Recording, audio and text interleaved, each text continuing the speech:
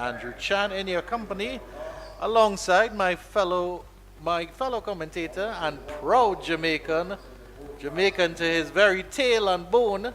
That's Mr. Marlon Carlisle Pinnock. Good morning, Pinny, and a pleasure to be here with you at Sabina Park once again. Good morning to you, Mr. Angie Chung. Good morning to our viewers, wherever you are in the world. It's a wonderful game of cricket so far. Yesterday, the West Indies Academy posted 3-2-4 all out, and the Jamaican Scorpion in pursuit just batted 6 overs yesterday afternoon. They were 20 without loss, Andrew, entering the second day of this West Indies Regional 4-day championship round 4 action from Sabina Park. Yeah, so the story is yesterday the West Indies Academy were asked to bat, I should say, by the Jamaicans, and they amassed 324 all out. And after that, well, the situation was that the Jamaicans had a couple overs to face, just about 6 overs, and they ended with 20 without loss. So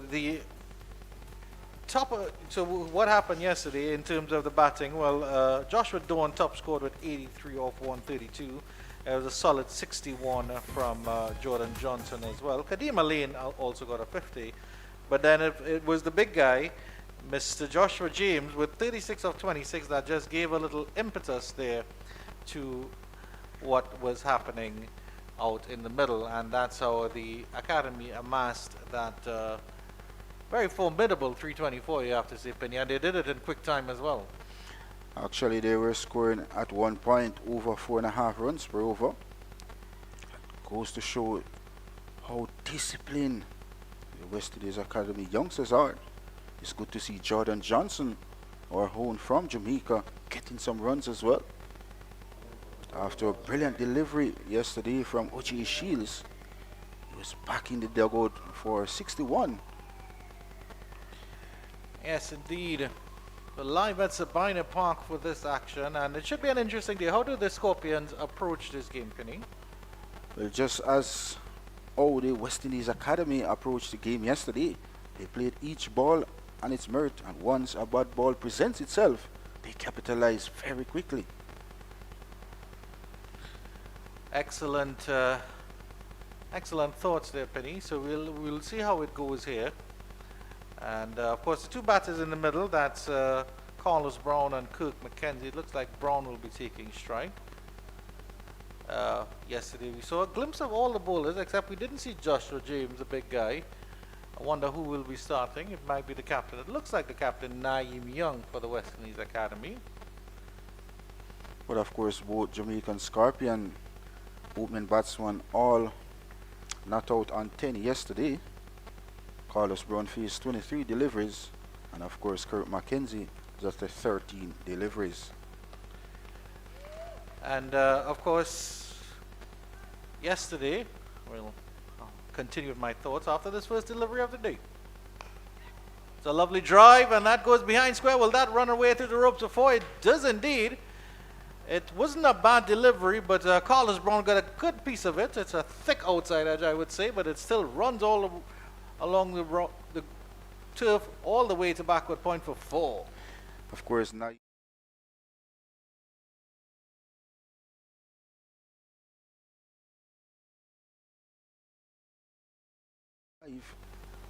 I can tell you what, Nayu Young will happy to see Carlos Brown driving on the up with 3 slips waiting. Follows it up with a wide delivery down the leg side. But yeah, of course, when I spoke to the captain for the Jamaica Scorpions at the toss yesterday, Brandon King, he was hoping to exploit whatever moisture was in the pitch in the first hour of the day, and he said the second day would be good for batting. Unfortunately for Mr. King, the moisture didn't stay around due to the wonderful sun here in Jamaica. So therefore he maybe miscalculated just a little bit. It happens, of course, in this strange and odd game that we love. And so the second day, today is of course the second day, so we'll have to see how the pitch plays, and it certainly looks like it will be a batting paradise today. Well, of course, Sabina Park. All 3 games played at Sabina Park so far, each team scored over 300 runs. So it goes to show it's a nice batting track here at Sabina Park. I think there's still a little bit there for the bowlers, though, if they put it in the right areas. You can see that there's a decent carry. And Naim Young, of course, a short fellow, not the tallest of fast bowlers, but he's still getting decent carry and a little bit of movement as well.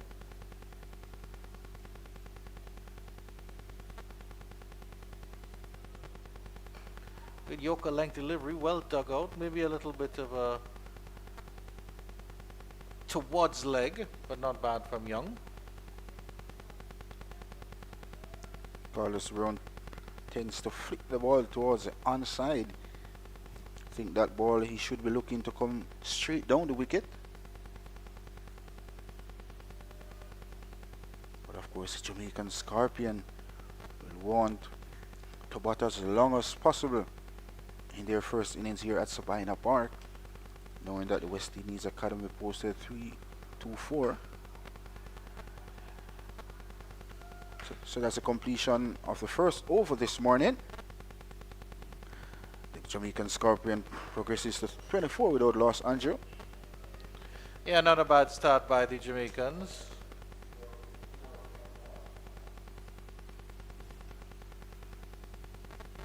Actually, it's a wonderful sunny morning here at Sabina Park for this 4th-run action. Jamaican Scorpion yesterday, they won the toss and asked the West Indies Academy to take first strike. And 4 batters for the Academy team got on start. 3 half centuries in that West Indies Academy innings as well. Batters getting 20s, batters getting 30s.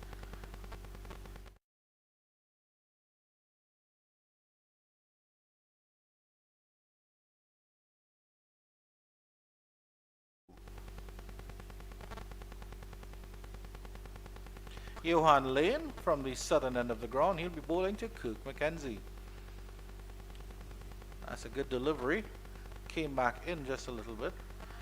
They've switched ends, I believe, because Naim Young started from that southern end and Johan Lane started proceeding. Maybe they've seen something in the pitch. Did you have a look at the pitch this morning, Penny? Not at all. Didn't have a look at the wicket this morning. But no devil is in the wicket from yesterday, Andrew. I don't think he'll play any different today.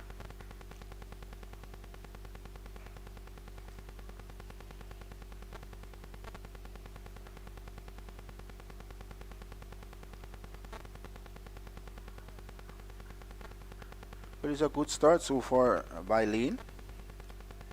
Just the 4th, 5th stump so far to Kirk McKenzie. Kirk McKenzie need some runs here under his belt. He scored that half century against the Australians. Haven't looked the Kirk McKenzie we know him known for. So 3 slips, backward point, conventional cover, mid-off, mid-on, field at mid-wicket, and as well as a field at fine leg. Do you think it's a bit of a defensive field here, Penny, considering the scoreboard pressure that the Academy has? Well, of course, they're still looking wickets with 3 slips awaiting. Still early days yet in this Jamaican Scorpion innings. Just 7.3 overs so far.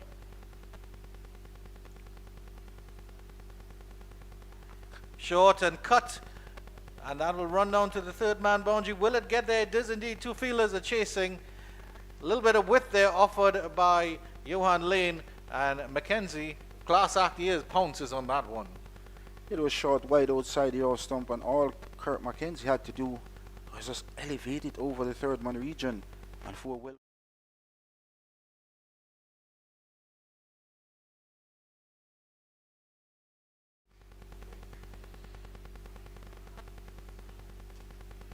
Setting a decent pace here because, of course, we mentioned that the Academy batted quite quickly.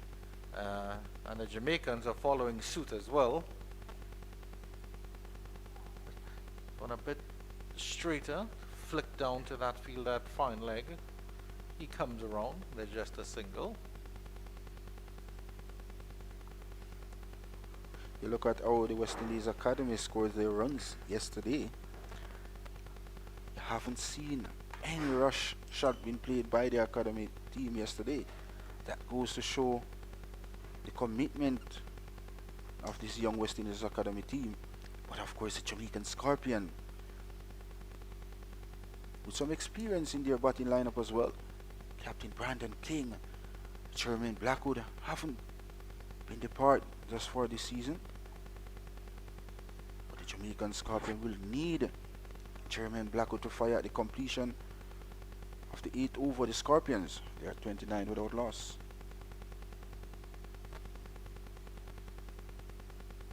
Yeah, the Jamaican batters and bowlers really haven't come to the party as much as they would have liked. And I mean, it's only Romain Morris who's really the standout. I think in every team you're sort of starting to see the solid performers, and in Jamaica you can only count on one man, that's Romain Morris. Even the bowling, we know that O.J. Shields is special, but he's coming back from a lot of injuries. And they don't have the services of Marquino Mindley either, who's out with injury. Abhijay Mansingh, you can say, is a consistent performer. He was, of course, the man that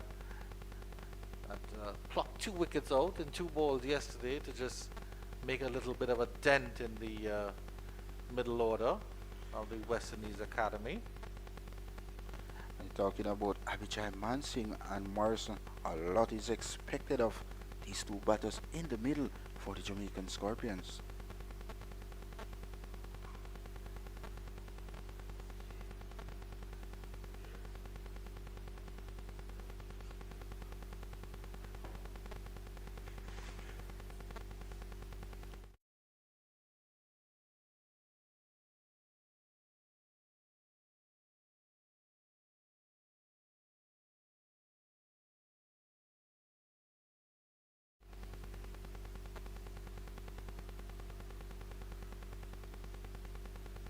A pleasant good morning to Jerome Foster.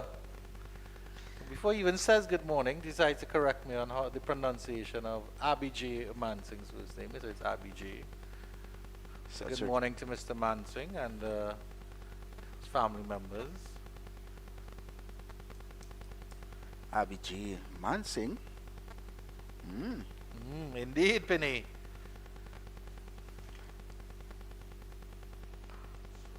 Lovely drive through extra cover.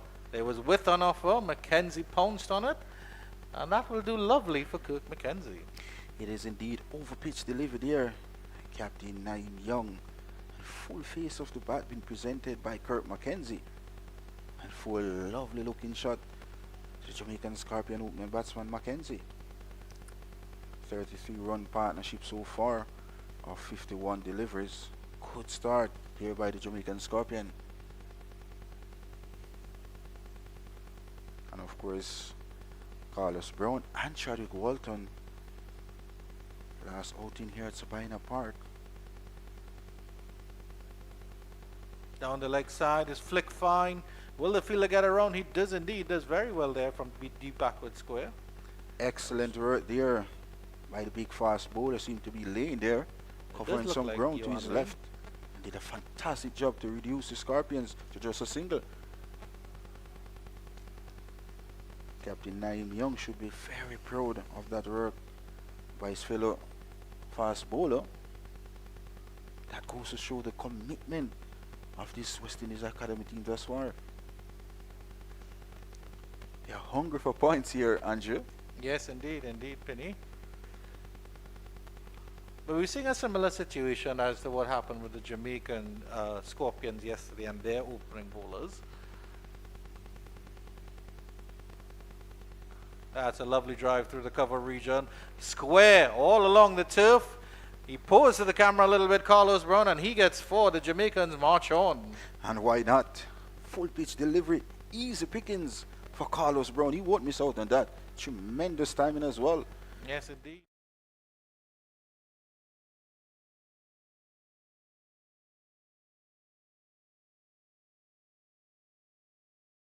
Yeah.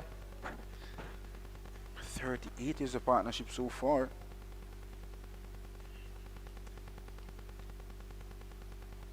That's a better delivery from Young. But what I was saying, it was that we're seeing a similarity in that the opening pair, the opening bowling pair, is not getting much joy at all. The only man who really caused a little bit of confusion was O.J. Shields, but of course we know he's a little bit of an extra extreme pace.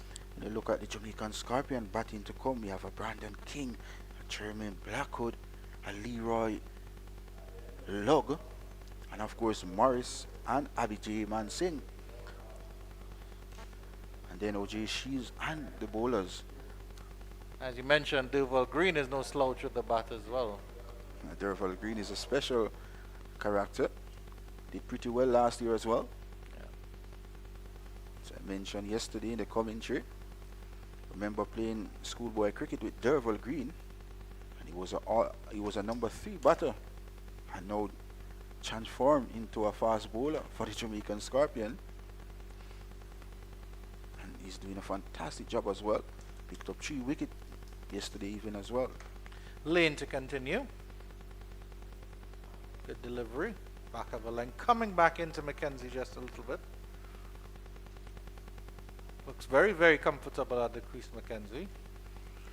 And, I mean, the big news on and off the field is, of course, the return of Brandon King. And it's good to see that young player who's deemed a T20, I don't want to use the word mercenary, but he's in that T20 category, has expressed an interest in red ball cricket and has come back and is leading the Jamaica Scorpion.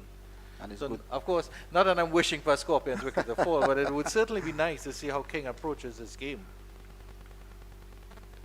And it's good to see Jamaica and West Indies all-rounder Odin Smith this morning doing some fitness work with fitness trainer Anthony Kepler as well. Oh, excellent. Did you join them, Penny, or were you just coaching from the sides? I was just looking on as well. Okay. You did your workout already this morning? Special program is there for me Yeah. from Anthony Kepler. Yeah. Do you have a protein-filled breakfast? Eggs and avocado on toast? But I had some fruits this morning. What did you have in here? Steak? Fruits. Oh, fruits. A watermelon steak.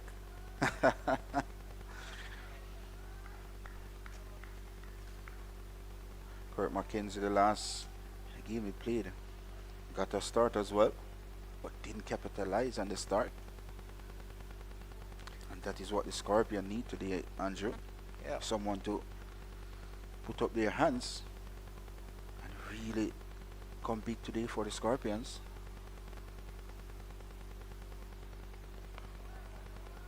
So far, Kurt Mackenzie and Carlos Brown both look very good at they stay at the wicket thus far.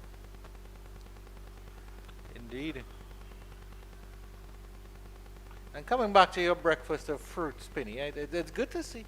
I really admire that about Jamaicans. They seem to have a fruit-eating culture, and fresh fruits all produced in Jamaica. Not any apples and grapes, of course. It's all orange and pineapple, and you all call it June plum, but we could have a different name for it in Trinidad.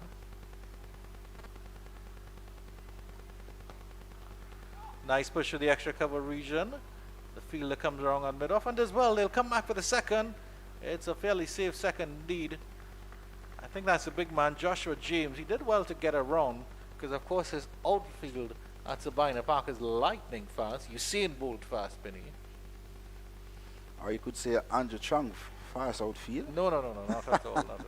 But good It'll be in reverse, Penny. but good aggressive running by the Jamaican Scorpion opening batsman thus far. Indeed.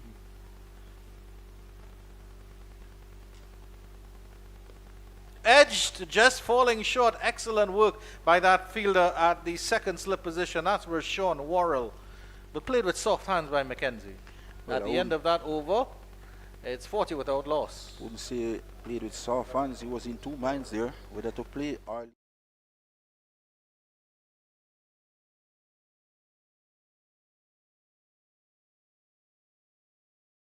Here, as I mentioned by Worrell, at second slip, see 4 runs. Yeah. Goalkeeper-esque.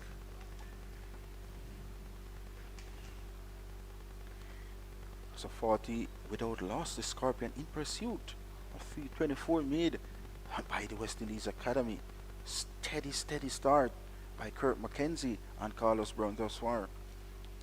Yes, so coming back to right, so June plum, we call it pomme cité in Trinidad. Pomme from the French for apple, and then cité, which means spine, because of course it's very spiny at the center.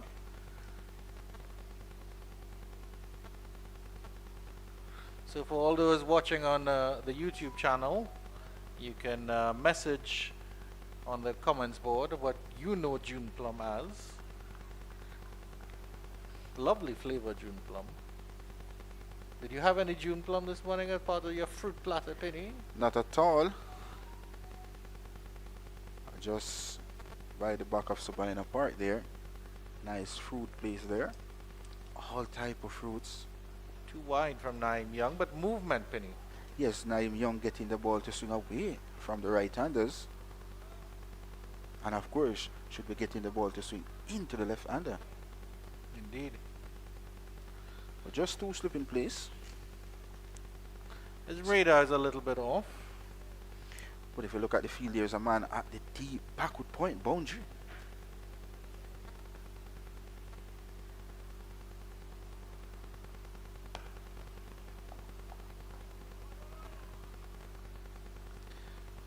Talking about Naim Young. He's doing a fantastic job over the years leading the West Indies Academy. He's a great leader, shows good commitment on and off the field. And that's why he's been such a great leader over the years for the West Indies Academy.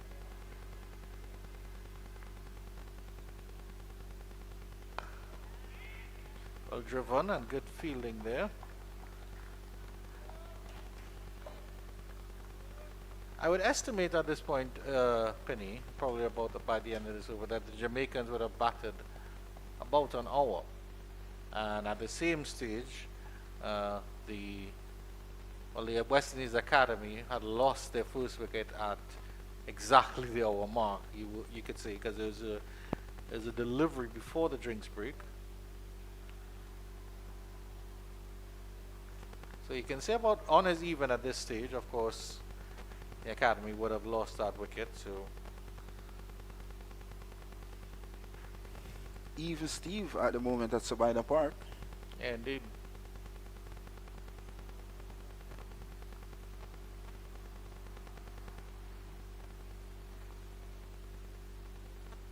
That's a better delivery. I think that one came in a little bit, Penny. And almost clipped that top of the off stump. Naim Young. It was mighty close there. That's what I'm talking about fast bowlers. 3 away and then the in-swinger. Special delivery there by Naim Young. Just missing the off stump by a slim margin.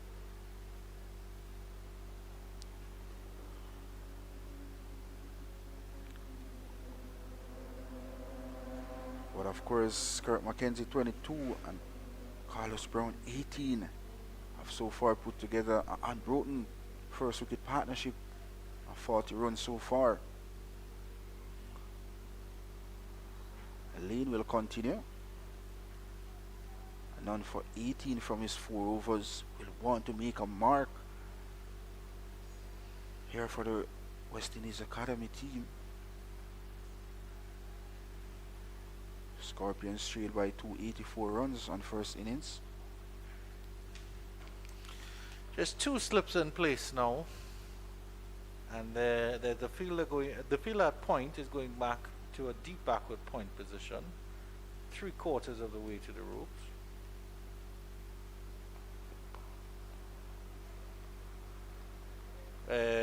And I think it was in the previous over, or a previous over, McKenzie had sort of had a short delivery outside the off stump and cut one down in that direction.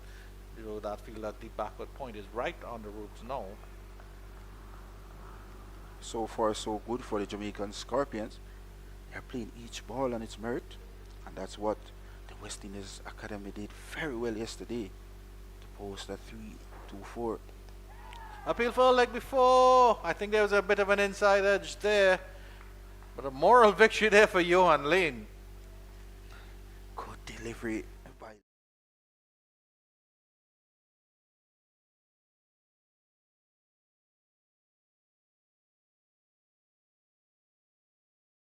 Yeah. Good delivery coming in from Lane. Desperate for a wicket is Lane.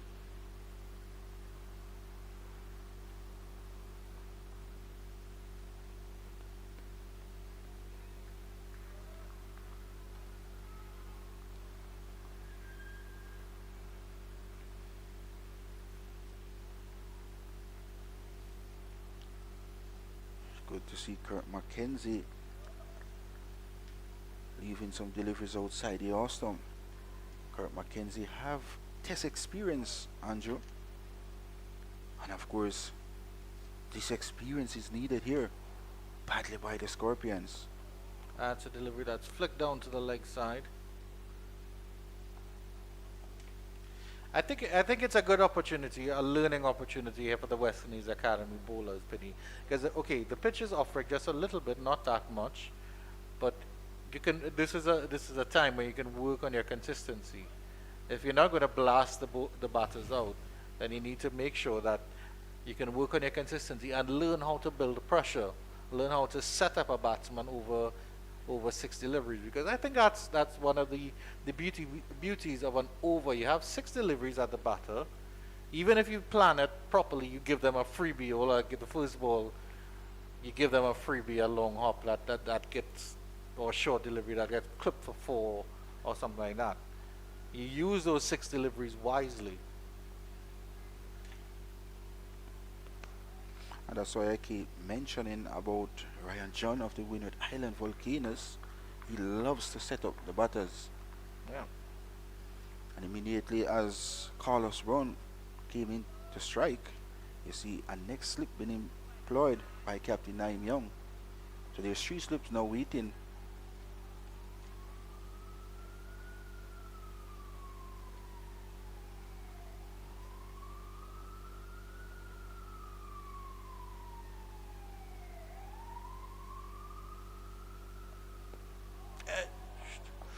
Oh, that was a beautiful delivery. Almost got the edge. I think Carlos Brown was begging for the edge there. Didn't get it. At the end of the over, 41 without loss. Good Some delivery. good stuff from Johan Lane. Good.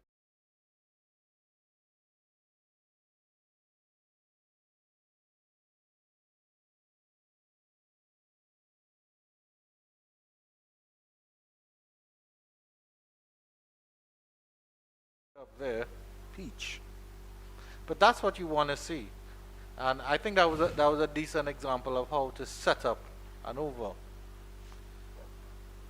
I think we're going to have a change in bowling, and it looks like the big man, Joshua James. No, it's not. My apologies. It's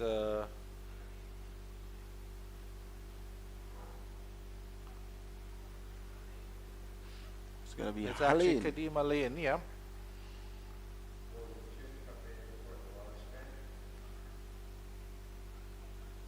He actually opened the batting lane and got a 50.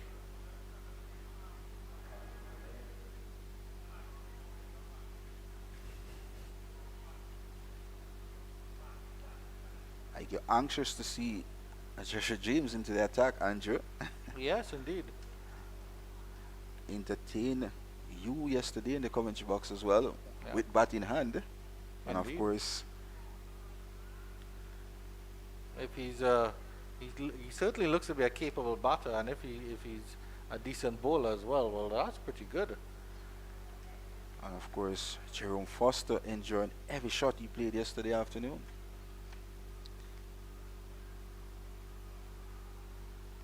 Good carry through to the keeper.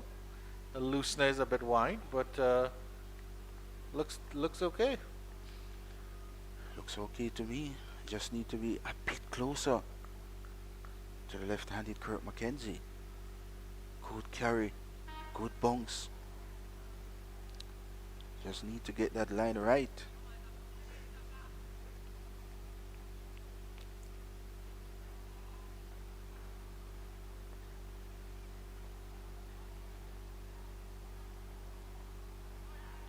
That's better. Just about fifth stump there. As I look at the field here, Andrew, there's a man at the deep backward square leg boundary as well. And also the fine leg is on the boundary. So clearly, Kurt McKenzie will be targeted with some short pitch deliveries. Yeah. Again, we have to remind ourselves not to be too critical of these young fellows. I mean, they would have plans, but adaptation on the field is a different story. But of course, you see, when things aren't going the Barbados Pirates way, Craig Braffett might throw a fielder close in at a short mid-off or something like that. I'd like to see something like that because there is scoreboard pressure. They still trail by a decent bit. They trail by 283 runs. That's a lot. And with the brittleness of the Jamaican middle order, you never know what's going to happen. But you get one wicket here and they tumble like a pack of cards. That's a good delivery again. Rising. Good bounce from Alain. But of course, he's a tall fellow as well. So naturally gets the ball to bounce a lot. On this surface, as you can see, O.J. Shields yesterday afternoon getting some serious space and bounce out of the wicket as well. Yeah, indeed.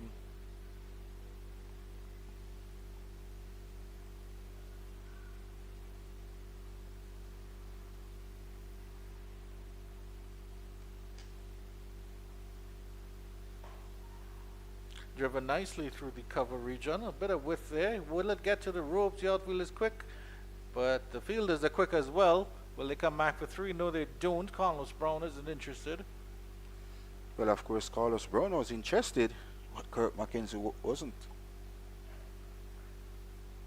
Oh, yes, of course. My apologies.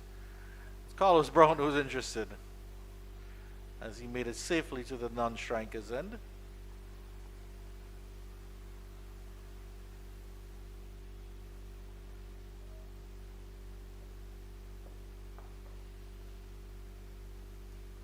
Didn't time that one as well as he would have liked McKenzie. They had gotten good connection on that one. And skated over the ropes. Wide delivery down the leg side. Excellent stop by Carl on Abu and tuck it. But they'll run a leg by. Or by.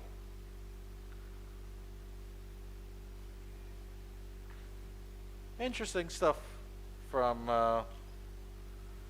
Alain. That was not bad. It was an interesting over. It wasn't a great over, but it's certainly something for the batters to think about for sure. 44 without loss.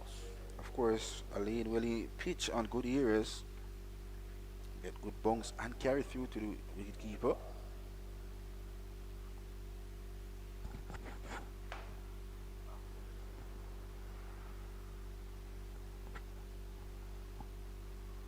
It's a wonderful sunny morning here at Sabina Park.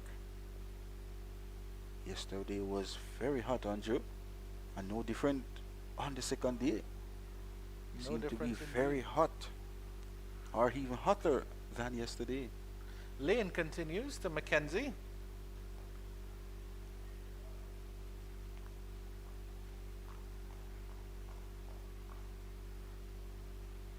Yeah, absolutely beautiful conditions for cricket. Sabina Park is a lovely ground, a massive ground indeed.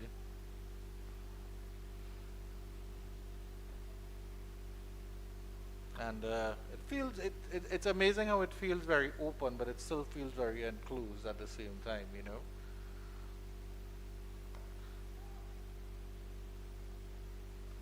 We'll ask our cameraman to do a panorama of that George Headley stand, so you can see exactly how, there it is right in front of you.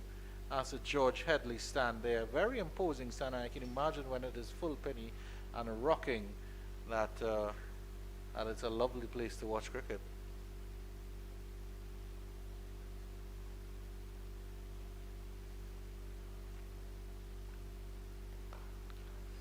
Actually, the last time the George Headley stand was full is when football is playing here. Schoolboy football, Andrew. Indeed. A lot of crowd is here. Yeah. Pack. When I say pack, you don't have place to walk here at Savannah Park. And which area is the mound stand? Where is the mound? Over by that side to your left. Where the stones are? Yes, indeed. If you can get a shot of the mound area there, go up here where those stones are in the corner. Just underneath the large scoreboard. The infamous mound stand.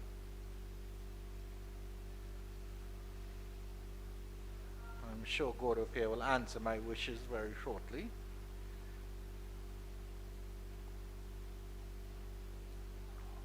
Bit of an inside edge again.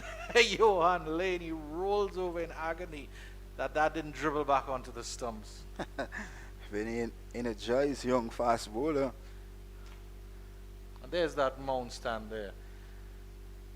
Infamous stand there, the party stand. Kingston Cricket Club. Sabina Park. And in the distance, it's the Kingston Harbour as well. Well, after this delivery, I'll take my leave and you will hear from the voice of the great man, Jerome Foster. At the end of the over, it's 44 without loss. After some thoughts from Marlon Carlisle Pinnock, he will be replaced by the dulcet tones of Jerome Foster. Indeed, the Jamaican Scorpions this morning batted extremely well. Overnight they were 20 without loss, and of course added a further 24 runs this morning without further loss as well. So this is good, steady reply by the Jamaican Scorpion after the West Indies Academy posted 3-2-4 yesterday afternoon, and they batted very well. But the Scorpions in pursuit are doing a fantastic job, Andrew. Thank you, Marlon Pinnock. And there you see an up-close and personal shot there of the Kingston Harbour. Just beyond that is a stretch of land called the Palisados, which leads to the airport. A very narrow road indeed. But that peninsula does create the natural brilliance and beauty of the Kingston Harbour, which makes it quite safe indeed. Lovely country, Jamaica, lovely nation. And maybe the woman will consider him as lovely, but I certainly can't say that about him. He smells absolutely wonderfully this morning. Good morning, Mr. Foster, and what is your fragrance this morning? I don't even know, but good morning, Andrew. I'm just wearing something. I don't know. I don't know. But thank you. I think the Scorpions would be happy. They would be smelling something good this morning because they've had a good start. And a new opening partnership this season, given that Chadwick Walton is off with franchise duties and 44 on the board. That's a promising start. Kurt McKenzie has always looked good in this stage of his innings. It's just after 30. And has been dismissed a couple of times in the 40s. Didn't really get a good start in the opening 2 games against Barbados. Did well, but then he got out softly on the boundary in the 40s. So you want to see a change from him in this match. And not just for local sake, but regionally, because he has become now a critical component of the Test team. Gets an educated edge at his Carlos Brown. Does that run to the third man boundary? It does indeed. Bit of a moral victory there for Kadima Lane. But Carlos Brown continues to march on. They close in on a 50 partnership here. Jerome Foster, who looks resplendent in his grey Clarks. Big part of Jamaican culture as well. Well, that one was educated.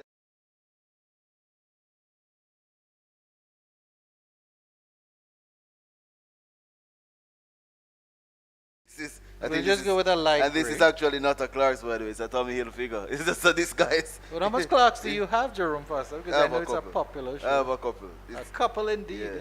You don't feel complete in Jamaica without a Okay. pair. A But Clarks I have for a every occasion. Yeah.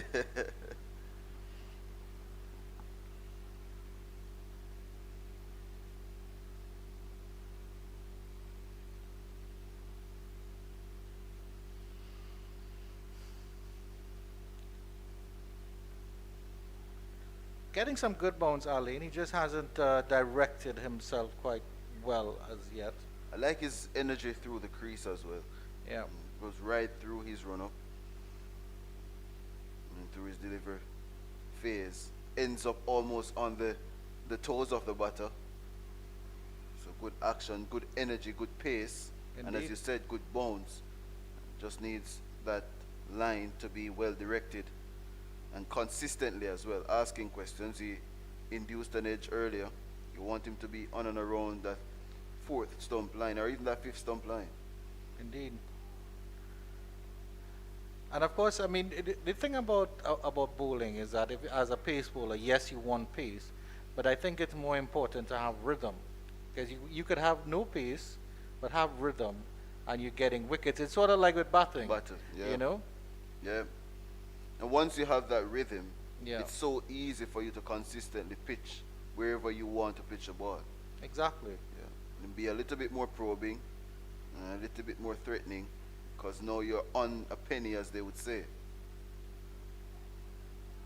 Because as you say, okay, so you see there, he has a good approach to the crease. It's a fairly chest-on action. He's not twisting much to the side. But you can hear those little grunt as he made that effort. Yeah. Instead of striving for that effort, make sure you get one ball on a line. You know what you know. You look at that spot closely, get it on that line, get that rhythm in, and then when you get the rhythm in, then you can strive for the extra pace. And that's when you sort of experiment. You hold the ball in a different way. You switch sides in terms of the shine. That's a good Yorker length delivery. Gets one on the line. Well played by Carlos Brown to end the over, I believe. 48 without loss after 15. Yeah. And you're not going to get a lot of aggression from Carlos Brown early. So as a bowler, you can concentrate on an area that you think is his weakness, if you spot a weakness. Initially in your spell, and based on the fields that we have seen so far this morning, it has been asking the bowlers to be straighter to the batters because there's no lateral movement, there's no deviation, there's no swing, there's no seam. So now it's testing the defenses of the batters. So bowling as straight as possible means you're going to be starting on and about off stump or that fourth stump line. And Yeah. then you have that odd delivery that shapes back into the right-handers. I think for Alain, he's almost searching for that big ink swinger too early. Yes, indeed. But as you mentioned that fourth stump line, it's sort of one of the vicious circle examples of how cricket is simple but difficult. Because every batter, however you look at it, every single batter has challenges on that fourth stump line. However you look at it, even the greatest batters in the world will have challenges on that fourth stump line. So you aim for third stump, or you aim for that off stump, and you aim for that fourth stump. Every batter is going to have trouble. Yeah. But of course, so it's that simple. But the difficulty, the challenge lies in getting it on that Executing, line. yeah. See a bowling change here, Joshua James. Big fast bowler. This will be interesting. I've wanted to see him in red ball cricket live for a while. And if I think he's exhibited that control because he has a 5 already in this tournament.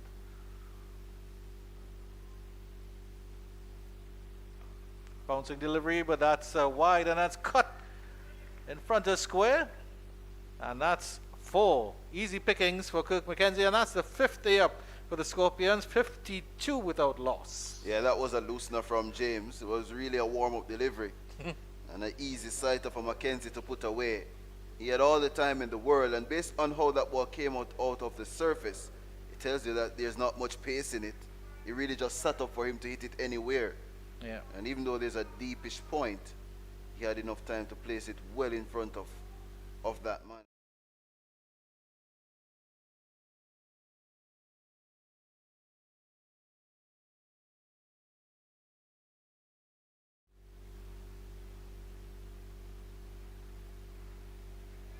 Well, in terms of this pitch, I mean, it's obviously favored for the batters, but I still think there is something for the bowlers. There's not absolutely nothing. I would say maybe it's 75-25 in favor of the batters, maybe as much as 80.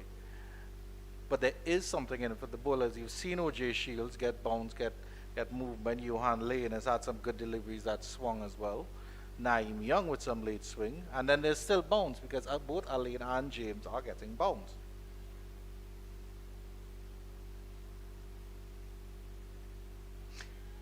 And even that delivery is on a length, but nice carry. And what you want when you realize that there's not enough movement or not enough shape off the wicket, you want to build an area of consistency where you're thinking this can be an area to create pressure or build pressure. Indeed. So you're going to be limiting scoring for one. That's the first aim. Once wickets are not coming at a regular, find a reason to build pressure. Find an area to build pressure for a batter, respective of the batter. And of course, use the short delivery sparingly. You use it as, as a surprise. Yeah. Just because you can get bounced doesn't mean that you should use it 24/7. There's a man at deep backward square, and I think based on what I saw against Barbados with Kirk McKenzie, he's a compulsive puller. And he did play a couple of Jair McAllister. He was dropped down at that same deep backward square, but he didn't duck under any of the deliveries. He was swinging all day. He pulled at every single one of them. So that's a good position, especially on a flat pitch. Okay. It could just come as a surprise to him. He's expecting it, but I still believe it could be used as a surprise element.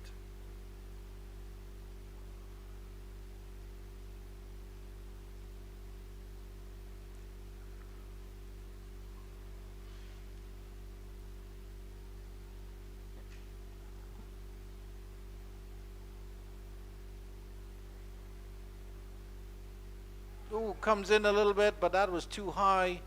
Definitely too high, but good movement there from Joshua James. Cut back in at McKenzie. Good delivery to end the over 52 without loss. And outside of that first delivery that went for 4, which was really a bad delivery from Joshua James, he got closer and closer to the batter as the over progressed and ended up getting a shout at the very end of the over. So Kingston Harbour there, Jerome Foster. Have you ever gone rowing or swimming in that lovely harbour? no, but I've been out there. I've just watched the water. I'm not a big fan of the water, by the way, but I'll watch it. I find it as the most dangerous element on earth. Yes, indeed, indeed. Yeah. It's a lot here in the region. We're islands, so we're surrounded by a large body of water, but it's a beautiful sight. And once it gets dark, we're in trouble, by the way. A lane to Brown, and that's his trademark. He won't get 4, didn't time it as well as he would like, and Jordan Johnson is after it. 2 runs to the total. Brown is very busy between the wickets. He's always going to be looking for that extra run. Yeah. Not so sure about Kirk McKenzie. He really jogs through when he's running. I can imagine Brown and Blackwood in the middle would be extremely fidgety. Yeah. Because Blackwood is a very fidgety character as Yeah. well, bordering OCD. He's always looking for that extra Yeah. single, that extra moment to put the fielding team under pressure. I'm not sure if it's because Brown is extra fit, but he's always looking for that run. What a shot! Shot of class, and the shot of the morning. It couldn't get straighter than that. It almost took Kadima Lane out of the way. Top shot from Carlos Brown, and he loves those drives and executed perfectly. 58 without loss.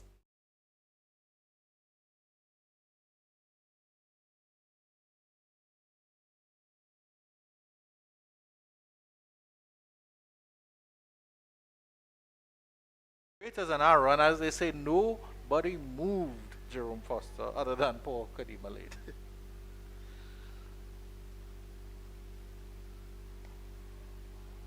Gets a little bit shorter in length there, which is probably the better length to bowl. Good line. So Brown just being a little bit more defensive, and hear some words from Kadeem Alain if he can't drive that one as well. But as an opener, I don't think there's any better sight or any better feeling than to hit a ball out of the middle of the bat down the ground and to get it into the boundary.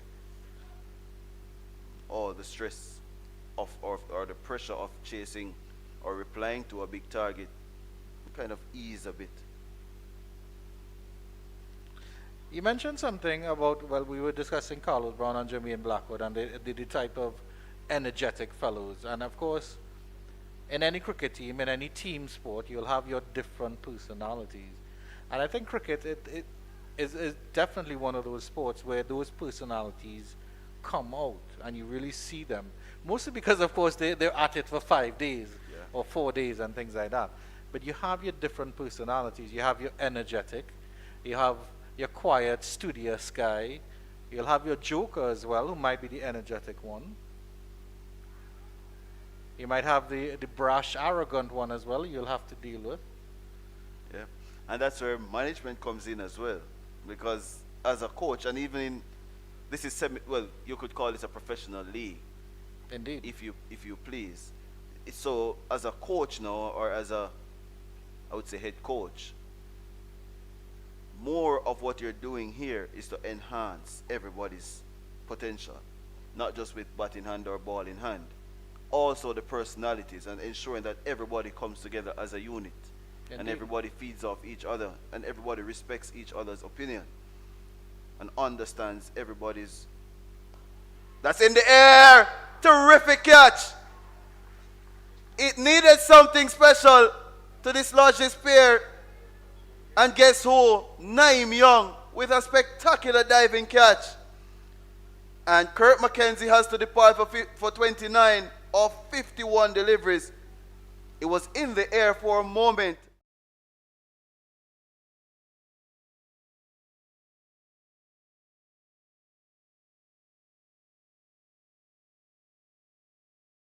McKenzie perishes. That's 59 for 1. Another start. Yeah, and his immediate reaction, Mackenzie, was to slam the bat on the ground in action. You mentioned it, Jerome, that he plays so well and then he just sort of gives his hand away. And that was a perfect example, 29 or 51.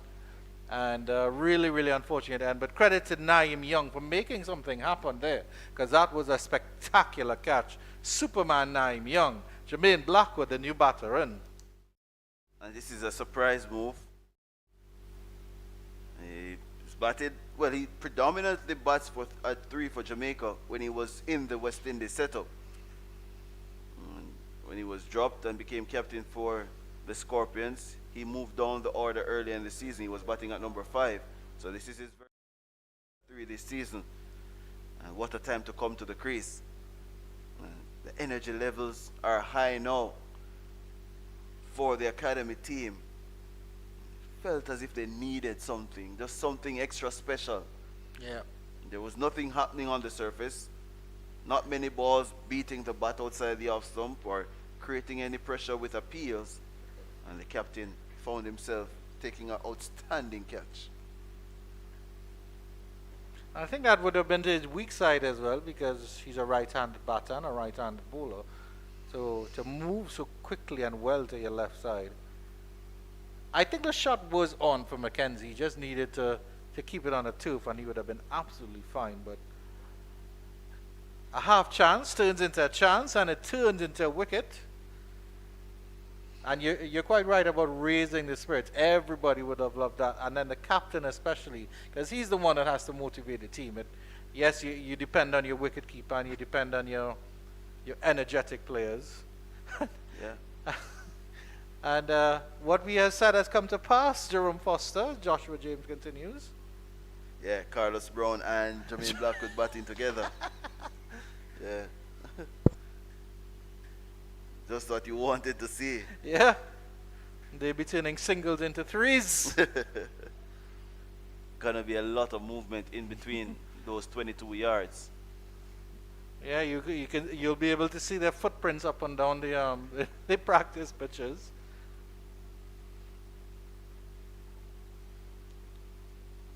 discussion being had here with Ashmead Ned, Naeem Young, and Joshua James as to what's the best field, the best plan for Carlos Brown.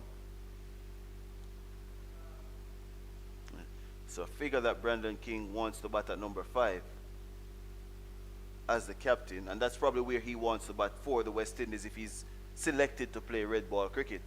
He wants to bat in that middle order. That's where he batted for the West Indies A against Bangladesh recently.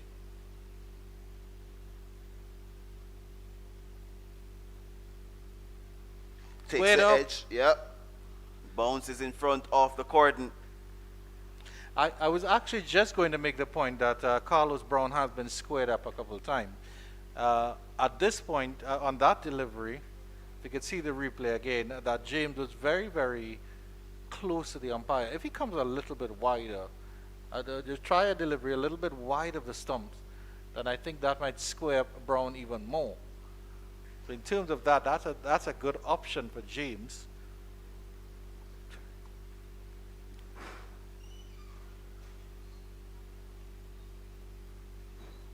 Short delivery, some pace there. Carlin Boyne Tuckett is not the tallest, but he had to get up. Man, Good he looked like energy. LeBron James there. And I like the point that you made just now about creating that extra angle on the crease as well. One player who did that extremely well here at Sabina Park in the opening rounds was Ryan John. Yeah. Because of his low slingy action, he gets the ball to move away. There you go, good delivery, shaping away. But what John did was because of his slingy action, he knows naturally he gets the ball to tail away from the right-hander. So he would come close to the stumps initially and move it away from off stump. And then he goes a couple of centimeters away to his left, shapes the ball on the same angle, but it forces the batter to play because they believe that it's coming towards the stumps, but it's actually moving away with that low slingy action. And he induced so many edges on those 2 days here. Hits Brown on the pad. There's a loud appeal. I don't think umpire Dayton Butler will be moved. He isn't. Well, he does, but it's to tell them that it's not out.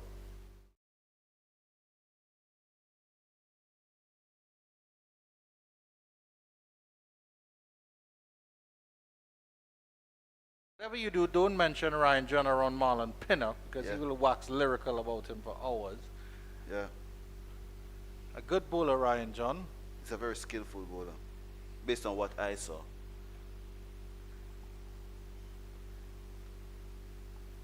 Down the leg side there from James to complete the 18th over at 59 for 1, a maiden. So after that wicket of Kurt McKenzie, quiet start to this partnership between Brown and Blackwood. I think it's a very proactive move from the Scorpions as well to have Blackwood coming at number 3. His presence at the wicket could be problematic for the academy team as well. Very aggressive player by nature, and he'll be looking to take the game to the opposition. He's not had the greatest of seasons. Hasn't had a useful contribution in my estimation as a test player. Well, I mean, Blackwood, I think out of every single player who's taking part in the regional 4-day championship has a point to prove more than anyone else because, of course, he was a former vice captain of the West Indies team. He's not even part of the squad or in consideration. So he has to show his worth now. And he has to say, there is still a place for him if he can prove it with the weight of run. But he needs to have those weight of runs, and right now he's very thin in terms of those runs.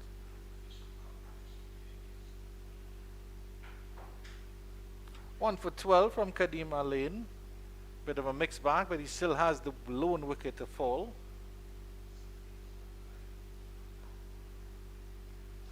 And an interesting field to start with Blackwood. There's no cover. There's a point and a mid-off.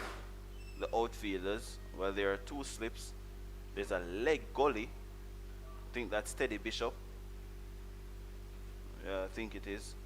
And then there's mid-wicket in the captain. Ashmead Ned is at mid-on.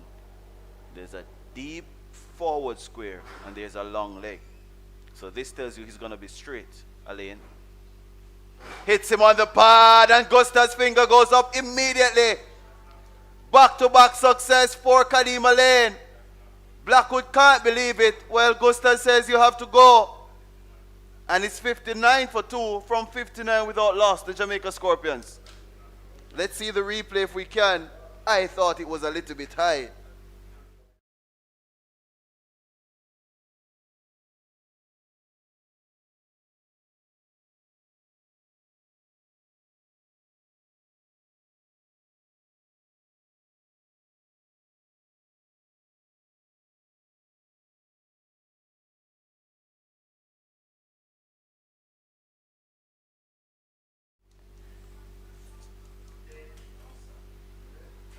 Blackwood obviously isn't happy, but he has to go. And he has to respect the decision of Patrick Gustard. Yeah, I I think think it's going to be the drinks break now. So the Scorpions, they've lost 2 wickets for 39 runs in this opening hour. And they've slipped from 59 without loss to 59 for 2.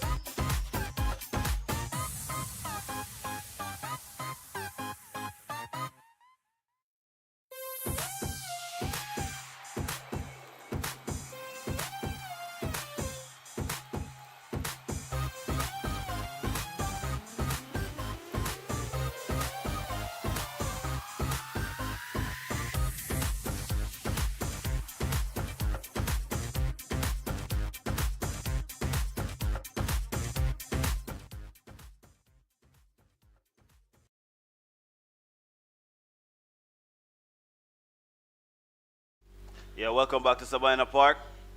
And you rejoin us with the Scorpions in a spot of bother at 59 for 2.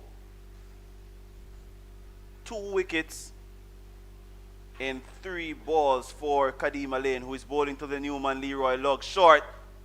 And he hits it to Jordan Johnson. And there's no chance of a run. Still some debate as to whether Jermaine Blackwood was dismissed. Was fairly given out. He's definitely dismissed because he's no longer there. Special spell so far by Alien. 2 wickets. 2 very important wickets for the West Indies Academy team. Kurt Mackenzie was looking good. Blackwood, poor form continues. Foster. Yeah. I think he can feel a little bit aggrieved about the decision. Not to harp on the decision. But hit him above the knee roll. Hit him almost on his thigh. He's a diminutive fellow. Still believe the ball had enough time to go over the stumps. So he could feel a little bit aggrieved about it, but he's no longer there. Leroy Lugg is there, who started his first class career as an opener, and got a few scores, but there were complaints about his dismissals and his timing of dismissals in those matches. Got the team off to brisk starts, but then had tame dismissals. This season he was replaced at the top of the order by Carlos Brown, as well as we saw the inclusion of Chadwick Walton. And Locke came in against the Barbados Pride at number 4 in the last round. That one hits him on the pad. And Gustad says no this time. It's definitely going down the leg side. And that completes a successful over. Back-to-back overs of success for Kadima Lane.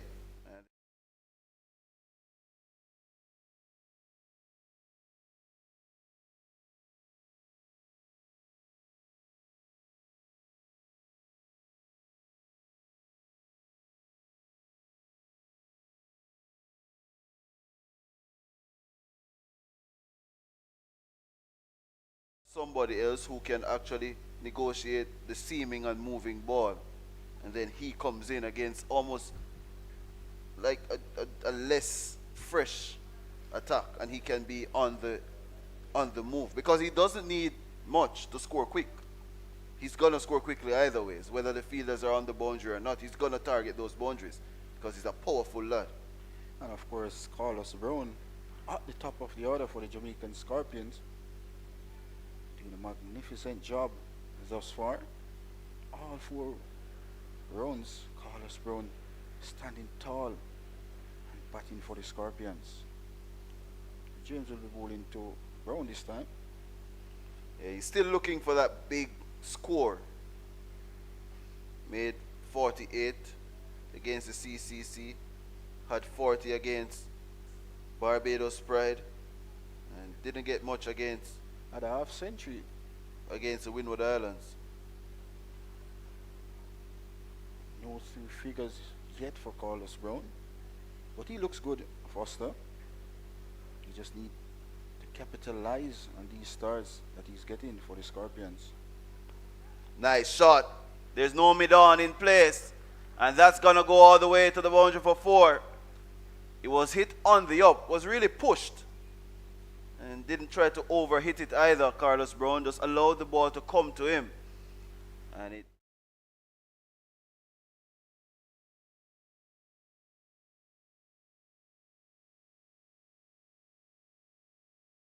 is into the 30s. Tremendous shot there coming in from the well-set Carlos Brown. Good talent is Carlos Brown. He's for the St. Catherine Cricket Club. Played youth cricket as well. There's something special about Carlos Brown. Just need to get the 3-figure score. He's confident a whole lot. 32 so far from 60 deliveries. He's there from the start yesterday afternoon. Disappointment for Kurt Mackenzie after looking so good. Just gave his wicket away. Jermaine Blackwood unfortunately judged the leg before. It's a funny old game of cricket, and the Scorpions lost 2 wickets in space of 2 overs. Going down to fine leg there. Steady Bishop at leg slip. Ball went away to his left. No chance for him. Brown ticks over to 33. And it's up to 60. The score is up to 64 for 2. The first 45 minutes or so for the Scorpions was almost perfect. They were scoring at ease. Not many chances on offer. And then that one moment of brilliance from Naeem Young, where he flung himself to his left to take that spectacular catch off Kurt McKenzie. Created an opening. And in the matter of 3 deliveries, Kadeem Alain found himself with 2 wickets. And now the Scorpions, they have to rebuild. And Joshua James trying to find his radar now. Bowling to Leroy Lugg for the first time.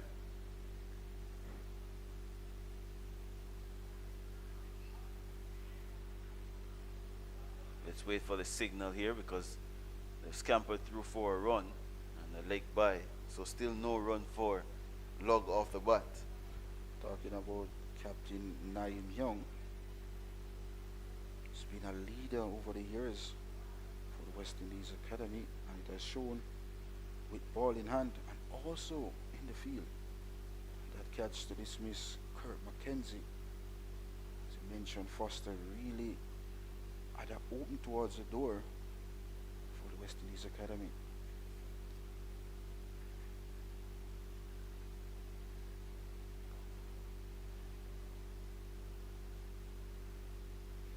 The completion of the 20th over the Jamaican Scorpions, they're 65 for 2. Carlos Brown look unbothered so far at the top of the order for the Jamaican Scorpions. He had some fantastic strokes this morning. Just need to capitalize on this start that he's getting and put up his hands and get a 3-figure in order for the Scorpions to mass this 324 made by the West Indies Academy.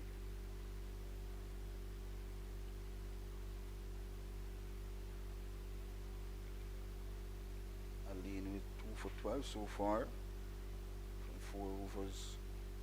Only wicket taker in the West Indies Academy innings so far, and 2 very important wickets to him as well. Alain continues. He gets the inner half of the bat of Lugg, who gets his very first run of this innings and takes the score up to 66 for 2. And the short-term goal now for the Scorpions, what do you think is the short-term goal from here? And the short term for me meaning from here to lunch. Well, they just need to bat up to lunch, Foster, without losing a further wicket. In terms of the score, you think they would be looking at a score just ensuring that they don't lose another wicket?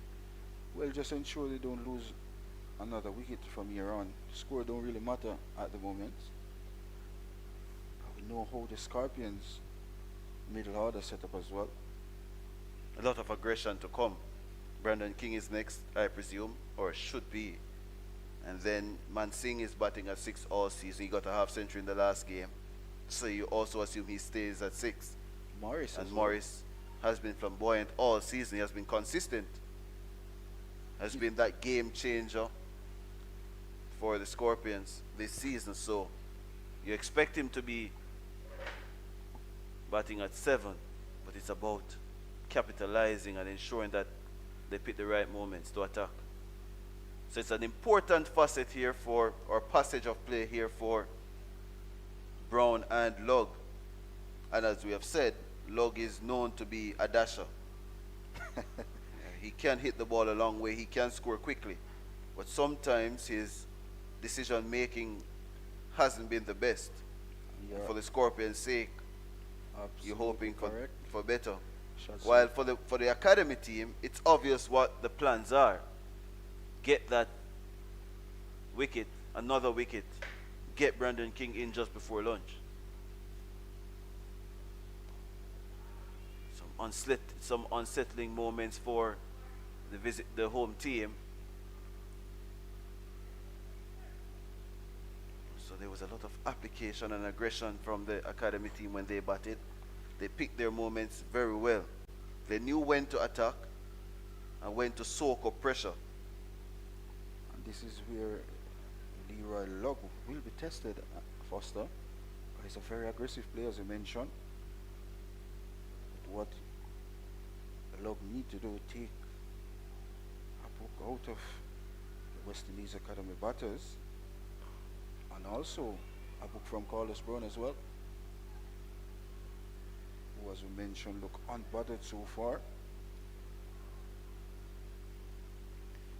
Jamaican Scorpions' current run rate is 3.17, still trailed by over 250 runs. Foster, it's a very long way away here. And as we've said, they've only scored 300 runs one time this season. They have had scores over 250. And that 300 plus came off the back of Chadwick Walton's 163. He's no longer here with the Scorpions. Well left by Brown. A good delivery from Alain to complete the 21st over. Only one run conceded. And he rehearses with Carlos Brown that he's only a lever. Alain continues to hold a decent line outside the off stump to the right-handers, and had a reward so far of 2 for 13 from 5 overs.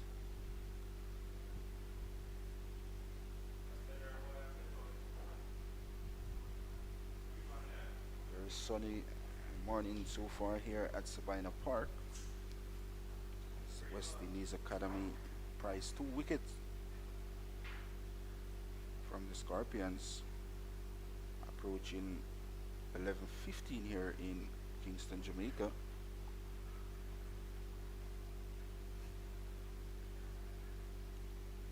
James will continue and will bowl.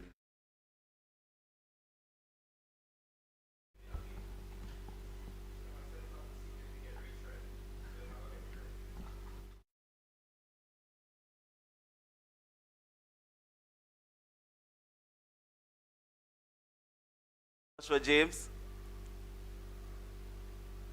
And he's tucked into the onside. And another run. So 67 for 2. It's a landmark ruling here in Jamaica today for people who are interested.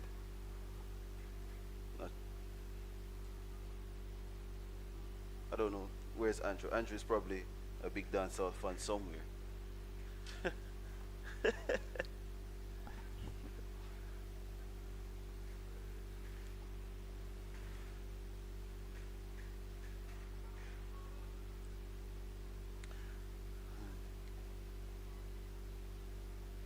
Very important passage of play here for both teams. Scorpions find themselves in problems again with the bat in hand. 2 quick wickets. And we saw that yesterday, by the way, with the academy team, where they lost 2 quick wickets at 241. But they were still able to dig themselves out of that hole, or claw themselves out of the hole. Jordan Johnson and Joshua Bishop, along with Joshua James at the end. A lot of Joshuas in this team, by the way. There's also Joshua Dorn. So it's about building partnerships. And that's a fundamental area for cricket and batsmanship. And for a team to get competitive totals. I remember being here at Sabina Park for one of the practice matches. And one of the teams scored over 500 runs. Hits Brown on the pad. And I asked the coach, 500 and only one person scored 100, and he said, yeah.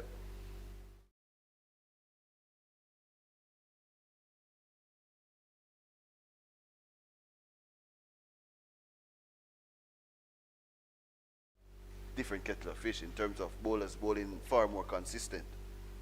Only one batter for the Scorpions actually scored a century, and that was Chadwick Walton.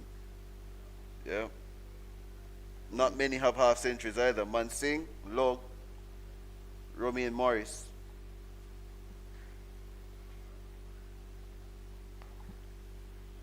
It's driven. Derval Green missed out on one the other day. Carlos Brown missed out on one. He made 48 in that CCC game. He was bowled by Zishan Matara. So, as a coaching staff or management staff, these are the little pointers that you want to reinforce to the batters, that we need to get bigger scores. We can bat in partnerships, and whipped away straight to mid wicket. What a soft dismissal. Yohan Lane was just put there, and he hasn't moved. Oh no, he hasn't moved. He can't believe it. It was that simple. And Carlos Brown has to go another start. And as we've been saying,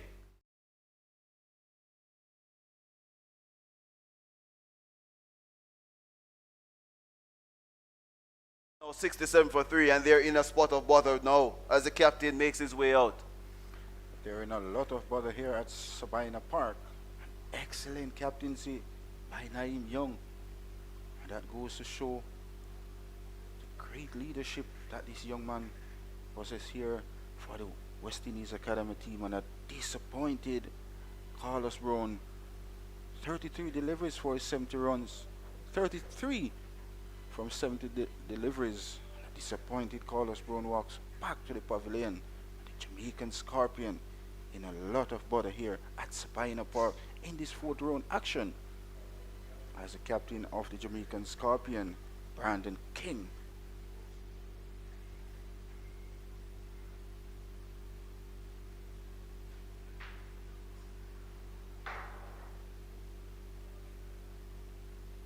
Yeah. So Joshua James has joined Kadima Lane in the wickets column. James 1 for 10. There's one delivery remaining in his fourth. Good partnership between these two fast bowlers of the West Indies Academy. 3 wickets between these two. 2 to Alain, and of course 1 to James. 3 wickets in a clustered for the Jamaican Scorpions. Have them on the back foot here in the fourth round action. They still trail by 257 runs faster. It's a long way away from here, and a partnership is needed quickly by the Jamaican Scorpions if they are to master 3-2-4 made by the West Indies Academy. So Brandon King faces his first delivery. Hit his forward. Thought that one was hitting him on the pad. Got some bat. A long way forward. And Brandon King, captaining the team for the first time at 67 for 3.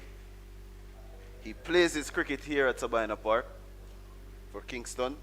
Has been at Kingston from age 12, I was told, or 11.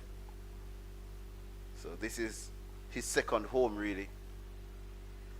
But he has gotten the chance to play first-class cricket for Jamaica at a very young age, after playing under-19 cricket, and also played at the under-19 World Cup.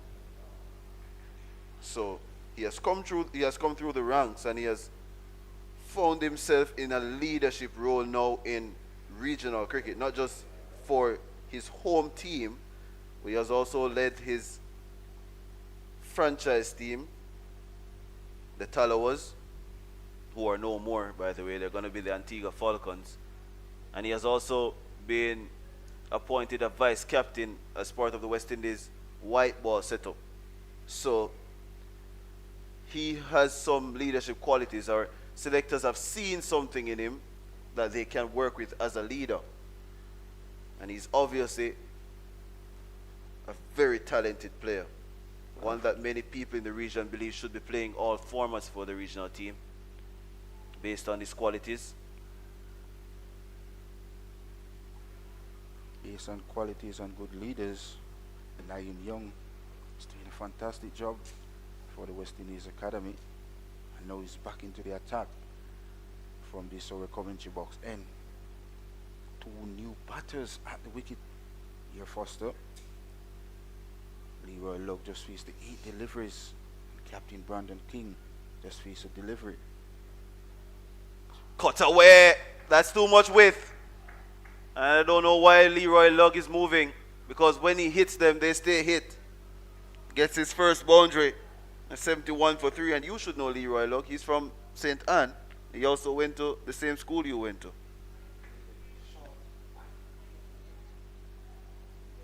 Won't miss out on that. 4 more runs to the Jamaican Scorpion. Desperately need runs is Leroy Lugg as well. Wasn't in the first squad. Now he's in and would want to make full use of the opportunity. With the Jamaican Scorpion on the back foot on day 2. Will want to come big here for the Scorpion is Lugg.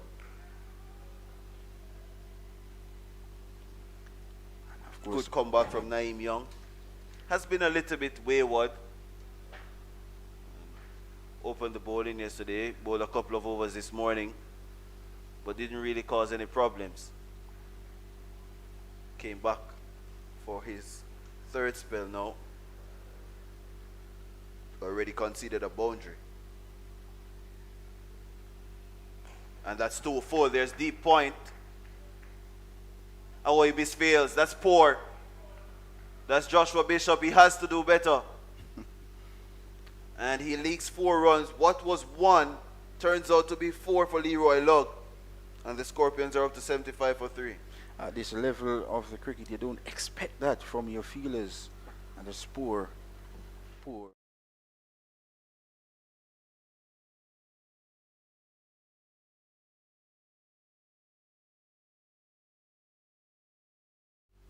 And 4 more runs to the Jamaican Scorpion total. 4 more runs to Leroy Lugg.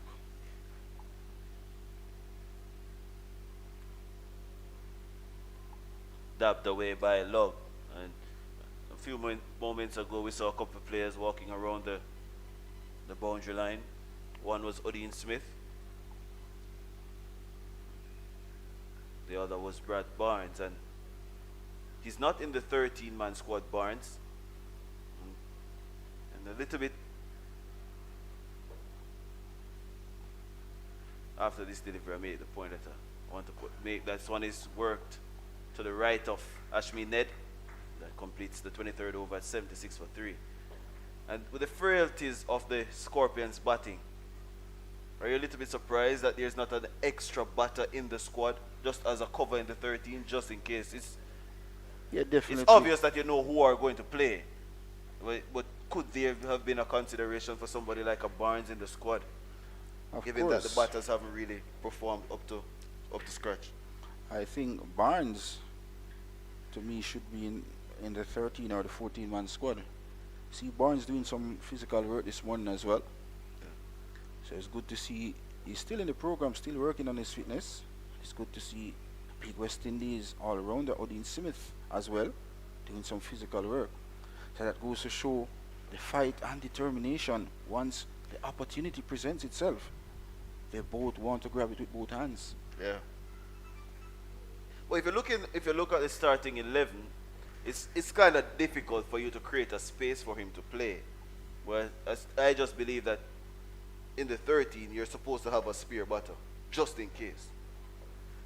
Yeah.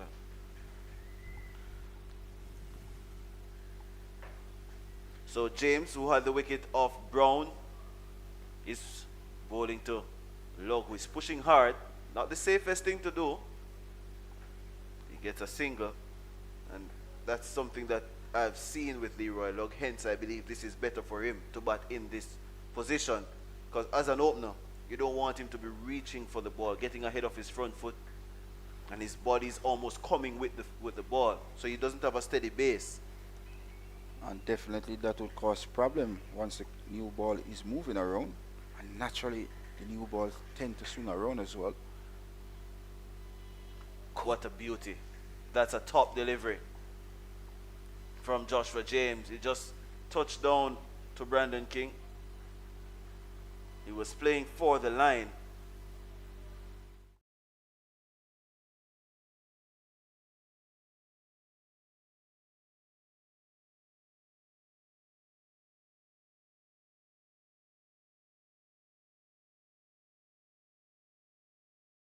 But that's a good delivery. Had King reached outside the line of his thumbs, he would have nicked that.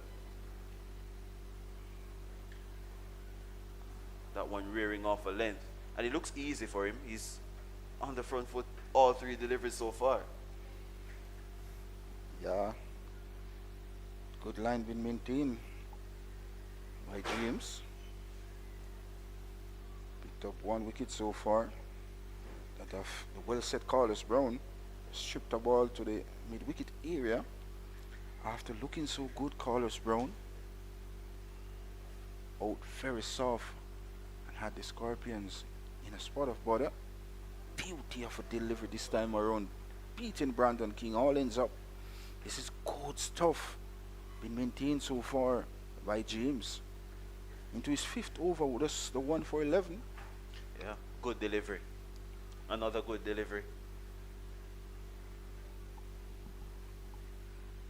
Has found his groove now, Joshua James, even before the dismissal of Carlos Brown.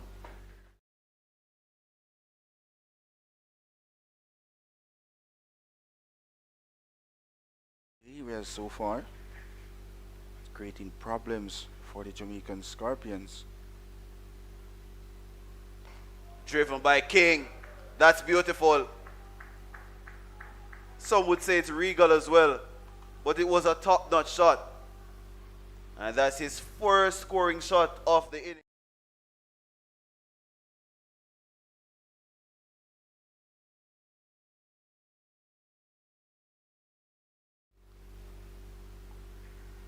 Any youngsters watching should learn something faster about that shot.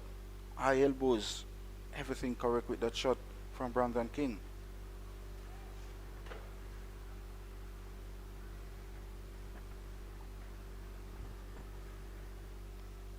And he covers that one up to complete the over. It's the 24th over of the innings. And it's the 18th one of the day. And the Scorpions have found themselves in a spot of bother at 81 for 3. You're going to hear the thoughts of Marlon Pinnock. And then after that, you're going to hear Andrew Chan, who will rejoin you with Brandon King on 4 and Leroy Love on 12. Of course, the Jamaican Scorpion at the moment desperately need a partnership. These two batters in the middle still trail by 243 runs. That's a long way away from here. 3 wickets fell in quick succession for the Jamaican Scorpions. As we say, special welcome to one of the greatest commentators alive here, Mr. Andrew Chung. Yeah, it's good day, Penny. And so the West Indies Academy have made some inroads into this brittle Jamaica middle order, Penny.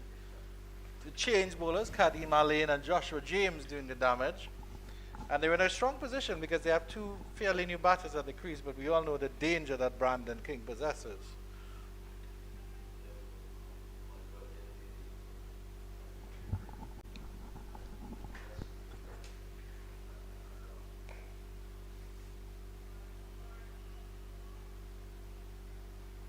Of course, good captaincy by Naeem Young as well, Andrew.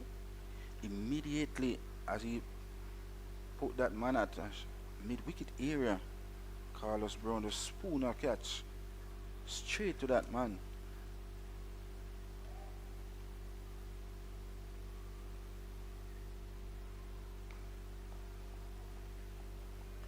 It's good to see Leroy Log batting some deliveries as well, known for his aggressive playing.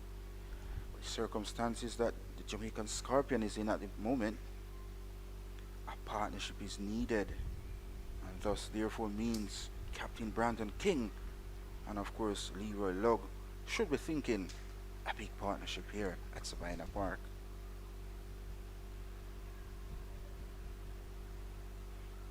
Short pitch Just to here. give you some scores in the other games going around in the Cricket West Indies Championship. Trinidad and Tobago Red Force have progressed to 181 for 4 in response to the Windward Islands Volcanoes 191 all out.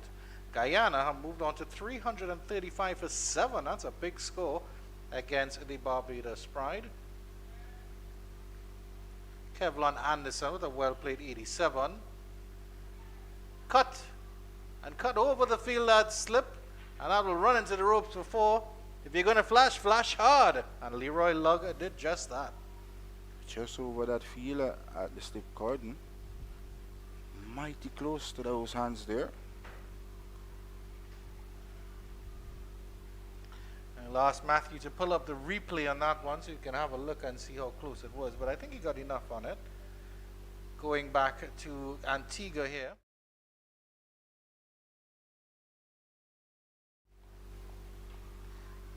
Oh, geez, we can't pull that one up for you. And your boy Kevin Sinclair has also put in 72 of 94. Veerasamy Pomal, the not-out batsman, 36 of 75.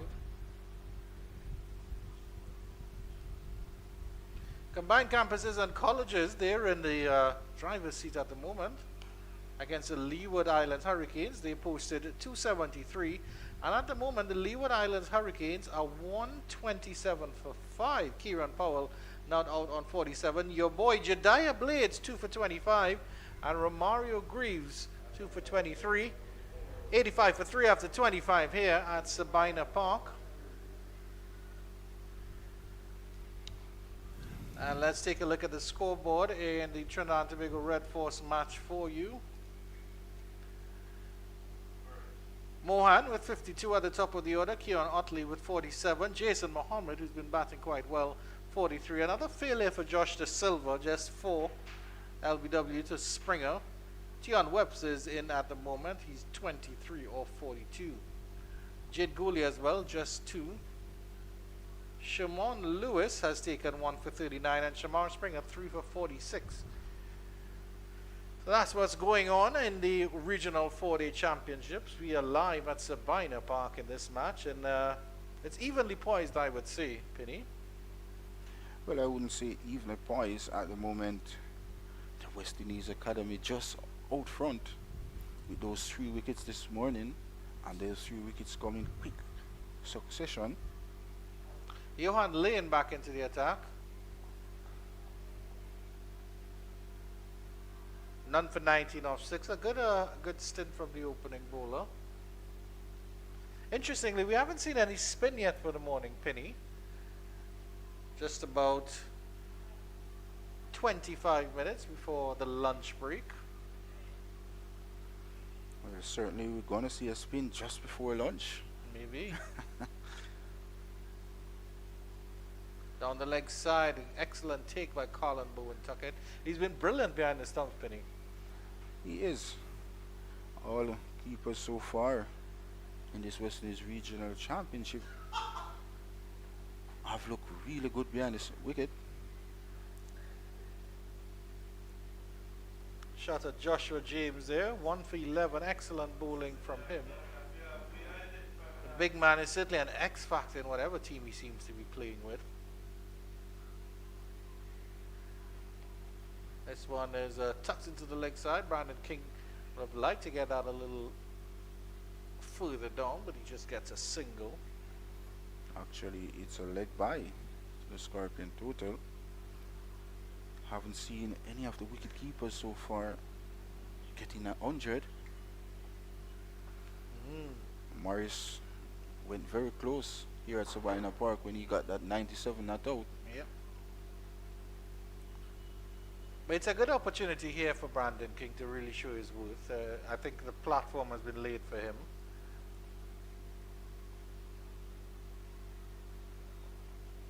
That's a lovely flick. That's gone through mid-wicket. Will that go all the way along the turf?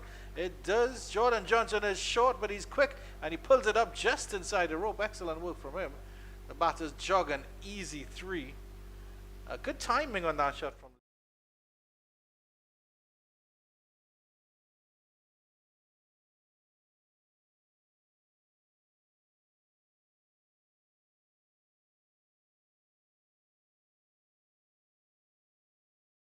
Touch and go there by Jordan Johnson at the deep mid-wicket boundary.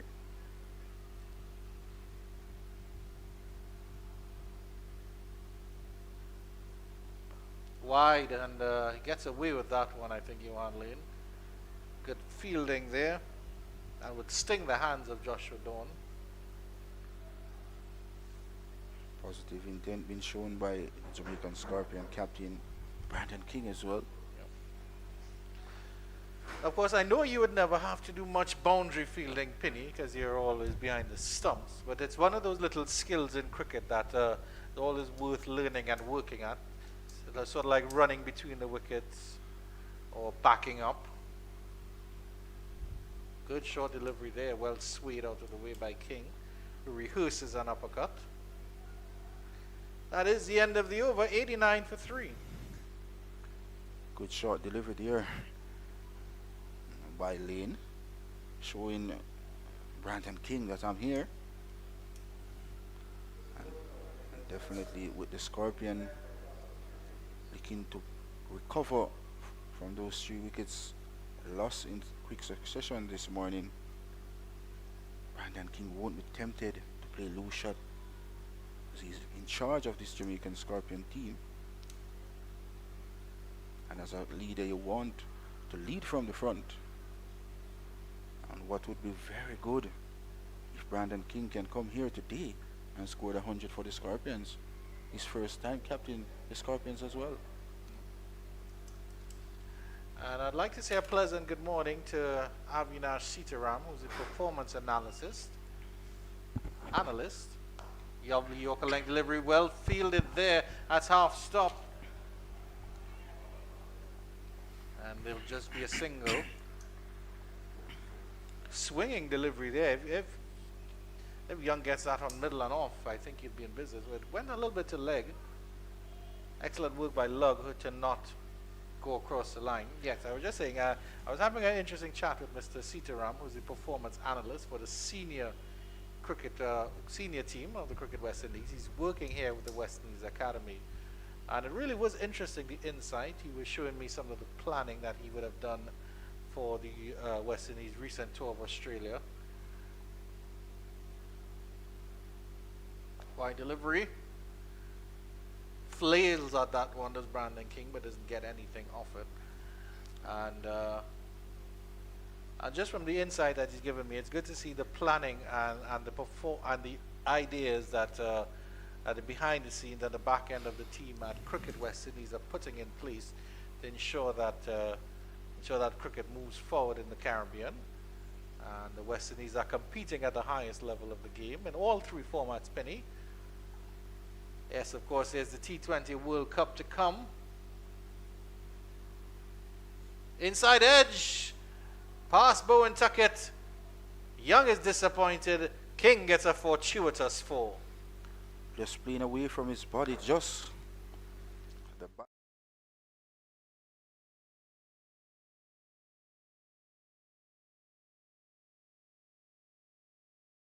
4 more runs to the Jamaican Scorpion total.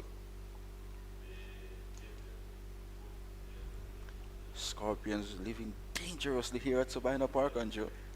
Yes, indeed. So Brandon King has 8 runs, and they're both off 2 fours. He's sticking with his T20 mode. Again, the inside edge, but this one misses the stump again. Doesn't get away for 4. He has to be careful here, Brandon King. Not coming down with a straight bat this time, Brandon King. More so of a horizontal bat. I mean, of course, there's a fine line between backing your abilities and just being too forceful, Penny. Yes, you want to back your abilities, and yes, if you have a bad delivery, you play it. But Brandon King is their 8 or 14 deliveries. He's advancing up the pitch as well, indeed. I mean, he's not even giving himself a sighter, Penny, and I think that's what's disappointing more than anything else. But this time, same sort of delivery from Naeem Young, but this time Brandon King decided not to play. And that's wise of him as well. With 18 minutes to the lunch break, as a captain, as a leader, you don't want to give your wicket away. This little period is very tricky here, Hans. You're at the completion of the 27th. The Scorpions are 94 for the loss of 3. Well, again, that just adds to my point. They're just about 20 minutes before the lunch break. Take the time, see yourself in. If you get a bad delivery, okay, yes, try to put it away. Try to score. Work the ball around, get your singles. Because again, it's a platform here for Brandon King. You've established that you want to be part of the Red Bull setup of West Indies at the highest level. You're trying to show that you can make that transition from being a T20 cricketer or T20 journeyman to the Red Ball game. So play the Red Ball game on its merits. And as Foster mentioned, it's good to see Leroy Lugg batting at number 4 as well. He's known for his aggressive playing, and batting at 4 curve his aggressiveness thus far in this game for the Jamaican Scorpion. Well, as they say in St. Elizabeth, the gospel according to Foster must go. Whatever Foster says. But still, Leroy Lugg is 20 from 22 deliveries.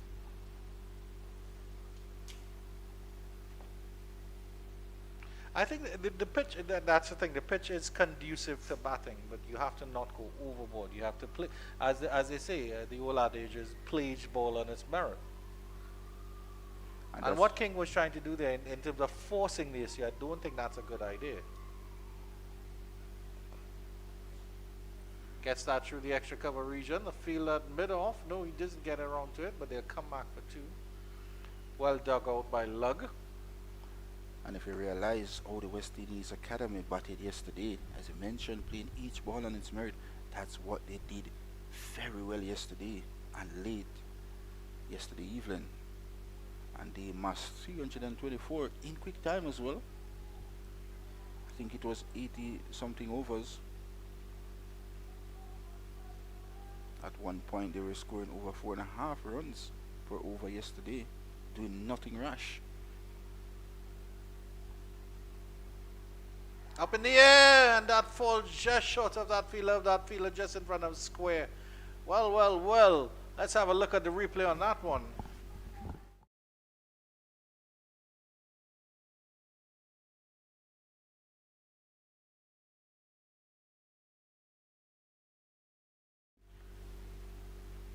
Lucky enough for Leroy Lugg, he lives to fight another day with the Scorpions on the back foot at 96 for the loss of 3.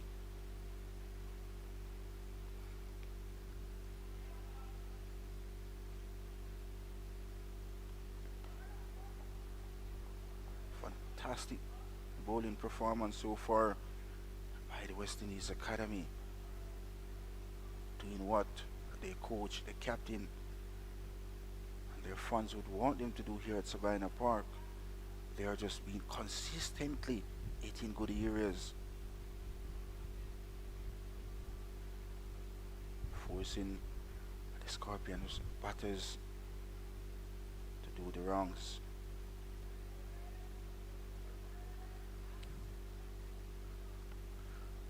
I think, Andrew, it's a wonderful sunny morning so far here at Savannah Park. No signs of any showers here today.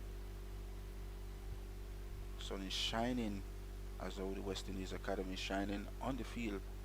This is the second morning of this 4th round action from Savannah Park. Indeed, Penny.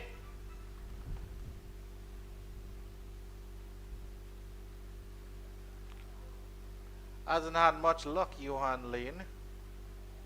I think he's bowled well given the circumstances of the pitch. He had a couple of good deliveries, none for 24 of 7.5. Is good returns from a young fellow. And we see a spectator in the stands who's made himself extremely comfortable there, Penny. Taking off his shoes and socks and everything.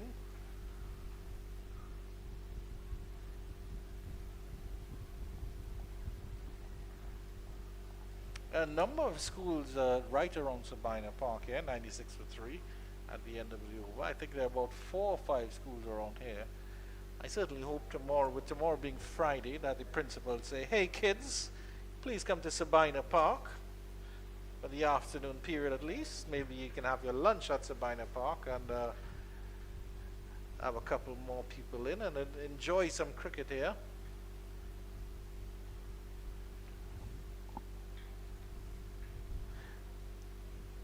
What we were mentioned earlier about spin. Now we're going to get some spin from our commentary box, and Andrew. Yes, indeed, and it looks to be that man Ashmead Ned who will be taking up the attack from the Courtney Walsh end, the northern end of the ground. And of course, we know what Ned can do with this ball in his hand. He's been around the West Indies Academy for a few years now. I get the feeling that King might try to impose himself on the spinner early, maybe cut the shackles a little bit. We'll see if it plays off or doesn't. The little man from Jamaica, Jordan Johnson, will be going into that short leg position. And why not, with just 11 minutes before the lunch interval, the West Indies Academy will be trying to prize another wicket here. 3 so far this morning. Another one of Brandon King would be a plus for the academy team. It's the cut through the extra cover region, and it's a bit of a effortless dive there by Joshua James as he pull it back in just in front of the ropes. He does indeed. But King comes through for 3. In terms of the fielders outside the circle, there's a fielder at long on and there's a fielder at deep backward square leg as well. One slip, a forward short leg, mid wicket. Short extra cover, mid off, backward point as well. Well, I would like to see the matchup with Log and Ned at the moment. Pleasant looking drive this time up the wicket for a single down to long on by Log. So the 100 comes up for the Jamaican Scorpions. 100 for the loss of 3. 3 wickets to fall this morning for the Scorpion. Kirk McKenzie was caught by Naeem Young. Brilliant catch. And Jermaine Blackwood was LBW. So some information about Leroy Lugg. He was born on the 5th of August 1996, 27 years old. He actually played in the West Indies under-19 cricket team back in 2013, made 6 Youth One-Day Internationals appearances, upishly, but passed that short leg fielder. And in 2022, he was one of 3 debutants included in the Jamaica squad for their first 2 matches. He made his debut against Trinidad and Tobago, and he made his T20 debut in 2022 as well. Missed out on a cut there, but that was very close there. Actually, that ball was very close, and Brandon King backing away, trying to create space to score. That shot was never on there from Brandon King. I think that last delivery from Ashmead Ned was a play behind the crease there at the end of the over. 100 for 3. The 100 is up for the Jamaica Scorpions. They still trail by a good 224. And that's a long way away from here, Andrew. But as I kept mentioning, the Jamaica Scorpion haven't put a significant partnership together thus far in this 4-2 action from Sabina Park. Some wonderful spectators there. Former Jamaica youth player, senior, played cricket as well at the youth level plays football as well. And the cousin of Jermaine Blackwood. And Rama Lewis' brother seemed to be Scott. Just having some fun time here at Sabina Park. Marlon Pinnock, the walking white pages of everybody in Jamaica.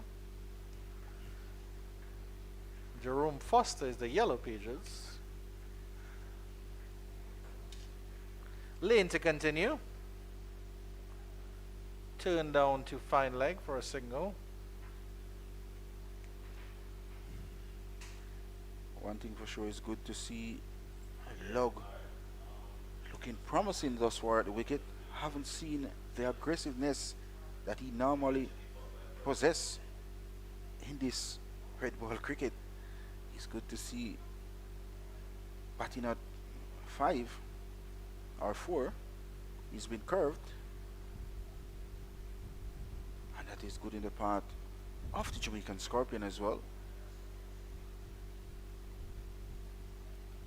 Wide delivery. Why did he play that one? Did Brandon King?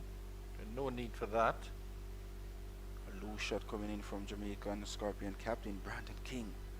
Just 6 minutes away before the first session at Sabina Park. I tell you what, the West Indies Academy won't mind to prize another wicket just before lunch on D2. Yes, indeed.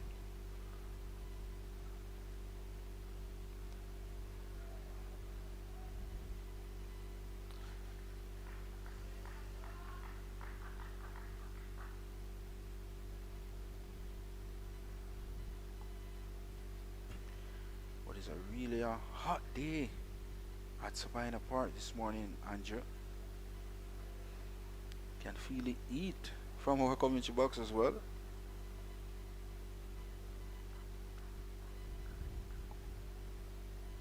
Of course, you can see the breeze blowing across Sabina Park as well. You can see on even on the players' jersey. Though there's a lot of sun here at Sabina Park, there are a lot of breeze with the sun as well.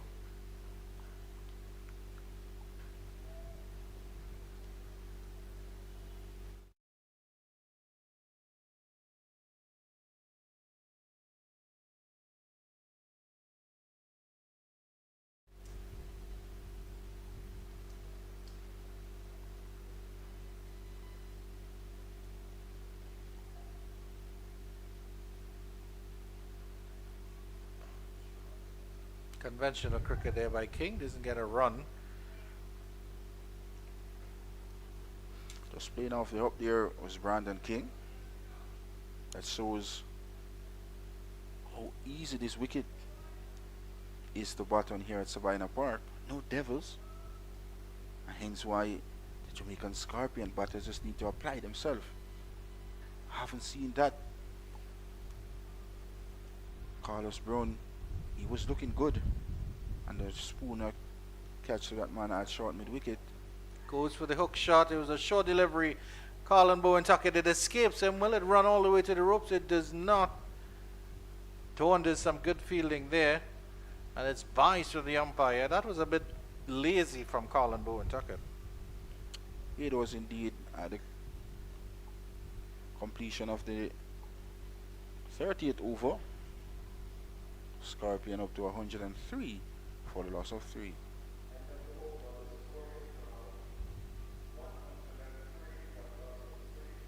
Just 4 minutes before the first session of the second day's play, Scorpions just lost the 3 wickets this morning. As my good friend Andrew Chung says, it's an evenly poised game at the moment, but I still think the West Indies Academy just in front by a slim margin with those 3 wickets in clustered. So Brandon King, born in Kingston, appropriately named, he actually played for the under-19 West Indies squad as well in that Under 19 World Cup in 2014. Ned to continue. And in terms of his first class career, now we know he's played ODIs and T20s. In terms of his first class career, he scored 2,132 runs out of 35 games. That's 314 50s at a decentish average, 35. Top score of 194. A rush of blood there coming in from Leroy Lugg. How did that miss the leg stump there?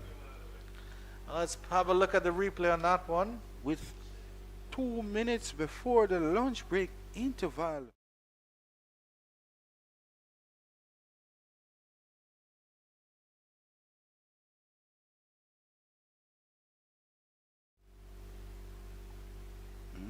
Mighty close there. Mighty, mighty close indeed. And Jamaicans really don't want to give away another wicket here.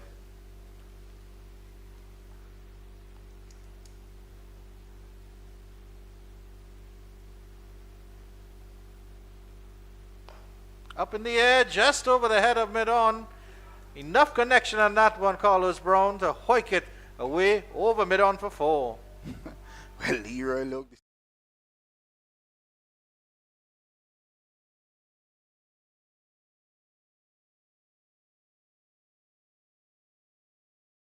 Head and immediately Captain Naeem Young. Well, he actually sent him back and then at the last second call him back up. So actually he's going to be trying to force Leroy Lugg to repeat that shot. Up in the air again, just over mid-wicket. Wonderful attempt by that fielder there. But he gets away with that one, Leroy Lugg. And my word, what is Leroy Lugg thinking with the final over before lunch?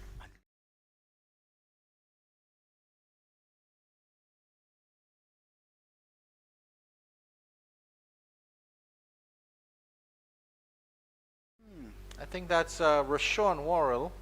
Maybe if Joshua James or Kadima Lane was there, they would have taken that catch.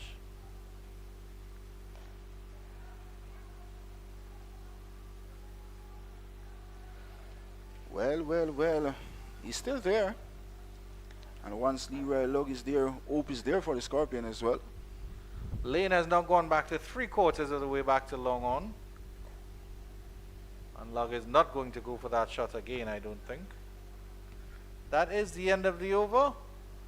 And that is lunch, with Jamaica progressing to 115 for 3 after 31 overs in reply to 324 all out posted by the West Indies Academy. That's the latest score here at Sabina Park as we go to lunch on day 2 in the Cricket West Indies Regional 4-Day Championships.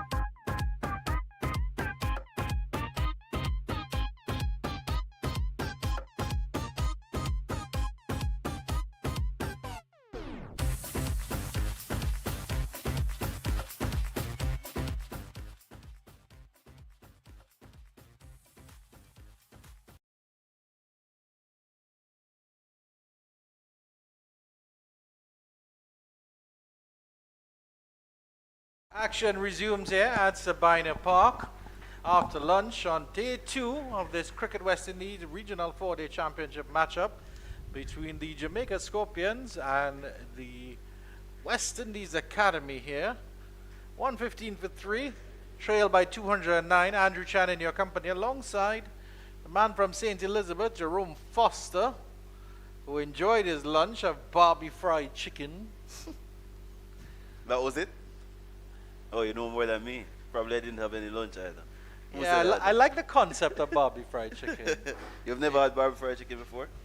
Not in Trinidad. So I think it's a Jamaican thing. Okay, So okay. I've had barbecue chicken and I've had fried chicken, but not. Okay. The combination is lovely. Yeah, Jamaica has some unique cuisine, similar to Trinidad and Tobago. But Yes, indeed, and of course you can get your jerk barbecue sauce, and then you can get all three. Joshua James will resume action, and he'll be bowling to Brandon King.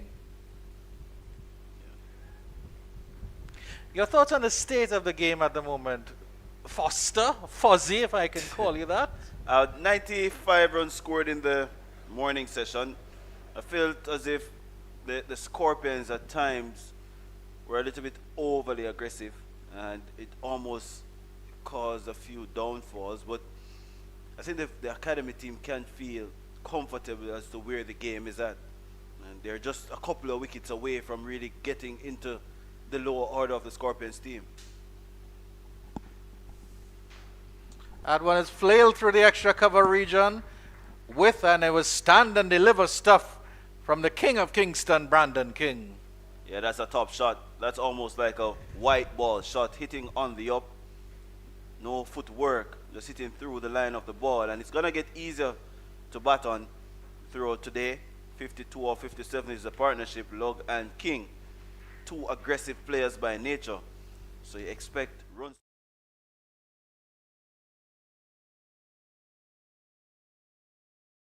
And it has already been shown by Log that he's going to have a dip at the spinners once they're in his area.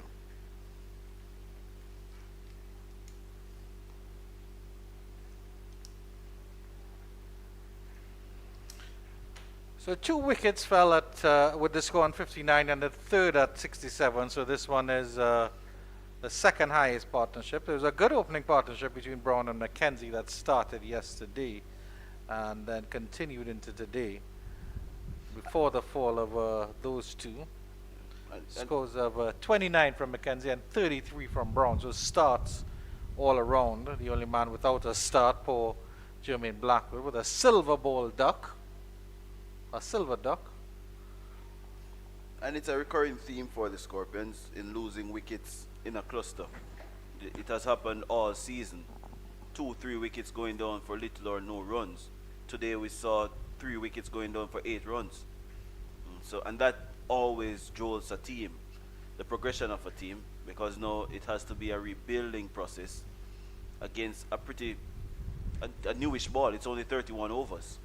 Yeah. Well, I mean, they can actually learn from the West Indies Academy in that regard. Because, of course, the West Indies Academy were well placed 241 for 4. And then they fell to 241 for 6. And then they slipped even further to 281 for 7. But were still able to get up to 324. Just take some courage, patience, application. That's all that is needed. Gets this one squared as Brandon King. Doesn't get quite the punch that he would like. Still gets a single. And there are some old cliches. I think that's the end of the over. 32 overs, 120 for 3. Yeah, there are some old cliches which people probably don't like to use, but they actually stand for something.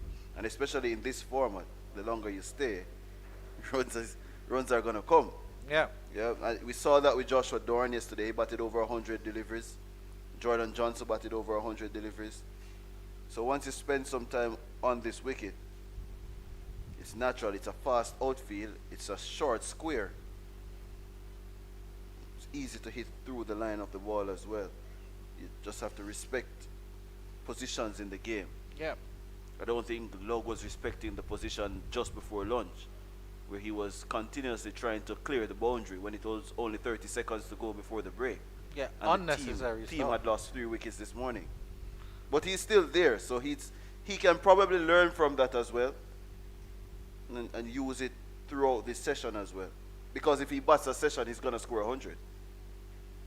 I mean, if I was a coach or manager of the Jamaica Scorpions, I would say, look, you're not eating lunch until we have this discussion and you know what you have to do. Yeah. Now you can go and enjoy your rice and peas and barbie fry chicken. And for a moment before lunch, I liked what was happening with the academy team. The captain was insisting that they push back the man at long on, but the coach was insisting that no, he stays. Just give Luck that Yeah. additional thought. Goes for the forceful shot again. There's Brandon King. Well fielded by his opposing number.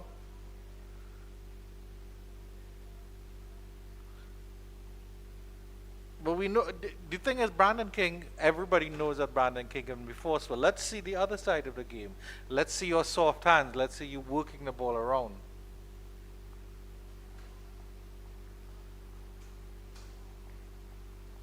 Very solid in defense there. What I want to see is more rotation of the strike, especially building up to that T20 World Cup as well. You want to see him play spin a lot more because it's going to be a big part of the World Cup as well.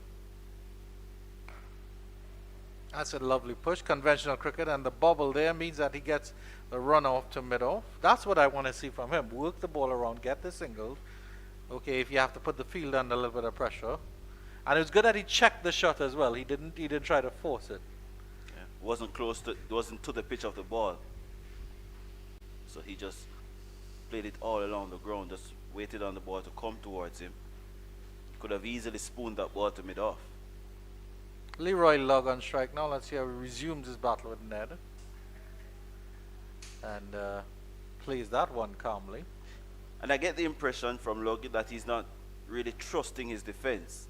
Hence, he was playing the shots that he did just before lunch. Goes back and tries to force this one. Spectators catch at the end of the over. 121 for 3.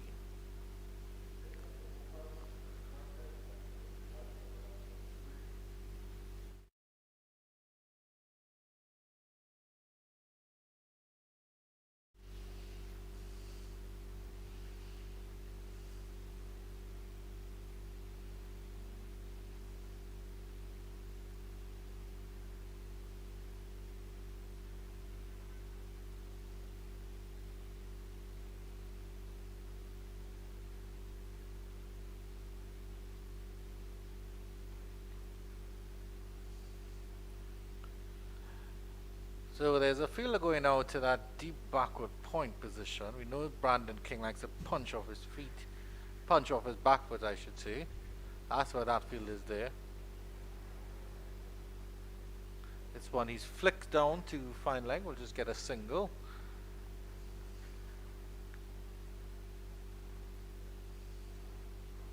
Two straight there from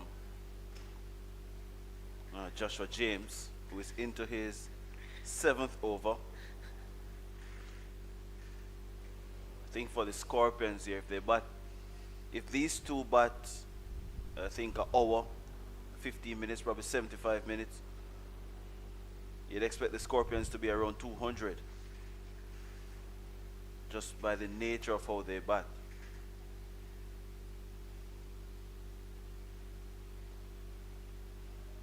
Gonna be circumspect after lunch. They're gonna take their time, reassess the wicket and reassess the bowling options.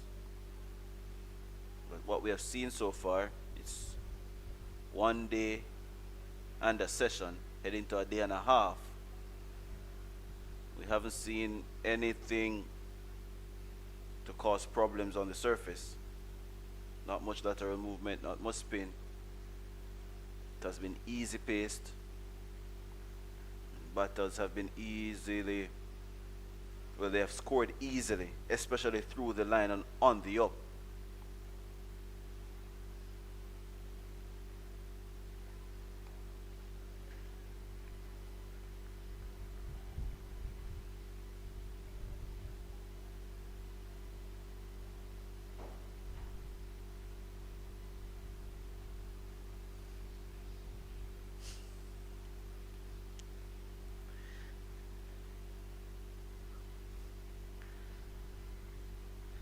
Special good afternoon to our producer, Matthew Rajaram. Focused on the job there here at Sabina Park.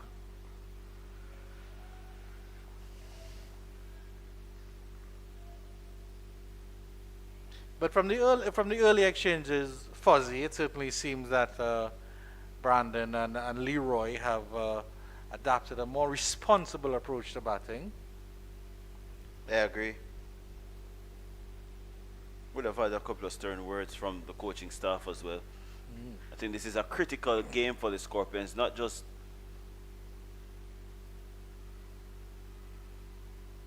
Flails at this one. And excellent stop by that fielder, short extra cover. That one was hit with all power behind it. I was hit very hard. Looks like that's Kadima Lane. And Jordan Johnson is not on the field at the moment. But yeah, when I say it's a very important match for the Scorpions, this is a very young team they're playing against.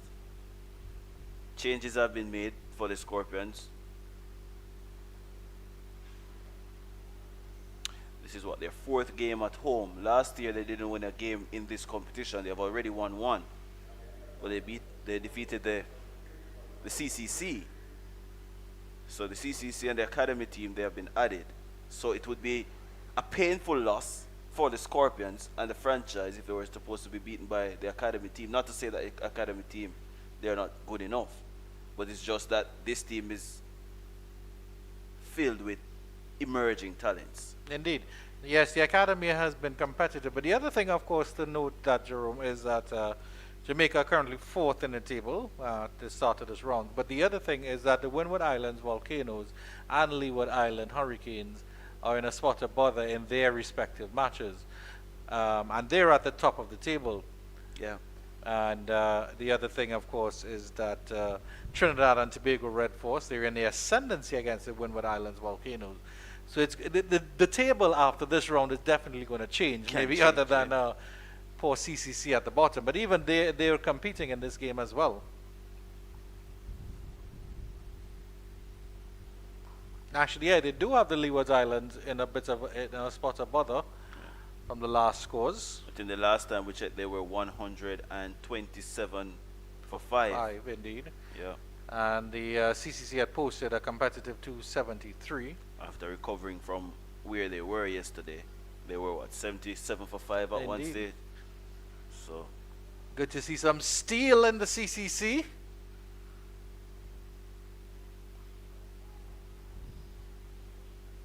so now it's 201 for 6, the Hurricanes.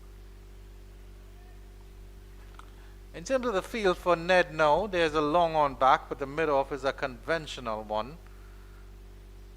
See how Brandon King approaches that. Of course, the left-hander is spinning into him.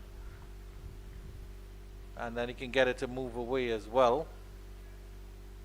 Natural action, but of course take it into the right-handed batter. And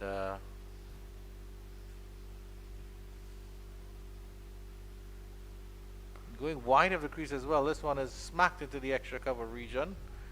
Naim Young does the fielding. It's a very dangerous angle for Ned, who targets the stumps. He goes very straight. So once he gets a couple of deliveries to spin, and spins past the bat, then he creates an element of doubt for the batters, especially the right-handers. King has to be very, very careful with that cut shot, because if Ned gets a slider right and one that just goes on with the arm. The only issue I have with it now is that he's backing away. He's not getting close enough to the ball when he's cutting. That is well played, a good over. Only 1 run conceded, and that was to Leroy. Look, he was a little bit quick though, Ashmead. Ned, I would probably want to see him bowl a little bit slower. Yeah. To see if he can get any purchase out of the wicket, and that's something I realized with Javor Royal as well in the first innings of this match. He was bowling a little bit too quickly. It was a day 1 pitch, so obviously he's not going to get a lot of purchase. But I didn't think he gave the ball enough time to do anything. And he was hit off the back foot a lot yesterday by Joshua Dorn in particular, and also by Jordan Johnson. a lot of back foot play. And that is the easiest way to play spin. Once there's not much turn or variable bounce, to play from the crease, the slightest of movement you can negate it. And then Mansing, of course, gave it a lot of flight, and he was successful with 2 wickets and 2 balls. That's a good point there, Fozzie. I don't think anybody has ever called me that before.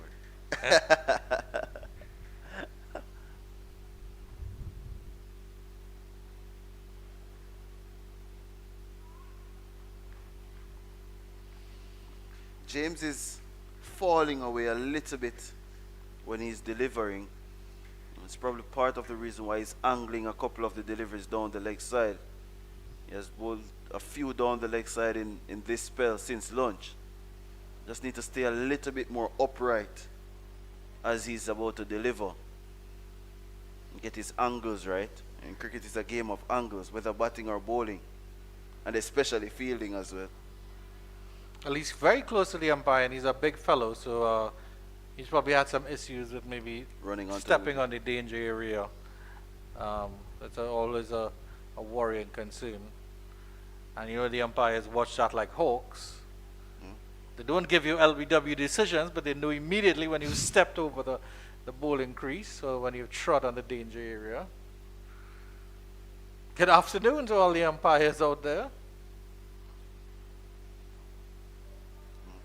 We have Dayton Butler and Patrick Gustard in this game. Butler is at the Have you ever done any umpiring, Fuzzy? in Corrigan cricket, yeah. Oh, very nice. How do you enjoy it? Not as much as playing, obviously. Definitely not.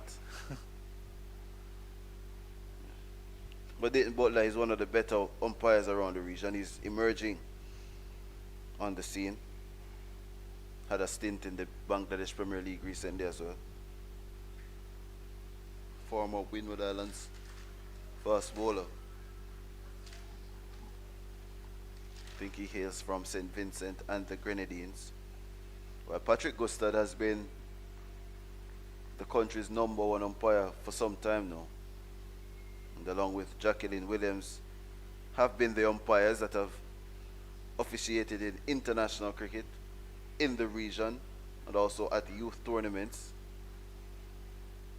So, and you know that Steve Butner was almost like a founding father. Up in the air. A fine tickle there. Colin Bowen Tuckett comes around. Really didn't play that one well at all, Log. Yeah, came off the thigh pad in the end, according to the umpire. Leg bye was signaled.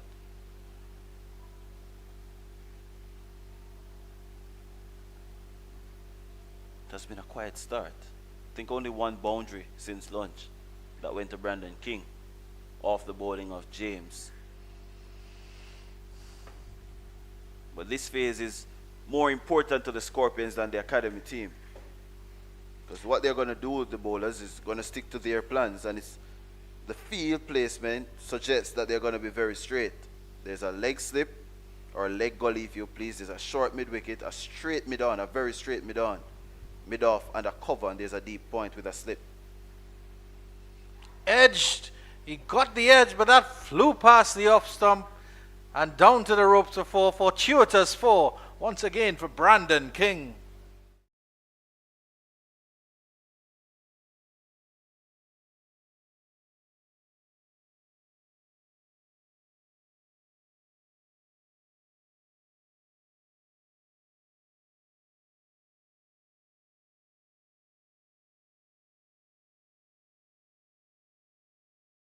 Does little or no movement after a couple of overs. But that's not the first time Brandon King has been beaten by the edge. And lucky in the end is shining on him.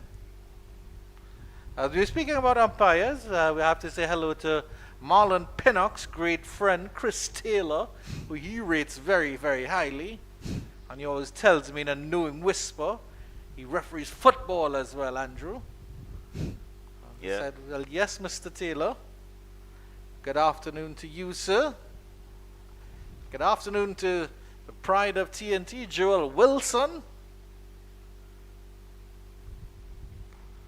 Probably off on international duty somewhere or the other. Not if you're enjoying your time back home. Well, I hope you are. I think he was part of the India series recently Yes, he was. with England. Oh, beautiful delivery.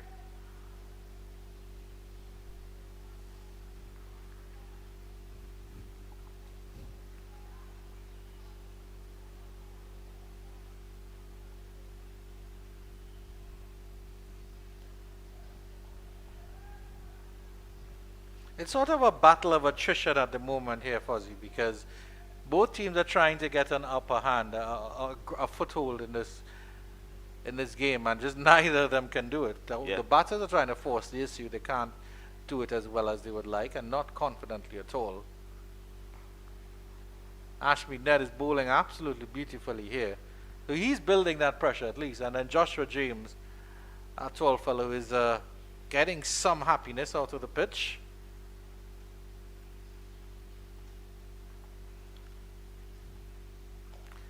Goes straight. And he gets it. Yes, he does. That was dead straight by Leroy Lugg. And a towering 6 from him. I must say that's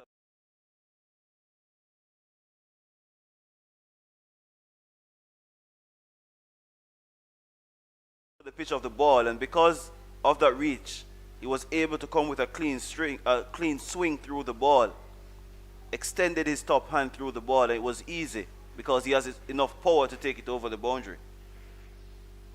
This time he goes again. This one he goes over mid-off. Does mid-off take the catch? No. He was running back. Was that fielder there? And he really sort of made a meal at it there. I think he misjudged that completely. That's number 17. McKenny Clark, I think it is.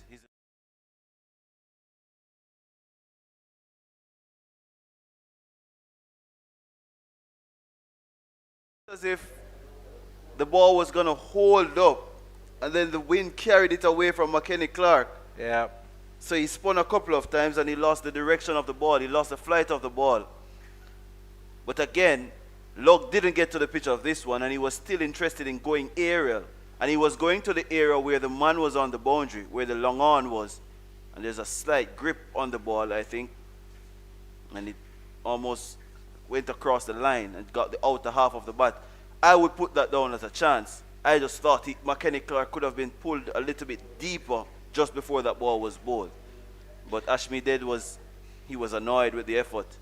He was distraught. The other thing to consider, of course, is that Lugg spliced the shot. The previous delivery hit one straight as an arrow, full face of the bat presented, and went the distance and then some. But the next delivery, you sort of spliced that one.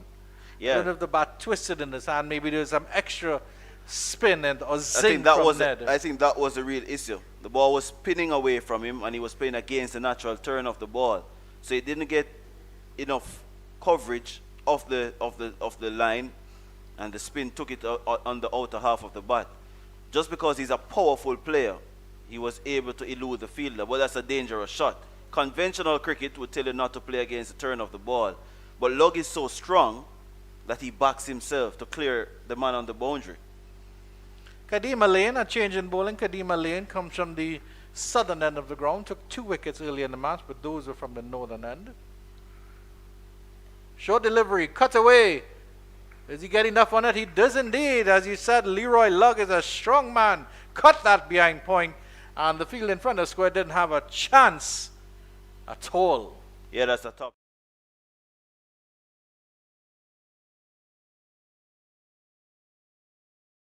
A couple of meters away from the ball, and he couldn't get there. Sweetly timed, and an electric outfield makes it even easier for Leroy Lugg to score runs here at Sabina Park. He's eyeing consecutive half centuries in this tournament. Quick as well, 45 or 52. This is good cricket from him. Just touches it into the offside and gets a single. Again, Moves up to 46. Yeah, was reaching for that for a moment. Still able to deal with it properly. Stopped the ball as it was about to reach his bat rather than pushing through. There's a man at cover. It's not a short cover, but he's straight a straightish cover. So he's there for the drives that are not timed properly, similar to how Naeem Young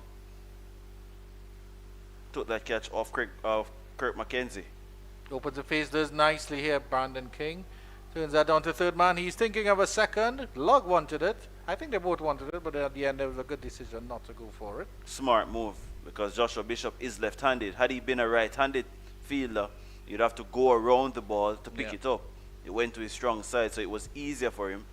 I think that's what Brandon King realized, and hence he decided against that second run.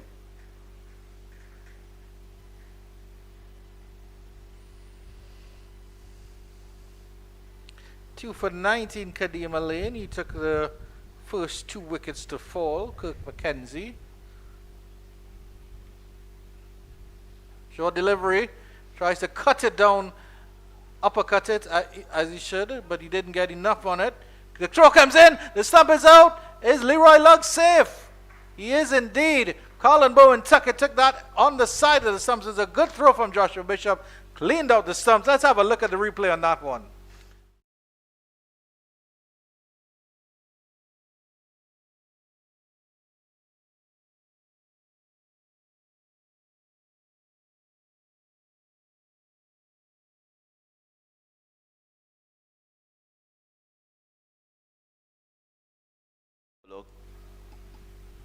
But the other thing was Bowen Tucker stepped in front to take that. If he had let that hit, it may have been a direct hit, and that would have been different, because that split second makes all the difference. Marlon Pinnock will have to.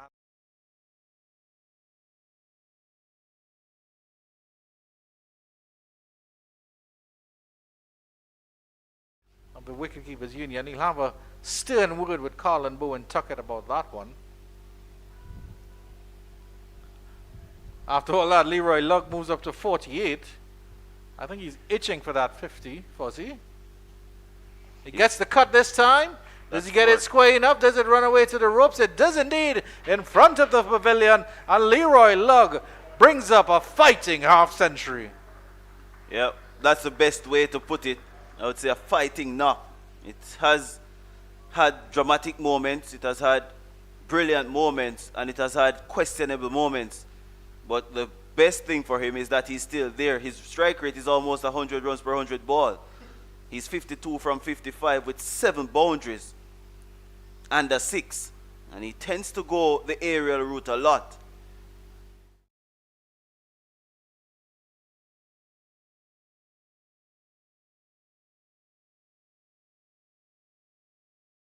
Lane too short, too wide. And I'm worried for Alain here. Maybe the man at deep point is forcing him to bowl that wide outside the off stump.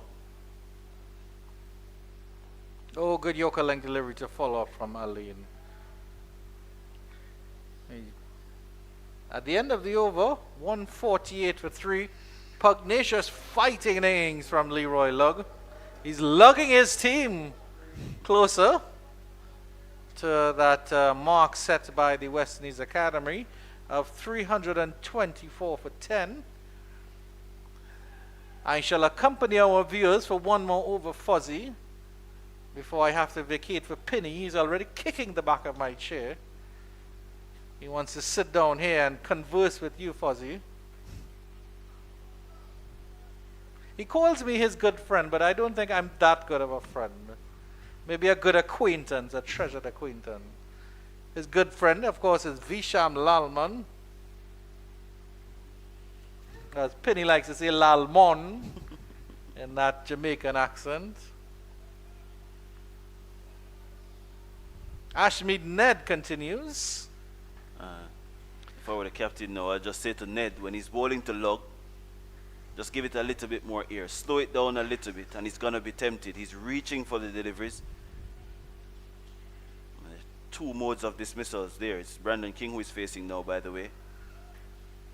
When you're reaching as a batter, you're losing your balance, so stumping comes into play, as well as that lofted drive, which could be miscued if you're not to the pitch of the ball.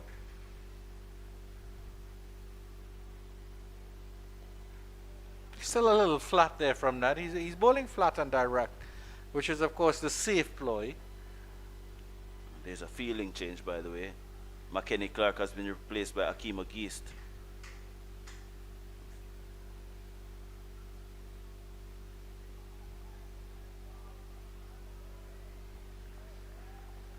This is tidy from Ned, by the way. Bowling a lot straighter. Not much width. He's very difficult to cut.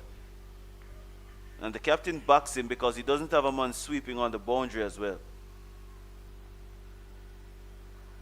Goes back and cuts this one. He gets that into the cover region. The throw comes in. A direct throw, and Lug would have been in trouble. He was a little bit slow coming in there.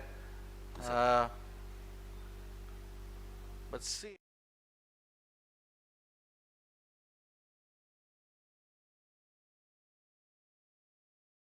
Needs a few steps to get there, but he struggles to get the steps in. Another change in the field here. Naeem Young has gone to... He's like the juggernaut. Once he gets that momentum, he can't stop. Yeah. You could call him the luggernaut. A very straightish mid-wicket, or even a short mid-on, and there's a very straight long on. Yeah. Well bowled by Ned there. And if he bowls there 3 delivers consistently, you feel as if Lug is going to be tempted because he blocks and then he hits the spinners.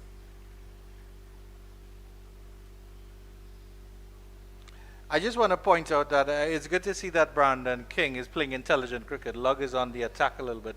He sort of mellowed out a little bit, trying to knock the ball around. Last delivery of the 39th over.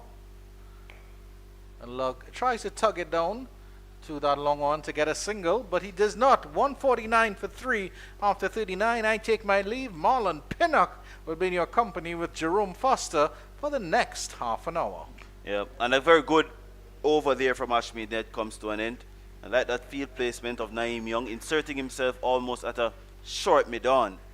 So even though there's a long on for Leroy Lug, it's not an easy push for him to get a single. He'll have to take a risk to get a single down to long on. Either he tries to chip the man at mid-on, who is shortish, or he hits the ball to the right of that short mid-on, and then he'll be playing a lot squarer, which is also troublesome because the ball is spinning across him, and that brings the man at short cover into play. As I said, the man at slip, and the wicketkeeper is also into play because by that time he could easily walk past the delivery, gets unbalanced, and is stumped. So several modes of dismissals can come out of that fielding position or the fielding tactic from Captain Naeem Young. As Marlon Pinnock joins us with, I think that's Kadima Lane into his 7th over. His last over wasn't the greatest. Couple of looseners, and they were duly dispatched. A very straight field he's operating with now. Brandon King not really showing any signs of aggression as yet. I think he has lofty ambitions here of getting over that 300 mark first and foremost for the Scorpions. Well, of course, brilliant batting performance so far by these 2 Jamaican Scorpion batters, Brandon King and Leroy Lug. Leroy Lug picking up yet another half centuries from as many games. Scored a half century in the last game here at Spina Park. Yeah. And this partnership is what? 82? The 3rd wicket fell at 67. So it's an 82-run 4th wicket stand. As I said, if these 2 bat anywhere close to 75 minutes, the Scorpions will be well and truly over 200. And it's good to see Captain Brandon King spending some time at the wicket. And that is very good on the part of the Scorpions. Partnership worth 82 as you mentioned.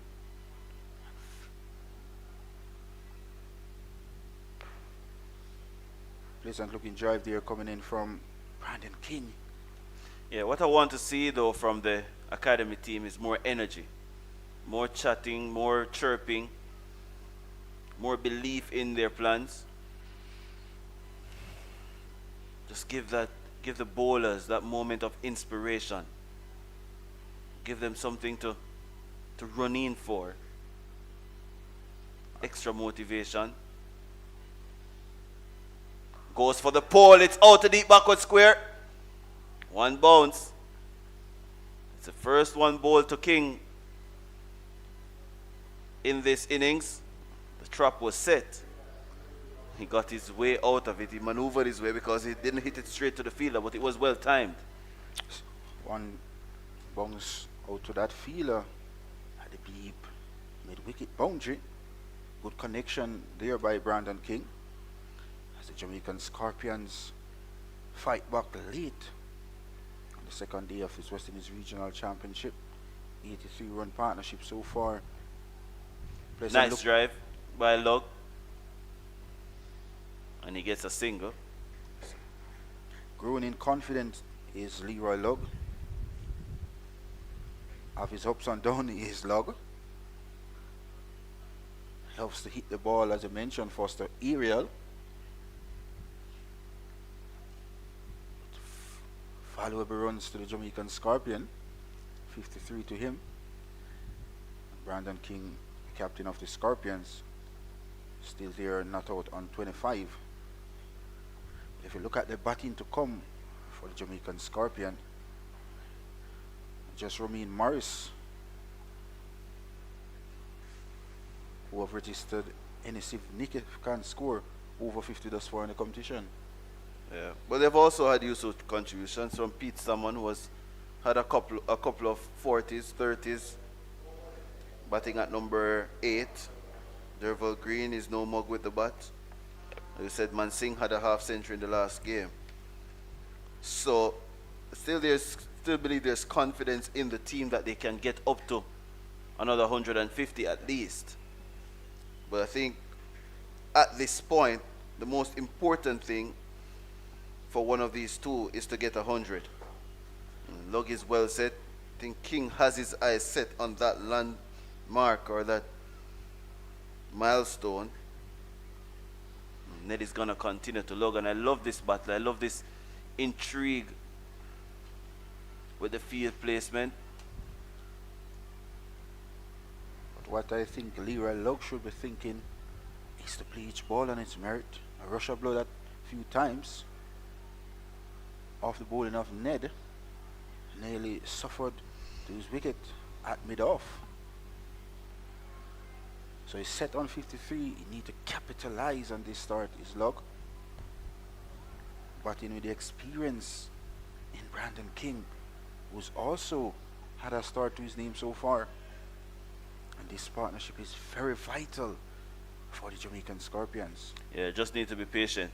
Back his ability and his defense. There's a short leg there who is waiting for anything that pops up with the hard hands. He uses very hard hands, Lug. He pushes hard at the ball, goes at the ball. So short leg is always in play if there's an extra bounce. And one thing for sure, what I like about the field from Naeem Young, he opted to go with himself at a shortish mid-on area and also a man at the long-on area. So they are trying ways and means how to set up Leroy Lug. Very good bowling here from Ashmead Ned. Good areas, asking Lug to come forward, and he's bowling it on the stump, so he's not getting any width to free his arms. There's no one deep forward of square on the leg side. So it's a massive risk for him to score in that area. Well, so far this over, Leroy Lug has blocked 5 deliveries, Foster. This is what you need from Leroy Lug, playing each ball on its merit. Well bowled and very well played. Well compiled over here from Ashmead Ned. He was really testing Lug's patience and his wits end to see if he's going to be tempted into playing a big hike over the leg side. But he was solid in defense at 53 from 65. At 151 for 3 after 41 overs. And if you look at the batting performance by the West Indies Academy yesterday, they were scoring heavily at one point. And then in the latter stages of the game, when the Jamaican Scorpions pulled back the game, pulled back the run rate, it was a different cricket all around. Now on day 2, a partnership is building for the Scorpions between Brandon King and of course Leroy Lug. And the West Indies Academy goes flat out there as flat as the wicket is there, Foster. Yeah. Just standing and waiting for something to happen, and that's a challenge of red ball cricket. Short, hammered out to deep point. The ambidextrous Joshua Bishop is out there. Whips that one in with his right hand. Hasn't bowled a ball today, by the way. I'm a little bit surprised. Tends to give the Jamaican batters problems. Joshua Bishop did so for Barbados in Super 50 cricket. Has done so for the West Indies emerging team in white ball cricket as well. Even when he plays for the Barbados Tridents against the Jamaica Tallowers, he gives problems. Got up on his toes there, Lug. Didn't look the most comfortable. It's around his rib area, but he played it easily in the end. So I'm just a little bit surprised that Bishop hasn't operated today. Young has rotated his seam as well. Spells for James, spells for Lane, and now Alain.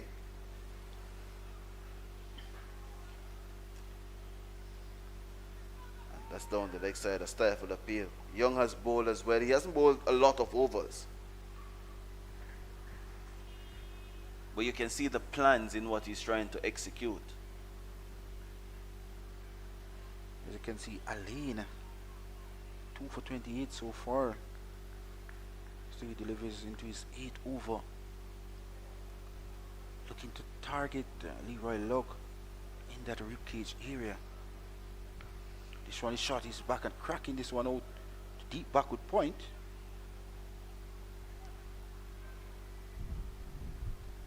For another single to Leroy Lugg for the Scorpions. Steady looking batting performance by these two batters of the Jamaican Scorpions so far. It's good to see Brandon King spending some time in the middle.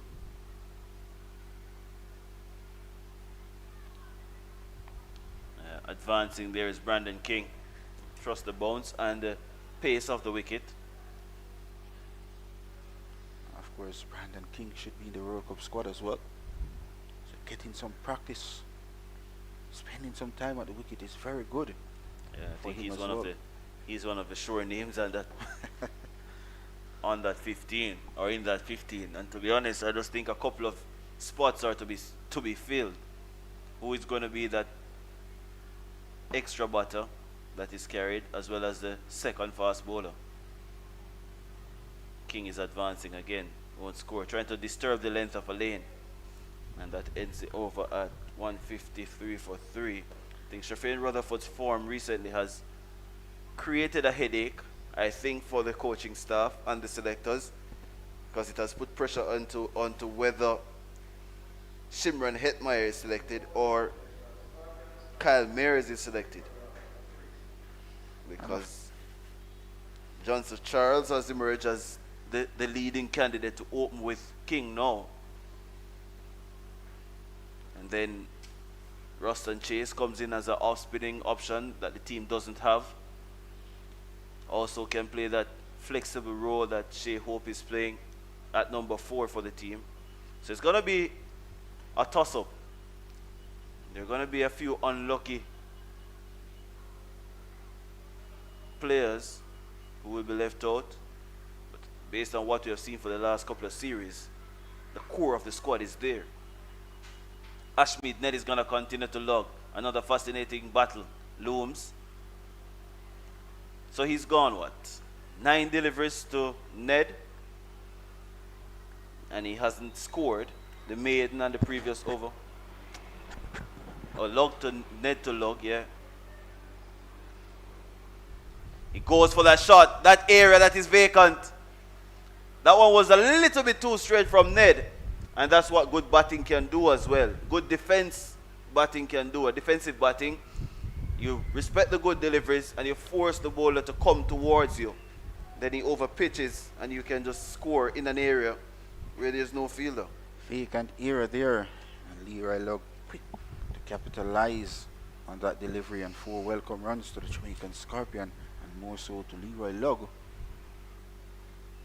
8-4 so far and 1-6. And with that shot, the man at short leg has been removed. So he has the freedom of the world now to come forward. And the man at mid-wicket was close in. He's now sent back to forward of square. So now Lugg can come forward and push the ball down the ground. He's hit on the pad. There's muted appeal really. That was high. And looked as if it was going down as well.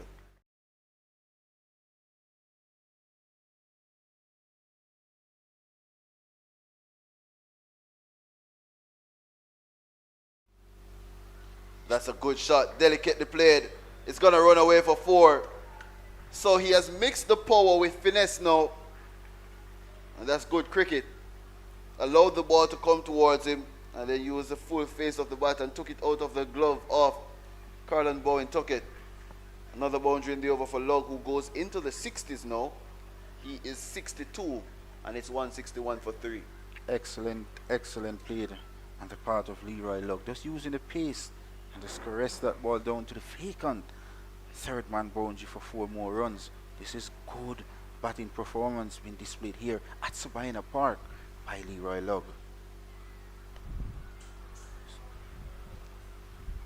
It's good to see Leroy Lugg picking the right deliveries to score off. Earlier, just before lunch, had a few locks to his name.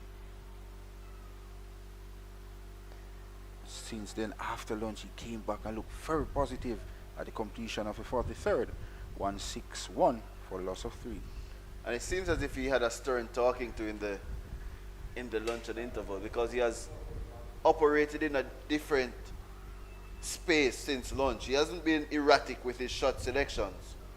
Only that one chance, and you can't even call it a chance because the man didn't get a hand to it. But that moment where you thought he was in danger. So he has picked his shots now. He has picked his moments a lot better. Far more selective. And as I had asked, why is Joshua Bishop not bowling? The captain has found a way to give him the ball. One thing for sure though, the Jamaican Scorpion should be happy getting a partnership in this crucial encounter. Partnership worth something close to 90 odd runs there. Yeah. I think that's what, 92 or 94. Yeah, 94.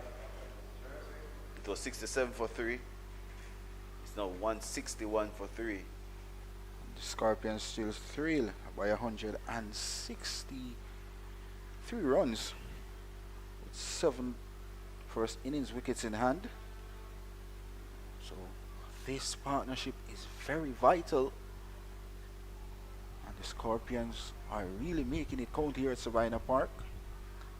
Brandon King, normally very aggressive, faced at 60 deliveries for 26 runs so far. Too short. That's going to take some stopping. That was lazy though from a lane. He probably just bowled an over, so he's not really in the mood to dive around. And that's 3 runs for Brandon King and takes him into the 30s. Yes, he's 30 now. 165 for 3. That's a freebie there, first delivery. Short, wide, begging to be hit. And a man of Brandon King's form and standard, he won't miss out on that. 4 more runs to the Jamaican Scorpions. Yeah. Partnership closer to the 100.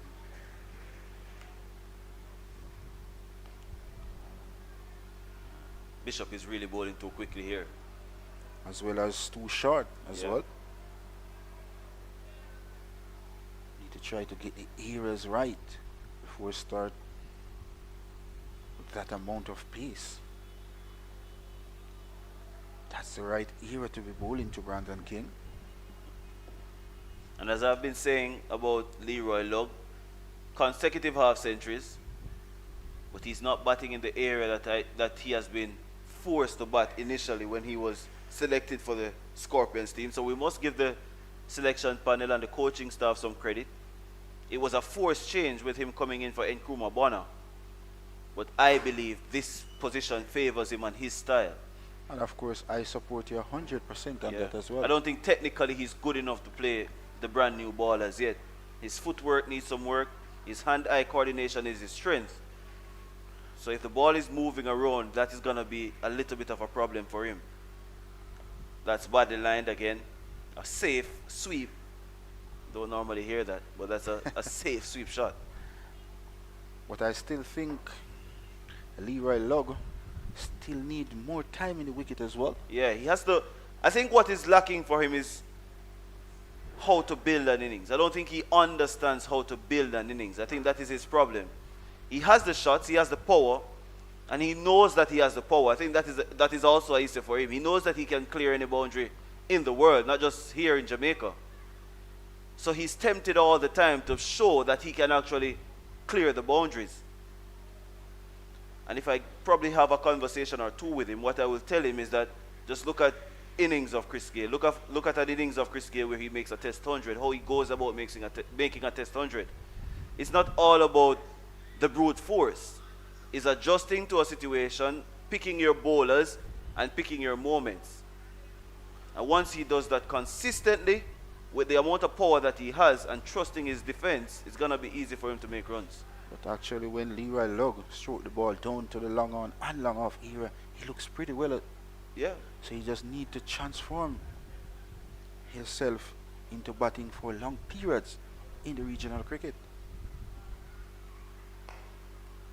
Similar to what Brandon King has done there. There's a man along on. It was a very full delivery. Could have easily tried to hit that out of the park. But there's an easy position for him to get a single, and he does it easily. And the partnership is now 100, a critical partnership for the Scorpions. They were in trouble at 67 for 3. And the 100 partnership has come off 134 balls, so it has come at a rapid pace.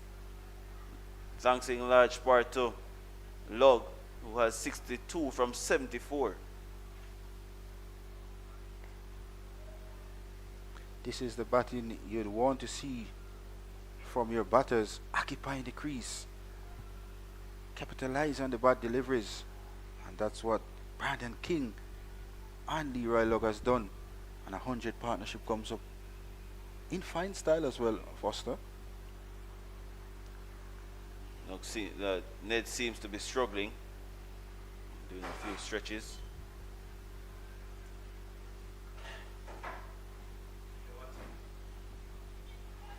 Jamaican Scorpion will ope these two batters at the moment well set. They will be open. They too can bat through till tea on day 2 of this West Indies Regional Championship, round 4.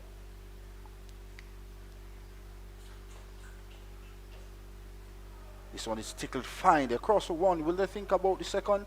Well, the second has become reality. So this is good batting performance so far by these two in the middle for the Jamaican Scorpions. And it's good to see Leroy Lugg getting some singles as well. Known for his big hitting. It's good to see some finish there, as you mentioned, Foster. This is good on the part of the Jamaican Scorpions.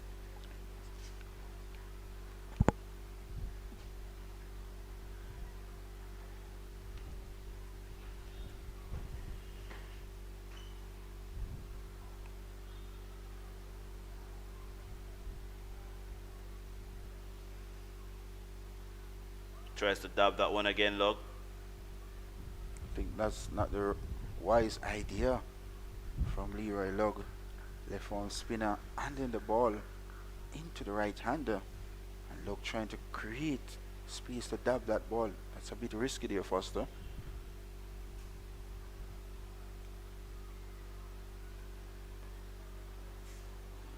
So the completion of another over. 169 for the loss of 3. The Jamaican Scorpions. I haven't heard any significant talking from the West Indies Academy. Feelers, this partnership really hitting the sting out of this West Indies Academy feelers at the moment. Partnership worth over 100 runs, 102 to be exact. So Just a slight correction with Luke's performance. He made 43 in that second innings against the Barbados Pride, and not a 50. So this is his first 50 of the season.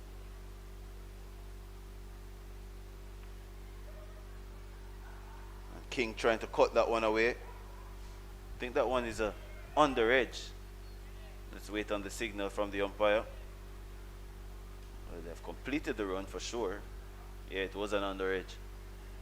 But I think Brandon King, instead of going across to cut the ball, tends to back away, and that's very risky for Brandon King. And lucky enough that ball is just over the leg stump. Let's see how Leroy Love copes with Bishop. He reaches for that one. There's long on in play. And that's a very tame way to be dismissed. He throws the bat away just as though he has thrown away his knock. And Joshua Bishop comes in, and his 8th delivery, he gets the scalp of Lug. A very bad shot again. He was the only man deep on the boundary. In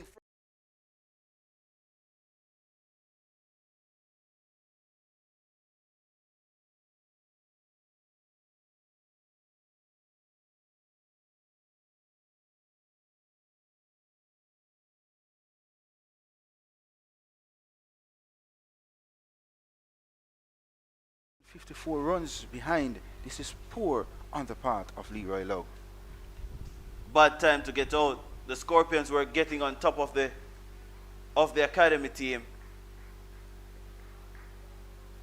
And on the cusp of an hour, Lug is departing for top score so far of 64. But he just felt as if a chance was going to be created any moment now because of his tendency. And it's 170 now for 4, the Scorpions, and we'll take a break and come back with more action from this 4th round clash. Yeah, Joshua. Yeah.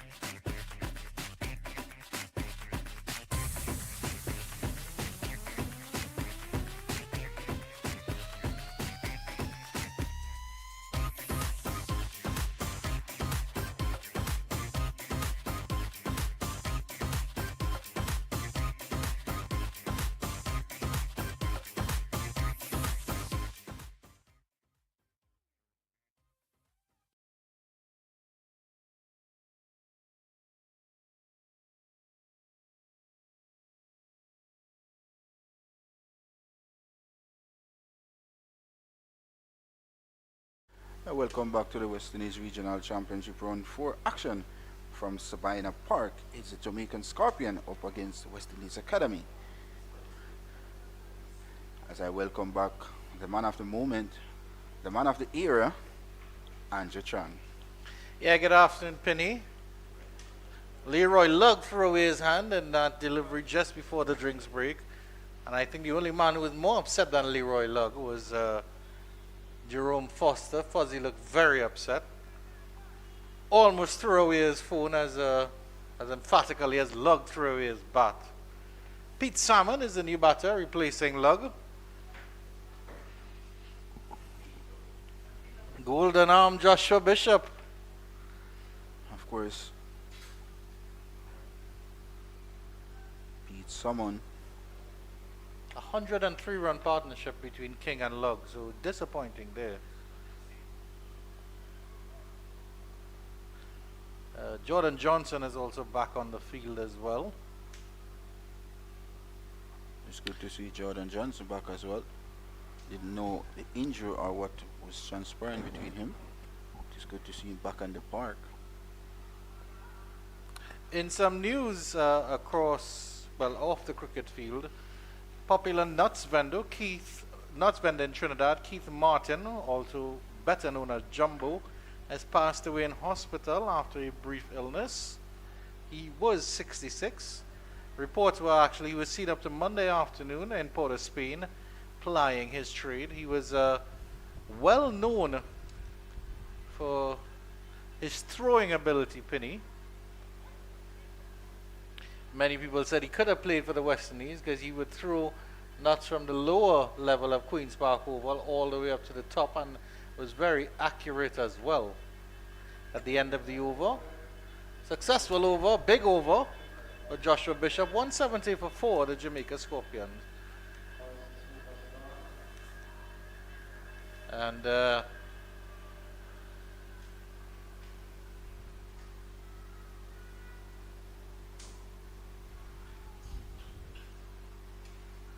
he actually was celebrating 50 years of selling nuts at the Oval in 2023. In July 2023, Jumbo was at the Queen's Park Savannah to sing Lord Relator's Indian Cricketers Calypso to former India opener Sunil Gavaskar. So certainly one of those iconic characters that come out of West Indies cricket. Of course, Gravy from Antigua was the most iconic. Any characters in Jamaican cricket off the field that you know of, Penny? Other than yourself now, because you're not in your playing days anymore.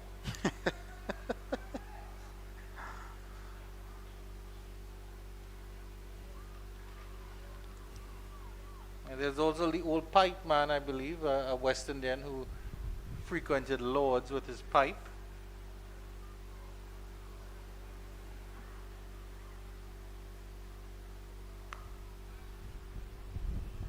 It's good to see Brandon King spending some time in the middle for the Scorpions. Used to the white ball, as you mentioned, Andrew. Taking a look at scores around the region now, the Trinidad and Tobago Red Force have progressed to 281 for 8. That's at the Queen's Park Oval. This is after they bowled out the Windward Islands Volcanoes for 191. Tion Webster, 96 not out. A good fighting innings from him. 96 off 116. Goes for the cut shot. And excellently fielded by that fielder at backward point. That was a brilliant piece of fielding.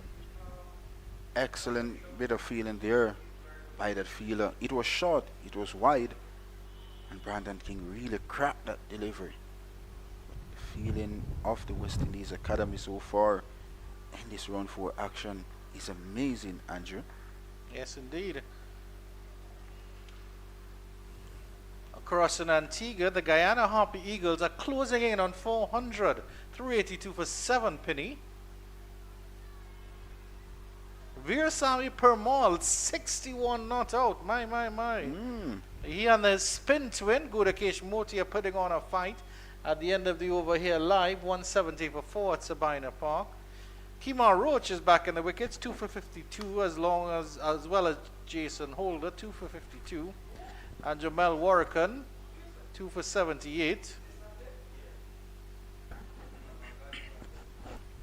And taking a look at what's going on in St. Augustine, that's at the UE campus. The combined campuses and colleges, after being bowled out for 273, the Leeward Islands Hurricanes at 244 for 7. Akeem Cornwall has gone for 22, the not out batters. Kieran Powell has brought up a century, 105 of 137. He's batted throughout the innings so far. Lovely drive to the extra cover region. That was off the back, but that was delightful from Pete Salmon. It was a lovely four indeed. It was indeed. Back foot punch coming in from Pete Salmon. Short from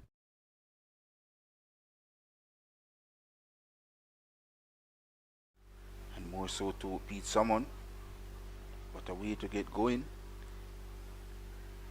Scorpions still trail by 150 runs on first innings.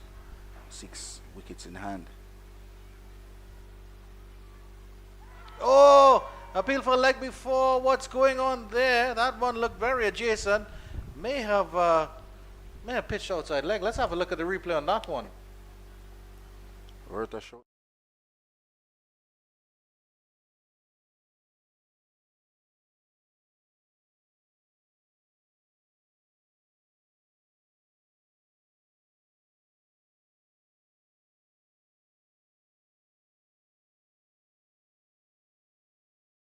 Good decision here by the umpire.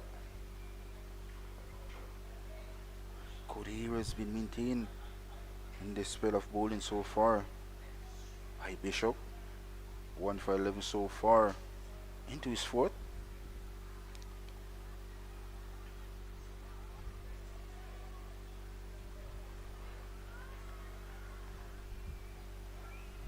Beautiful sunny afternoon here at Savannah Park. All blue skies and a wonderful breeze blowing across the ground as well. As someone is back and cracking this one out to the man at point. Only a single in the hand to complete over number 48. 175 for loss of 4. The Pete Salmon, who's at the wicket with Brandon King, has played just 5 matches, batting average of 18.33. 47 runs is his highest score. So it's interesting that he has come in before Romaine Morris, who of course is in good form. And Mansing as well. And Mansing as well, indeed. Maybe it's a strategy worked out in the Jamaican Scorpion dressing room. And the Scorpions still trail by 149 runs. And next big partnership is needed, Andrew. Yeah.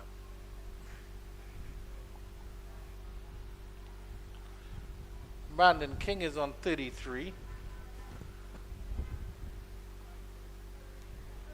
I think he's settled down, has Brandon King. When he started, he was almost all guns blazing, swinging at everything. Progresses 74 deliveries now.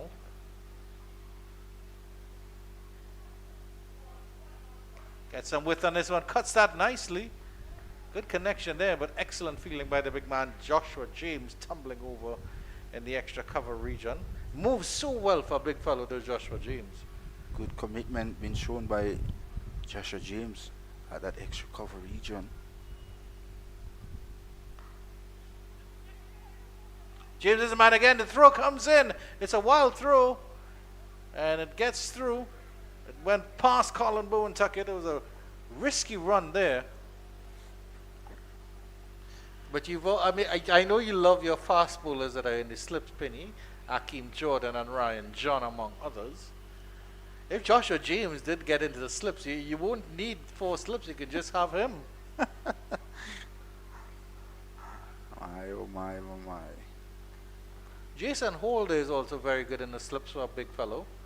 I remember him taking a screamer dive full length. I can't remember. I think it was against Sri Lanka. Yeah, he's good in the slip garden. Some wonderful catches for the West Indies as well.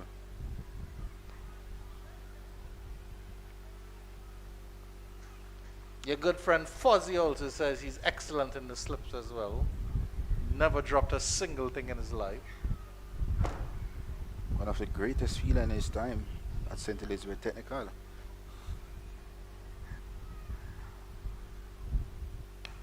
Goes for the deep pull. And that was well fielded by Naeem Young at that short mid-wicket position. If it had gotten past him, that was 4 all away. And Ned was pulling down that delivery.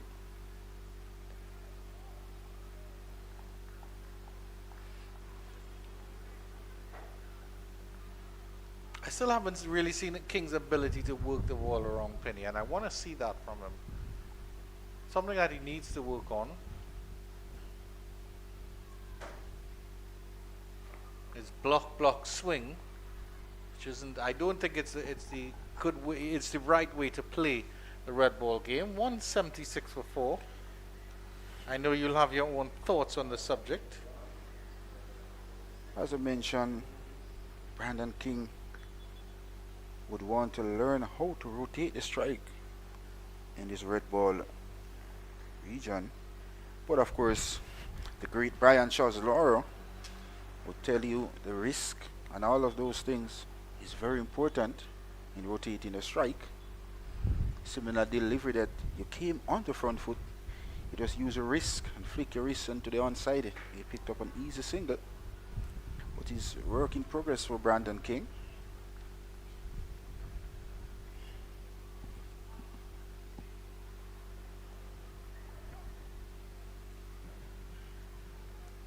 Bishop continues to bowl a knocking length and line to beat someone who's 6 from 13 deliveries so far.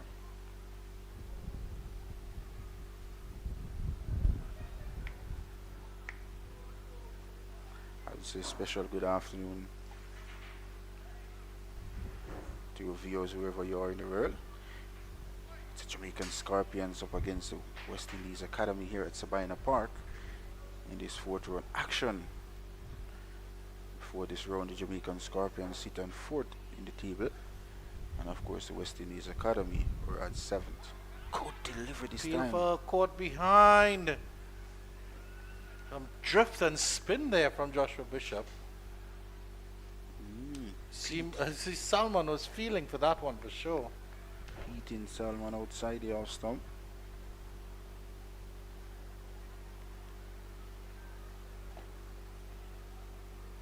Just about 8 minutes to 2 o'clock here in Kingston, Jamaica.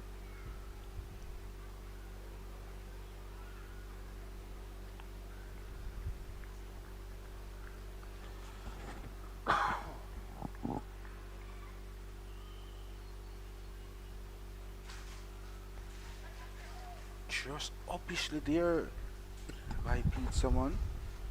Just dropping short of Captain Naeem Young to complete the 50th over.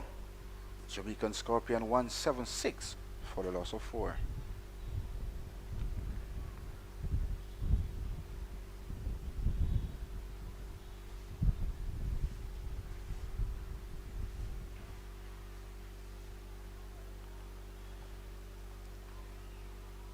As I mentioned, this is a point of the game where the West Indies Academy getting flat out there, Andrew.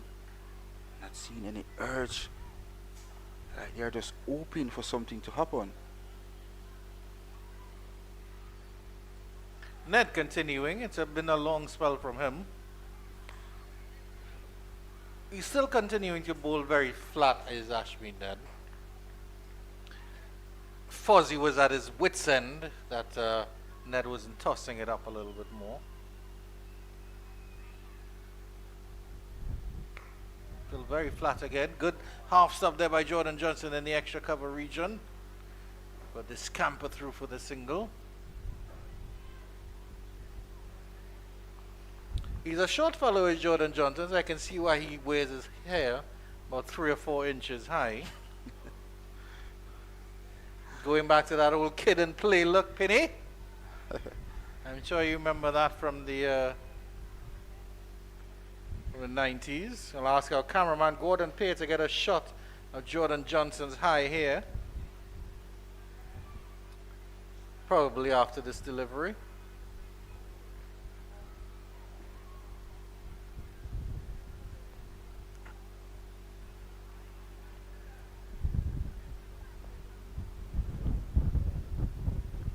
There's Johnson in the foreground.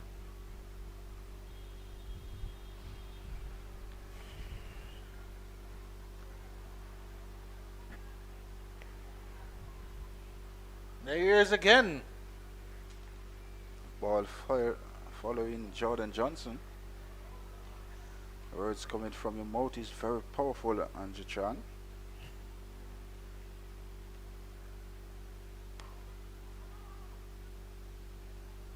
Punches that one too hard to lane at mid-on. There's Salmon. No chance for the single. Pete Salmon also played for the St. Catherine Cricket Club here in St. Catherine.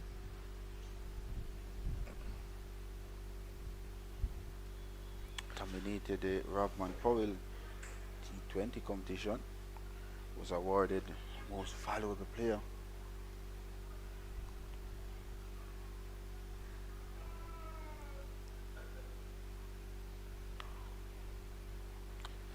End of the over, 177 for 4 penny. And I think the Jamaica Scorpions' decision making has been a little bit poor in this regard. You're at a position where the academy just got a wicket. You're still 140 odd runs behind. Pete Salmon has come out and just 6 off 22. I think Romaine Morris should have come in because he's in form. He'll have the confidence to work the ball around, get those singles, keep the strike moving, keep the runs rotating. And now Brandon King, the other thing is, of course, on the other end, Brandon King is going to be under a little bit more pressure now. He hasn't scored very quickly. 34 of 80 is quite slow by his regard. So he's going to feel under a lot more pressure now. And that's Jordan Johnson with that high here you're talking about, Andrew. Yeah, there he is. Bringing back the old Afro penny.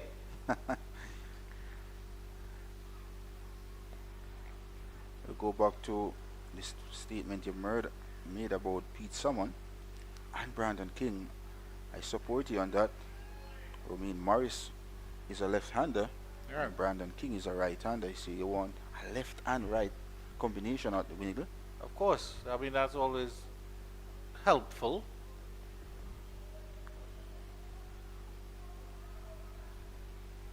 It just adds another reason as to why, the question as to why Morris hasn't come in.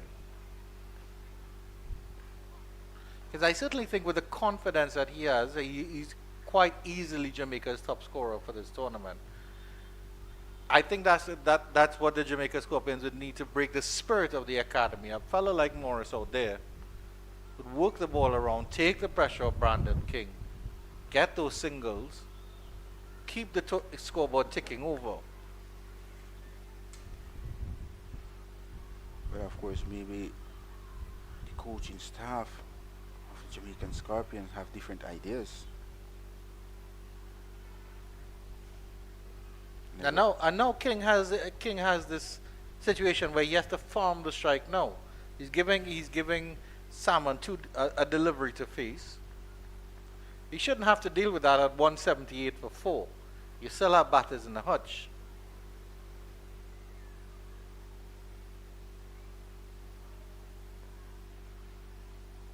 End of the over, 178 for 4. So of course you see where the run rate for the Jamaican Scorpions dried up at the moment. Brandon King so far 35 from 85 deliveries. Pete Salmon just a 6 from 23 deliveries. Ned will continue. None for 35 from 13 overs. Of course, the Jamaican Scorpions still trail by 146 runs with 6 first innings wickets in hand. Batters to come: Abhijay Mansingh, Romaine Morris, Devil Green. Ned continues.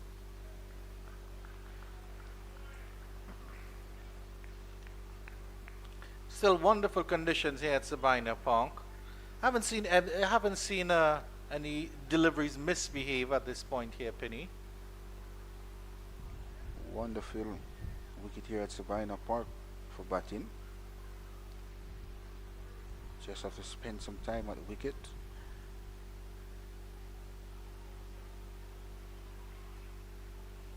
Jordan Johnson got 61 yesterday. He batted over 100 deliveries. Goes to show occupation at the crease.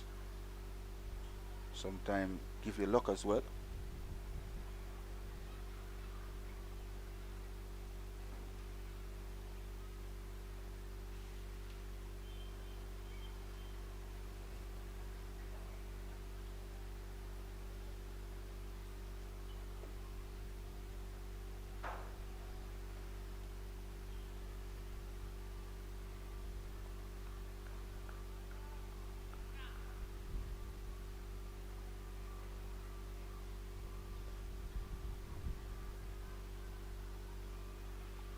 Close field at that silly mid-off position. Salmon plays it well in the end. I think it's a good ploy because we've seen that Salmon has been trying to use his long legs to stretch forward and just smother whatever spin. So if they get one that sort of bites back at him and now that fielder goes to short leg, what do I know, Penny? Very close in indeed. And they're pushing for the single here. That's a good running. Excellent running between the wickets. In particular, Pete Salmon, who was quick to call Captain Brandon King through for a single. And that is what you need at the wicket from the Jamaican Scorpion batters. I have a question that maybe you can confirm for me, Penny. Is his name Pete, P-E-A-T, or P-E-T-E? P-E-A-T. A unique name indeed, Pete Salmon. Very unique. From that parish of St. Catherine as well. The good thing his last name isn't Moss, because his name would be Pete Moss.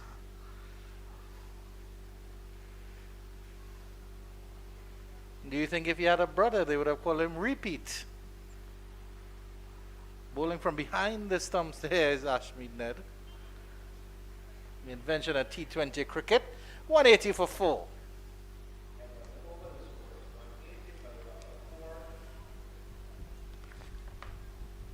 Brandon King really fighting hard for the Jamaican Scorpions.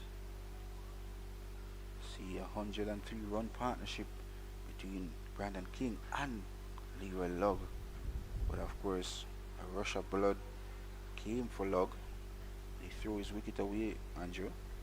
Yes, indeed. He beat someone to the wicket. So far, Pete Salmon 7 from 25 delivers. Looking to spend some time at the wicket as well, Pete Salmon. Jamaican Scorpions still trail by 144 runs. Good drift from Bishop. I think he's doing what Ned is not doing, which is just slowing it down a little bit. Maybe a little bit more flight as well.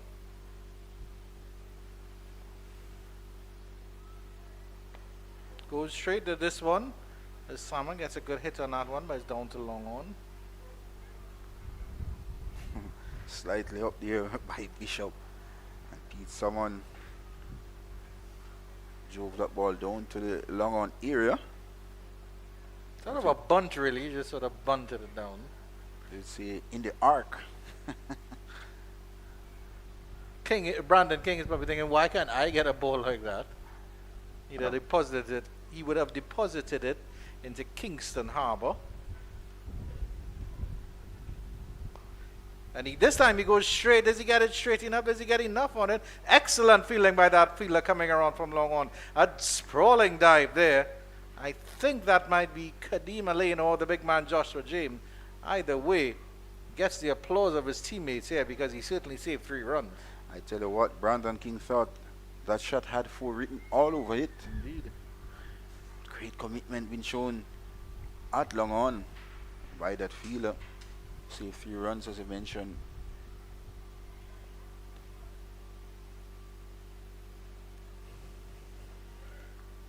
So the West Indies Academy not giving away anything of that assault in the field, diving around, showing great commitment so far.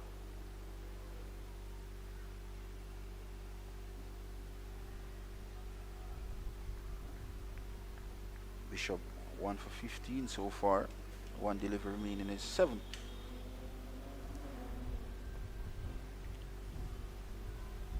At the end of the 54th, 1-8-2 for the loss of 4. So there's 3 bowlers so far accounted for the wickets for the West Indies Academy. Joshua Bishop 1 for 15. Alain, he picked up 2.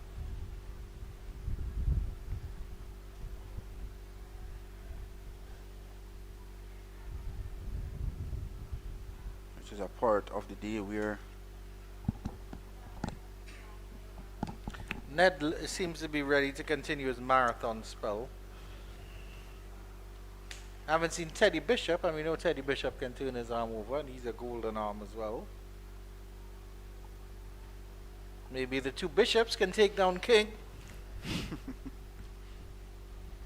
King is ruling the jungle at the moment. Yes, indeed. Fully in charge, 37 from 90 deliveries. Yeah.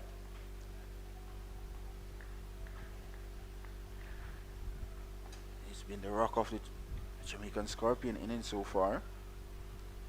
Started a bit shaky and then really got into his own, Andrew. Quite so, Marlon Pinnock. 2 slips in place for Ashmead Ned. Long on in position as well. Solid behind that one is Brandon King.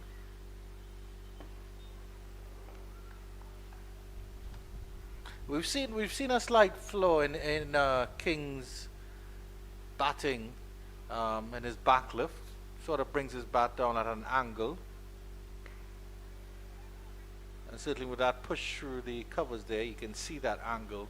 And that got him in a bit of trouble with some inside edges. So I think that's a ploy that they really, really need to sort of work on in terms of the West Indies Academy. It's something they can target for Brandon King. I think the right slider will get him between bat and pad. And as I mentioned that a number of times, Brandon King got out playing for the West Indies in that fashion.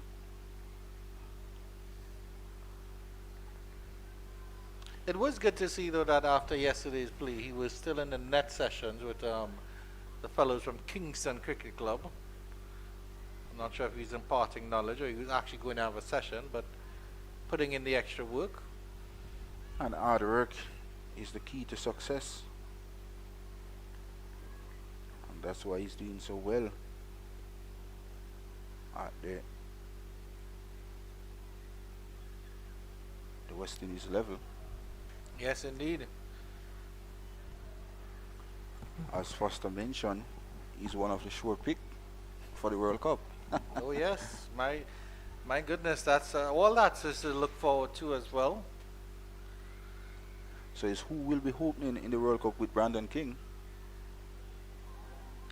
Bit of an inside edge there.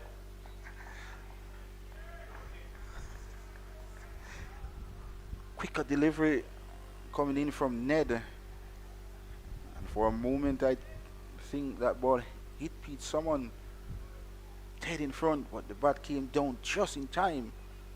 And Pete Salmon lives to fight another day, Andrew. It was the arm ball. Lovely drift, lovely leave. Good judgment here coming in from Pete Salmon. Know where his off stump was in this occasion as a partnership. 13 from 57 deliveries. I think the problem is Pete Salmon. Pete is getting a little bogged down.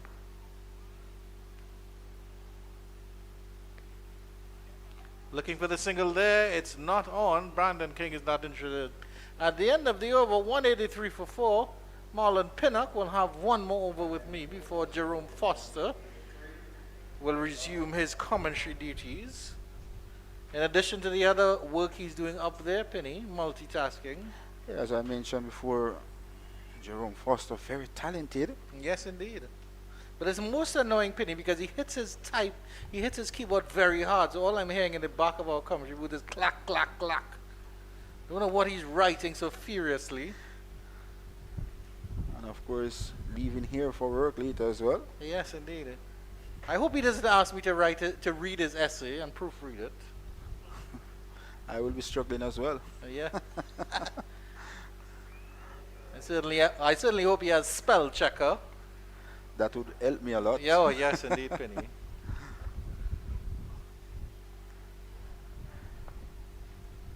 Well, Joshua Bishop will be continuing to Brandon King.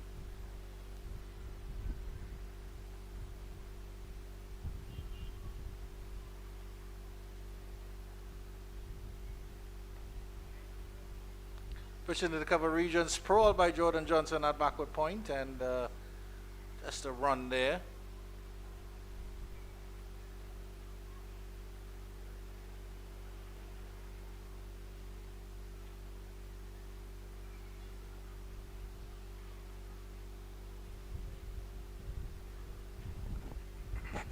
I'd like to see them put a little bit more pressure on the salmon. There's a short leg and a slip in place as well, that short cover.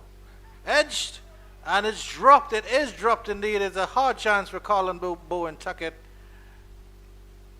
And that was a bit of an extra bounce there from Joshua Bishop. Let's have a look at the replay on that one. Good delivery there coming in from Joshua Bishop. And he's not a happy man. Reaching for that delivery was Speed Summon.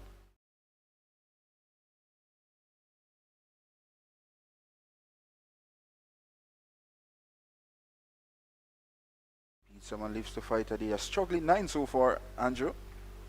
Yes, indeed.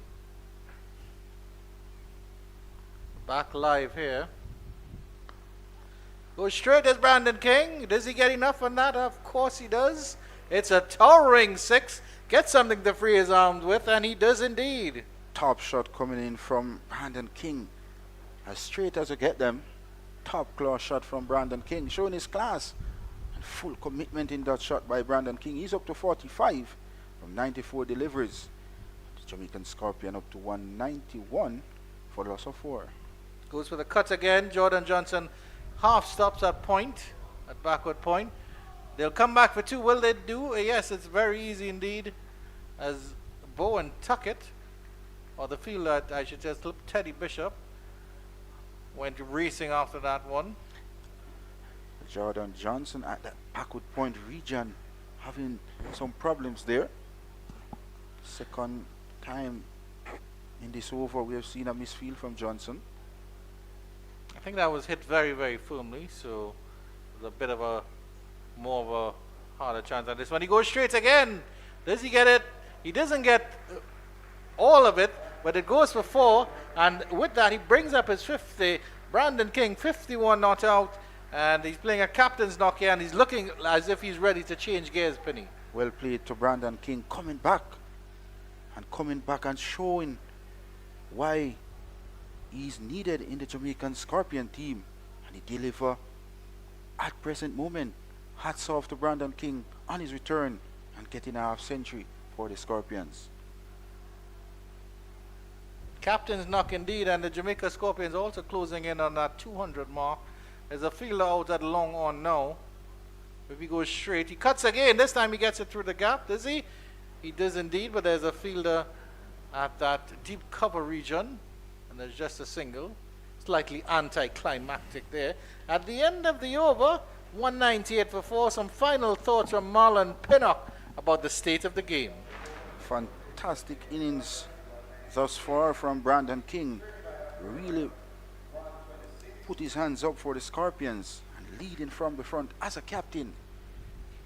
And that 103 run partnership with himself and Leroy Lugg is a plus for the Scorpions, who still trail by 126 runs on first innings.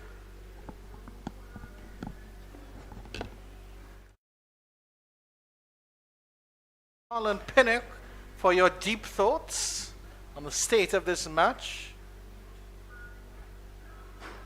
Ashley Blair continues. Both 15 overs on the trot, none for 38. Brandon King plays this one with a little bit of respect. He plays that in the cover region. Salmon was interested in the single. There is a misfield, but I think the opportunity has passed. Jerome Foster. And he's now putting on his headphones after shining his clocks, making sure he's presentable. Texting his loved ones to say, hey honey, you can't message me now. I have work to do. So letting his editor know, yeah, I will meet my deadline, sir. Pleasant good afternoon, Jerome Foster. How art thou? Yeah, thanks for the decent introduction. Not a great introduction. Decent? How dare you, sir? A decent How introduction. dare you? Yeah, the Scorpions are in a much better position than I am. They're enjoying their time now. Yeah, clearly I have to work on my introduction. Yeah, definitely. Yeah. King has gotten to his 50. Used a couple of great shots down the ground. Well-timed shots. Short extra cover in position. Your thoughts on Salmon coming in ahead of Morris? I'm very surprised, actually. Yeah. I'm very surprised, and I have to get the explanation because it's obviously not to change up the dynamic of a left-right hand combination because he's right-handed. Salmon is back to this one, pushes it into the cover region, and there's no run. But he does play spin well, Pete Salmon. So I'm wondering if that was part of the reason, and to probably for the Scorpions to take an aggressive approach between now and the end of the day's play, because someone can score at a good pace, but he hasn't shown that. So I'm not sure what the plan is. Morris has shown that he's aggressive. Mansingh is not as aggressive as the two. Yeah, just 9 of 38, and at the end of that over, 199 for the loss of 4. Yeah, and the Scorpions, they're trailing by 125. I think if they bat out the day, they should get close to 280, 290. They haven't batted 90 overs in a day as yet in this competition, so this would probably be the first. If they bowl 90 overs, the academy team, they've bowled 51 so far, and 23 minutes to go before tea. You're looking at another 4 or 5 overs, maximum 6, seeing that there are spinners operating. So you're looking at 57 overs maximum in this session. Yeah, so it's going to be interesting to see what the approach will be from the Scorpions. Bishop continues. King goes up in the air, bunts it down to long on. Didn't get good connection on that one. He still gets a single. There's a long on and a long off with place for Brandon King, but the field will change around for Pete Salmon. And what parish does Salmon hail from? Yeah, he's from St. Catherine. Oh, he's from St. Catherine as Yeah. well. Went to Innswood High School in Spanish Town. I think he's from the Old Harbor area. So he's familiar with the lovely Chedwin Park. Yeah, ground. that's where he's based. He's a club captain, actually. Yeah. That team won the 2-day competition last season. Yeah, they are the 2-day defending champions. Yeah. St. Catherine Cricket Club. By the way, Brandon King's 54 is his 15th first-class half-century. So, another feather in his cap. I think he's looking far further than that. He's Oh, looking yes. for 100. And you see think the he wants mindset as well. I think he wants to add 100 to that 54. Yeah.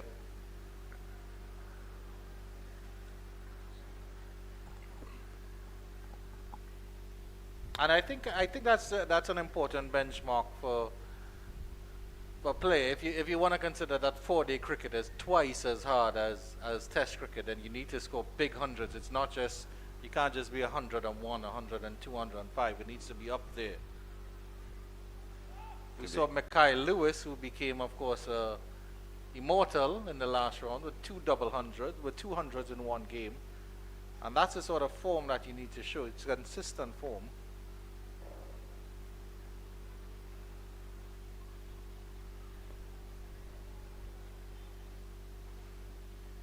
Quiet end to that over from Joshua Bishop. 58 overs gone, 201 for 4. And as you mentioned, those hundreds, they call them what, Big Daddy hundreds. You want to see players at this level getting 140s, 150s, 160s. Yeah. And then consistently, it's not just one score of 160. You need to be getting, even if you don't get 2 scores of 160, at least you're getting 70s and 80s along. Yeah. Which is the consistency that we've seen, I would say, from Kevin Wickham, who's been scoring runs for Barbados consistently almost every innings. He's had a score. And then Romain Morris as well. Yeah. Wickham is not in this round of action. I gather that he lost his father recently, just after the last round of matches. We do apologize, or we send our condolences to the Wickham family in Barbados. Ned continues, a long spell from him. He still hasn't tossed it up as much as he would like. Not as much. I think he's a little bit conscious about the fact that these two players are strong down the ground. What he's working on someone is that front pad. He's zoning in on that front pad. He doesn't get that full stride in. He wants to play from the crease. I think, as you mentioned, that Salmon seems to trying to widen in his stance there, making some adjustment there. Yeah, he is a tall fellow, is Pete Salmon, so he can get that stride in, sort of negate that spin. Wide of the creases, Ned. And he's trying different variations, different angles. He's bowled a couple from behind the stumps. He's bowled some from very wide of the crease, some from close to the umpire. With different pace. Just trying to vary his options to Salmon and King. He goes very wide now. You can see what he's trying to do here. He's trying to work over an angle on Salmon. Try to get him playing across the straight deliveries. Or hitting that front pad before he gets the bat down in time. He's varying his angles, isn't it? But he's not really varying his pace that much. Which, of course, is another aspect of it. The slower you bowl, the more dip you get, the more drift. That one was a little bit slower through the air. But you can see that even though he's a specialist spinner, there's not much movement. There's not actual spin in this pitch. This pitch has no demons. Yeah.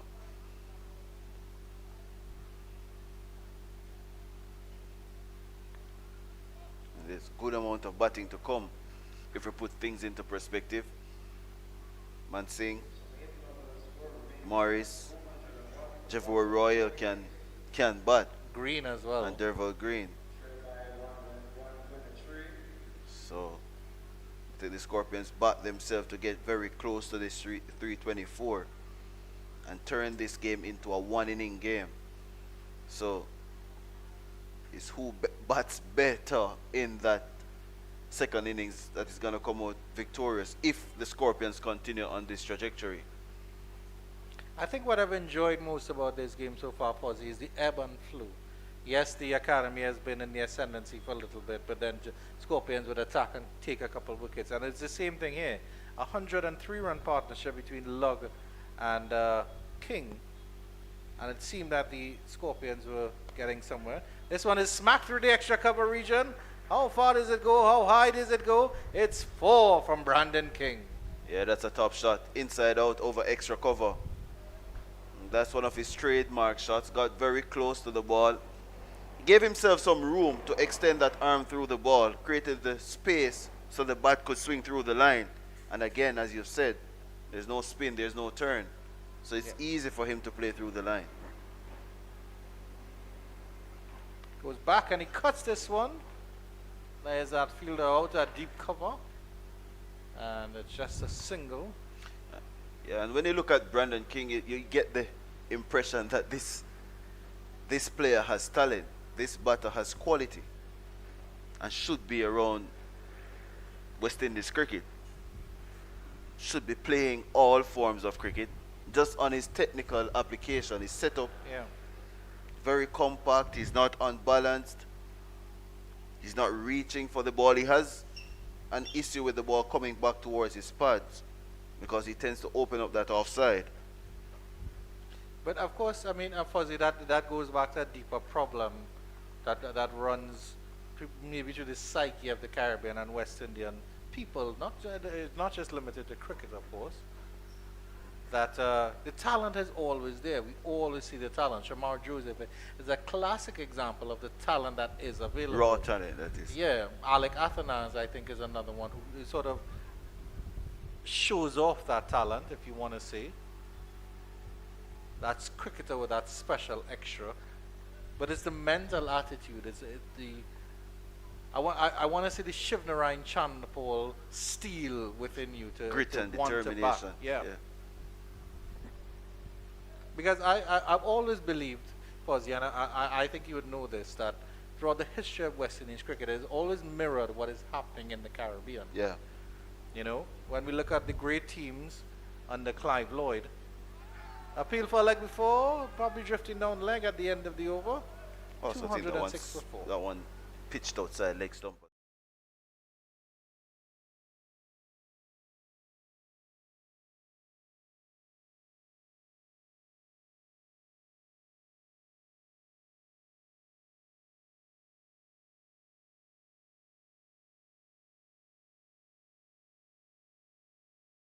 And then That pride as well. yeah, and then in later years, I think there were always political issues with West Indies cricket, but it was covered by the fact that the team was performing so well.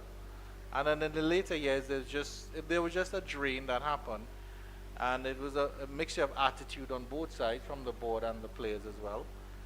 Maybe a bit of greed getting involved.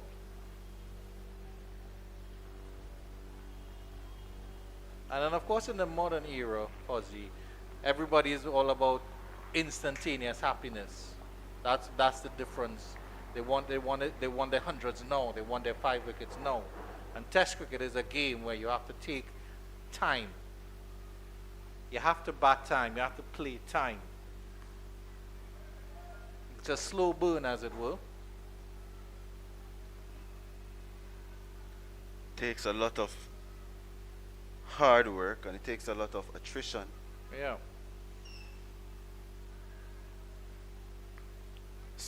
Skill is also important, but the application of the skill. Yeah. For example, someone like a Steve Smith who was now elevated to opening the innings in Test cricket. It's not somewhere that he has batted before, but it's just a challenge that he wants because he backs himself mentally and psychologically that he's tough enough to cope with anything that is thrown at him. It hasn't come off as yet. He has one score over 50, but you just back him that he's going to actually come off at some point, even with the technical deficiencies that he may have against a moving ball early. I'm glad you mentioned mentally, because, I mean, of course, any professional sports player will have to be physically fit. Physical fitness is of course, the ultimate. Oh, beautiful delivery. Beating all ends up was Brandon King. He was almost squared up by that one. How did that not take the off stump at 206 for 4? Or even the edge. And it deceived King.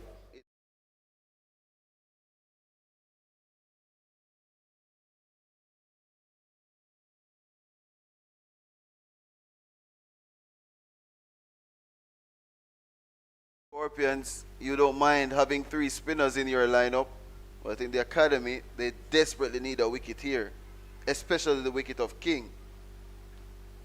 Yeah, coming back to your point about mental strength, I see a cross-section of the crowd gathering at Kingston Cricket Club, and probably having a couple drinks and beverages, and they're spilling on just on the outskirts of the field. They're not on the field by any means.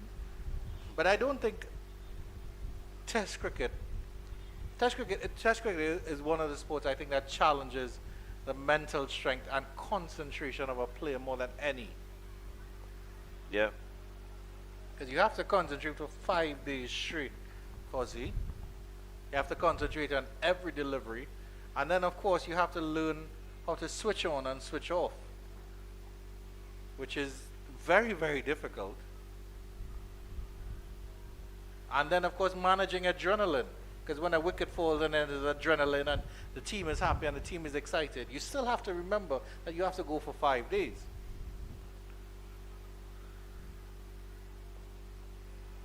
Which is why I actually do have a lot of respect for the present West Indies captain, Craig Bradford, because he sort of epitomizes that mentality.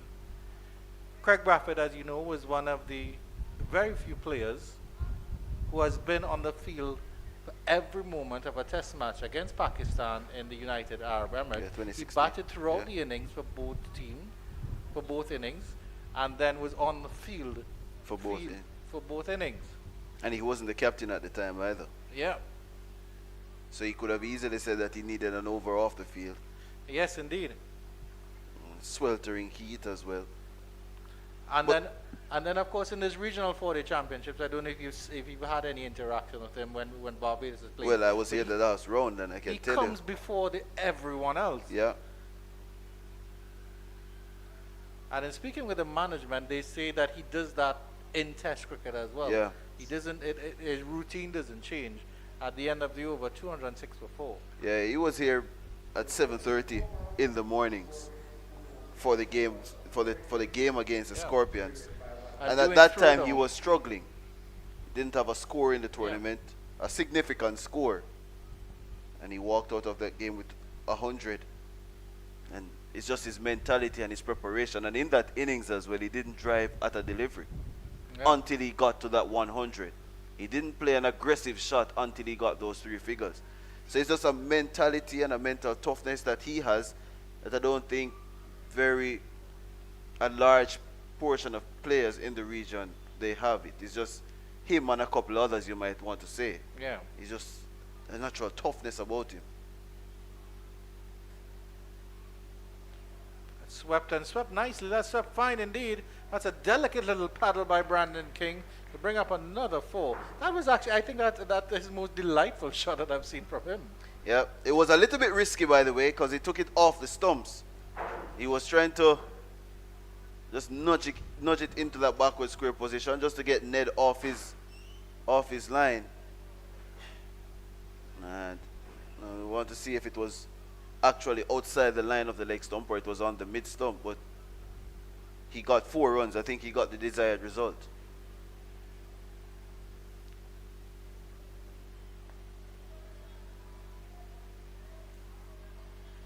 So these two came together at 170 for 4, so they've already put on 40 runs, of which Pete Salmon has only contributed 10.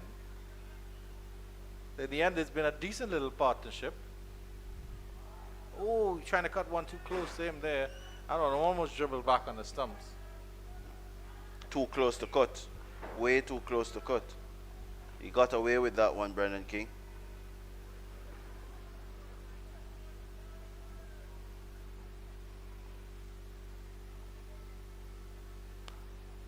Goes back and pushes the one to long on.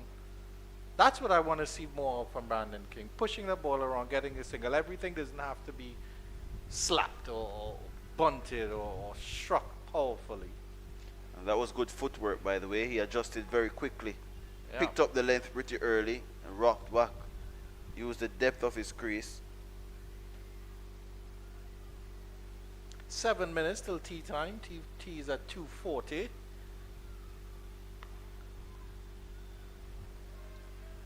As you said, 56 overs. This is the 56th over being bowled. Or the 57th. That means they're trying something different here.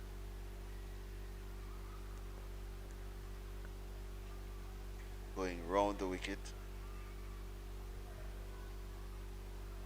This is how Javor Royal got Joshua Dorn yesterday. This same end. Rough was created outside that leg stump. 211 for 4. Credit to Pete Salmon. He's been in there now for 60 deliveries, just scored 10. But of course, you question why he came in ahead of Romaine Morris. But what he's done, he's really just batted with Brandon King and maybe added a little sense of stability to the inning. But I still feel like it could go either way. at this stage, Fuzzy. If they get a couple quick wickets and, as you mentioned, get into the low order, although the Jamaican middle and lower order has been wagging quite nicely.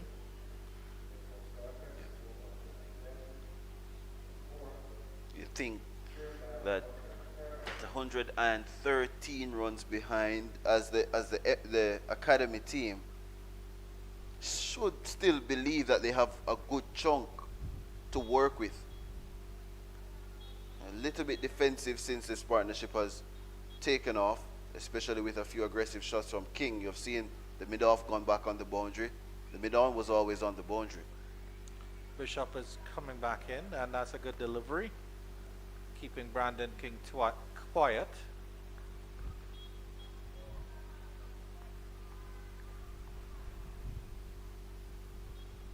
And at this stage, Fuzzy, he goes for the cut this time, gets that through. At this stage, Fuzzy, when it's just close to a break, what was your mentality? Do you hunker down, or do you still play the ball on its merit? No, it was always about getting to a break. Yeah. Yeah, so you calculated the time, or you asked the umpire. Once you got past that first drinks break in an hour, you'd ask, how much time is left? Yeah, all of a sudden you need to retie your shoes, change your gloves. Shoes, you change your glove, I'm a change little your helmet to a hat, dehydrated, something yeah. different. You ask the fielders a couple questions just to slow down the game. Do some gardening Yeah. mid-pitch. Ask the umpire to change the bail that you knock your guard with. There's something different all the time. I'm not a cheat. I just play it by the rules. Yeah, so while everybody's playing dominoes, Fuzzy is playing chess. Are you a fan of dominoes? I know it's quite big in Jamaica. Very popular. I still can't get over how they hold all 10 or 11 blocks in one hand and then slam it down. One of the biggest routines here in Jamaica. Dominoes. Have domino tournaments all around the country. Yeah. It's quite common, I think, in other Caribbean islands as well, St. Lucia. It's not so big in Trinidad. You get that it's massive in Guyana. Oh yes, indeed. But in Trinidad we play a game called All Fours with cards. Yeah. 212 for 4. That's sort of our national board game pastime, if you want to call it that.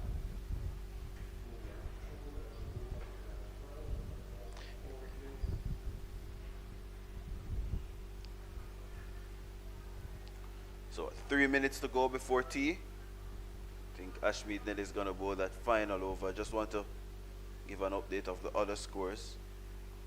You can see the mid-pitch conversation going on for a while. Smart batters. Combined campuses and colleges batting a second time. 5 for 1. They have a lead of 19. Dismissed the Leeward Islands Hurricanes for 259. By the way, the Harpy Eagles, they're still batting. 427 for 8. That's almost 2 days in the field for the Barbados Pride. To quote Marlon Pinnock, And Trinidad and Tobago, they were dismissed for 294 just now. So they have a 103-run lead against the Volcanoes. The leaders, Tian Webster made 100. 13 fours, 2 sixes. congratulations to Tian Webster. Certainly a player I think can elevate himself to West Indies cricket in terms of that middle order. But I mean, that's the thing about if you look at players that should be on the West Indies team. Craig Baffett, of course, is the number one player in.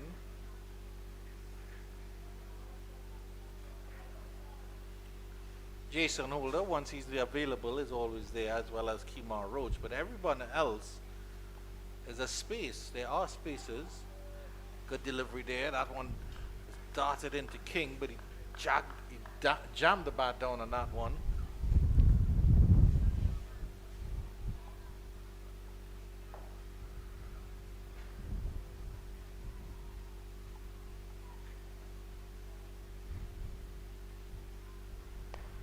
Tries to hit this one through extra cover. He does get it past the gap. Will it run all the way to the ropes of 4? It's touch and go. The fielder does not win the race. It is a 4 for Brandon King. Nicely timed again by King. 2 full, and with the final over coming up before the break, Ned was tempted to carry in the fielders to squeeze King.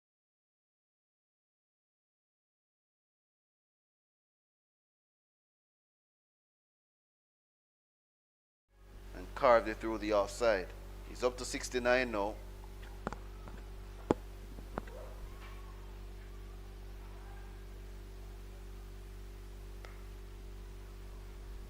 It's I think what I've enjoyed most about King's innings thus far, of course if he goes on to make a ton it will be excellent, but his adaptability. He tried to impose himself early in the innings, realized he wasn't getting it, it wasn't happening to him. He got a couple lucky close calls, inside edges that just missed the stumps, things like that. But he's shown that he can hunker down, he's shown that he can read the game now at this stage. His team needs him to get to the break, and they need him to go further. And that is the tea break here at 216 for 4 after 65 overs. The Jamaica Scorpions, they're fighting back here after the Academy posted 324 for 10. Some final words from my co-commentator, Jerome Foster, before we take our tea break. Yeah, very mature performance so far from Brandon King. 69 from 122. And he's been at the crease since the Scorpions were 67 for 3. A tricky situation, possible problematic situation for the team, but he has hauled them out of that position along with Leroy Lugg, who fell very tamely in the 60s and must be disappointed with the way he was dismissed. But the Scorpions are 216 for 4, and you could say that the game is evenly poised with the Academy still holding a 108-run advantage, but it will be a critical third and final session this afternoon when play restarts at 3 p.m. Jamaica time, 4 p.m.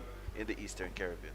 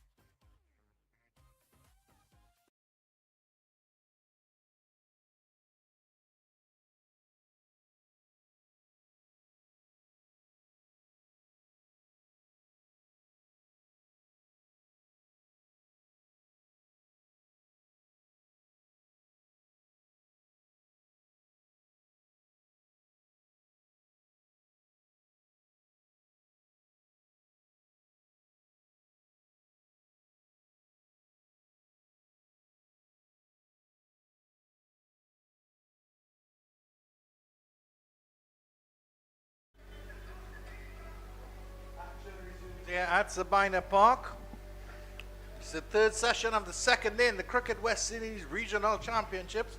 Round 4 matchup between host Jamaica Scorpions and the West Indies Academy. Jamaica 216 for 4. They trail by 108 runs. Andrew Chan in your company, and with action resuming, the action man, Marlon Pinnock, resumes his commentary position.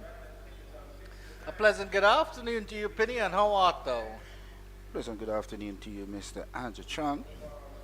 At current moment, Brandon King playing a fantastic knock so far for the Jamaican Scorpions, and Pete Salmon for his 64 deliveries for just 10 runs. That goes to show the fight that Pete Salmon is putting in for the Jamaican Scorpions.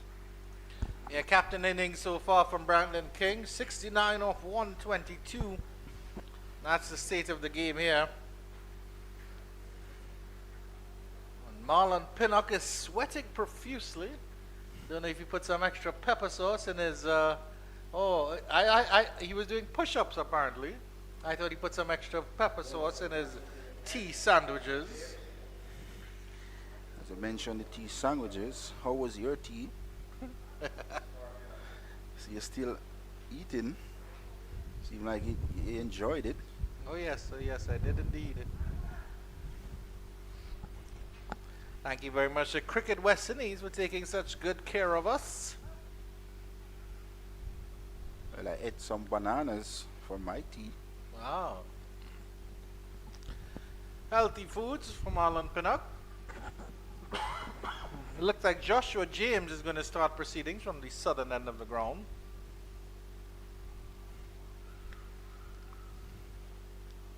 And of course, Taken just 1 wicket has Joshua James.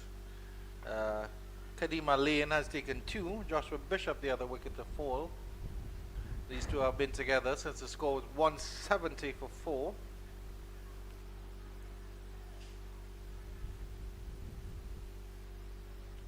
.46-run partnership so far. Yes, indeed.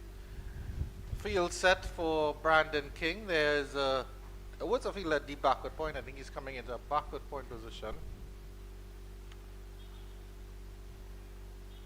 There's also interesting short extra cover as well as a cover fielder. A mid-off, mid-on, 1 slip in place, short mid-wicket. A deepened wicket, halfway back to the boundary, and a fine leg as well. Short delivery, and Salmon rides this one, plays it off into the cover region, and proceedings have started in the third session of the second day. Not much pace there coming in from James. Indeed, someone very tall lad, easy negotiate that short pitch delivery.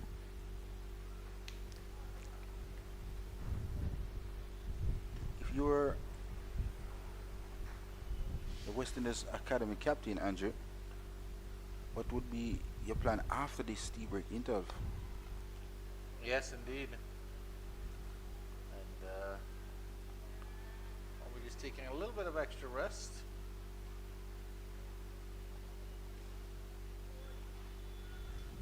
Maybe the tea was very hot, so you needed it to cool down a little bit. I'm sure you made your names during the tea session, Penny, and hailing sandwiches and juice and tea and what have you from a side. Fresh pineapples as well. Good delivery from James. He started on the money here so far to Pete Salmon. Majority of the overs so far from the West Indies Academy have been bowled by the spinners. Yes, indeed.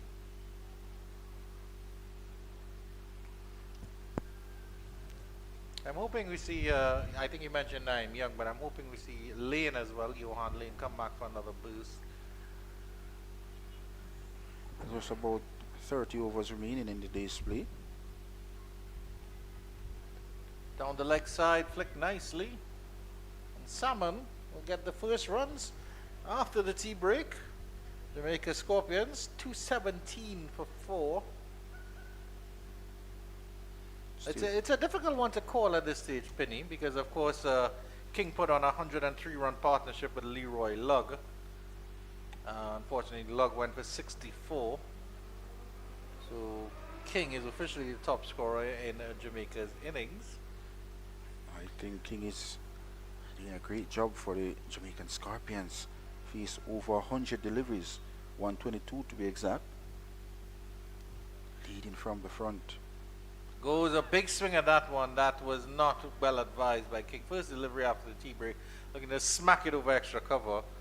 I think it was there for the taking, but of course James is a bit tall and he gets a bit of extra bounce that you have to be careful of. Yes, indeed, I get an extra bounce and slight shape away from the right-handed King. But King seemed like he came out with a plan this evening session, to be very aggressive, mid-on and mid-off up in the circle. Known for his aggressiveness is Brandon King. Pushes that one to mid-on. It's a quick single, and they get it in the end. Jordan Johnson a little bit slow getting off the mark, but it was played softly by King in the end. And this is the commitment you want from your batters in the middle. Any single presents itself, they capitalize at the end of the 66, the Scorpions, to 18 for a loss of 4. And the other thing is King also managed to pinch the strike as well. Good stuff from him. Will Ashmead Ned continue? It looks like Joshua Bishop is handing his hat over to the umpire. It's a shot of the Kingston Cricket Club. There's members. There's Weevil Hines. There are some members of the Weeper team as well. Yes, there's a Weeper gentleman here with us in the commentary positions. We have to be very careful of how we, what we say negatively about players, Penny. He's taking his notes. And of course, I don't think he's doing that. Updating the Facebook page as well. Weeper is upset with Marlon Pinnock for his comments. Bishop is back from our commentary box end. 1 for 38 so far. Into his 13th over. He'll bowl into Brandon King. Slaps this one nicely through the extra cover region. The fielder comes around from long off. That's Kadima Lane. They come back for 2 and they'll get it quite comfortably. A tiring looking Kadir Alain. He runs around gingerly as the 50 partnership comes up. It's been a long day here. Between Captain Brandon King and Pete Summon, 50 of 125 deliveries. Slow but be holy for the Jamaican Scorpions. 220 days for 4. Jamaican Scorpions. Steady reply thanks to a brilliant 103-run partnership between Captain Brandon King and Leroy Lugg. Pleasant looking drive this time by King down to long on. Sensible cricket being played by Brandon King. Yeah, good to see, good to see. And he also assists with the fielding effort there. But did Brandon King turn his arm over, Penny? I've never seen him bowl. I don't know if he can turn his arm over as well. I've never seen Brandon King bowl. I've never heard of Brandon King bowling. One thing for sure though, I always hear about Brandon King batting, and he's doing just that for the Jamaican Scorpion at the moment. Oh, an edge! What happened there? It turned in. I think Samuel got the edge, and I think it may have been Spill that slipped. You'll have to look at the replay on that one.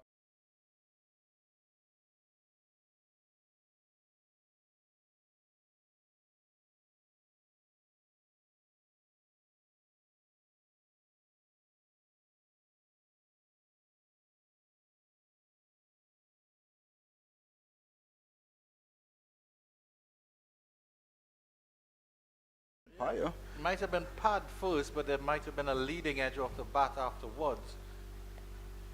This time, Brandon King has this one well covered. As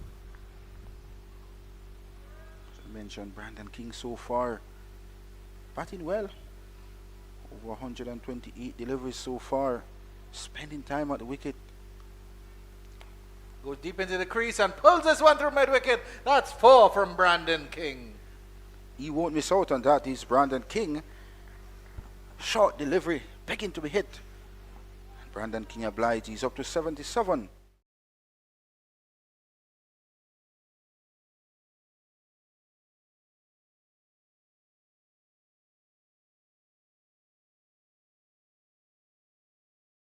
To 80 by the end of the day. I think if King stays in, he'll be very, very close to that 300 mark and maybe over. Of course, maybe 320 thereabouts. Certainly seems to want to accelerate after he crossed that 50 mark. And of course, Brandon King coming back into this Jamaican Scorpion team as a captain. And he's shown why he's a leader. He's leading from the front with the bat as well. Yes, indeed. Adding some much needed stability to that Scorpions middle order, Penny. Well, just 98 more runs required for the Jamaican Scorpion. Joshua James to continue to Pete Salmon. Lovely drive to the extra cover region. Does he have enough on that? The outfield is fast. The fielder does well. The dive comes in. Excellent work by Salmon. And good by the fielder as well. So good cricket all around. Excellent feeling by Naeem Young, the captain of this West Indies Academy team, showing fight. And that's what leadership is all about. And Naeem Young showing just that for the West Indies Academy. But pleasant looking shot on the part of Pete Salmon. Growing in confidence, just a 13 from 70 deliveries.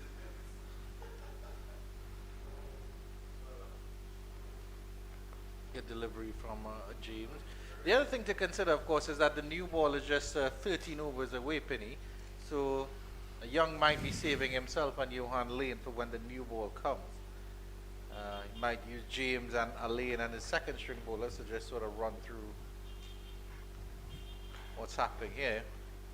I would have liked to see Young shuffle his pack a little bit though. He bowled Ned for quite a few overs.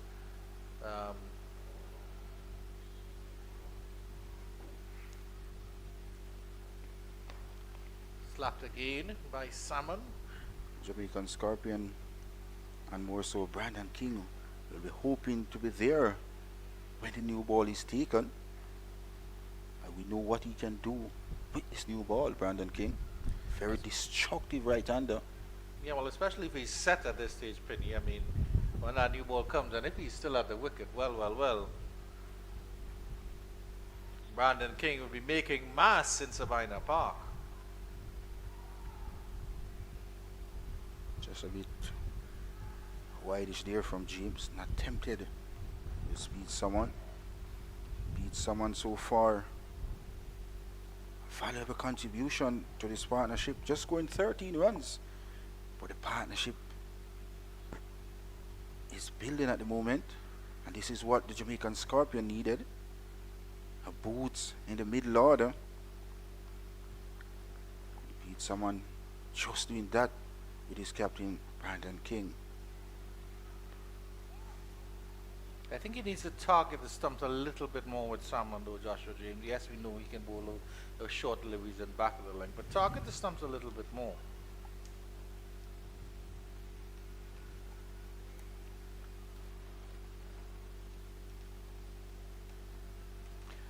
Well, in some news from Coolidge and Antigua, the Barbados Pride are finally batting after the Guyana Harpy Eagles closed their innings on 436. That's a mammoth score.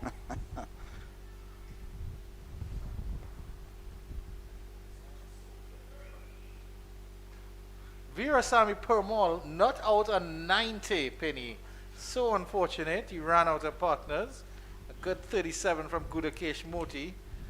But at the end of the day, not enough partners. I'm wondering if that pitch over there is flatter than the one here at Sabina Park. Yes, indeed. At the end of the 68, the Jamaican Scorpion 228 for a loss of 4. Windward Islands 14 without loss. They're behind Trinidad and Tobago Red Force by with 90 odd runs. And after the loss of their early wicket, the combined campuses and colleges are 36 for 1. They had a slim lead against the Leeward Island Hurricanes. Tamil Poran out for a silver duck, just 2 deliveries for that one. Caught and bowled by Jeremiah Louis. Ramal Evelyn and Siddiqui Henry in the wicket for the CCC. Henry scored an half century in the first innings for the CCC team as well. Cut by King, no run. Brandon King looking to create space to cut that ball.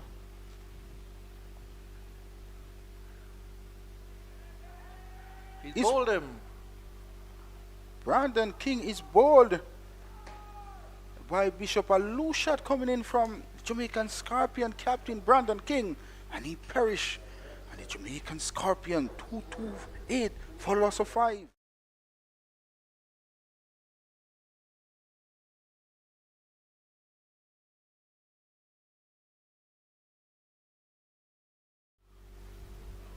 Went for 77. That means Jamaican Scorpions trail by 96 runs with 5 wickets in hand. And that's a big wicket, and that has completely changed the context of the game here now, Penny. It was at a stage where the Jamaica Scorpions were starting to look comfortable, and once again they managed to whittle out a wicket. The West Indies Academy, a much needed wicket here. And it will be that gentleman, Romain Morris, coming out in the number 7 position here for Jamaica, leading run scorer for them, the wicketkeeper batter, and the left-hand batter as well. And I think it's a good platform here for him to show exactly what he's worth. We've seen that he's very, very capable with the bat. It'll be nice to see him here live, Pity, and see what he can bring to the party here. As you mentioned, it was a big wicket of Brandon King. I wouldn't say it was a big wicket. It's a huge wicket, courtesy of Bishop. Brandon King was looking so dangerous at Sabina Park. Because the other thing, of course, to consider is that Jamaica, the Scorpions have a headache here, Penny. They're still 96 runs behind, and they will have to bat last on this wicket. If we're seeing from the spinners, Ashmead Ned and Bishop, that they're getting spin and they're getting turn on the second day, and they're getting wickets on the second day, what's going to happen on the fourth? So it's up to Morris here now, Salmon, and the rest of the Jamaican batting to make sure that they get something resembling a lead. You'd think that they need to add at least another 250 on the board, a 100 to get rid of the 96 that they still trail by, and then at least another 120, close to 150 to give the academy something to chase. And they still have Abhijay Mansingh as well. Jamaican Scorpion, 2 batters that was well set in Log and Captain Brandon King played loose shots and perish at the moment. Yes, indeed. 2 big wickets, of course, that Bishop has taken. Lug 64 of 78 and Brandon King 77 of 131. Oh, beaten by that one is Romain Morris. Played inside the line, but good drift across him. Good steady stuff so far by Bishop. Hence why you have figures of 2 for 45 so far. Goes for the big sweep, or the big slug, I should say. Ill-advised here from Morris. Gets an inside edge. And I'm not sure what he was trying to do there. Slapped that one to the covers, maybe. 228 for 5. 69 overs gone. I don't know what Morris was thinking there. Second delivery was facing, and a big shot came out. Lucky enough, he got the inner portion of the bat. And check is out to the onside. And no run, no wicket. But I think the Jamaican Scorpions should be thinking another partnership would do us just here in this 4th run action. Well, I think these two need to think we need to bat out the rest of the day. Right. So you get through the first. Well, there's about 27 overs remaining in this day. yeah. So there's about 11 minutes before the first half an hour after the tea break. So that's what you have to, I think that's the first landmark you have to get to, and then Yeah. you have to get to the hour, first hour. As you mentioned, you play the cricket in sessions, session by session.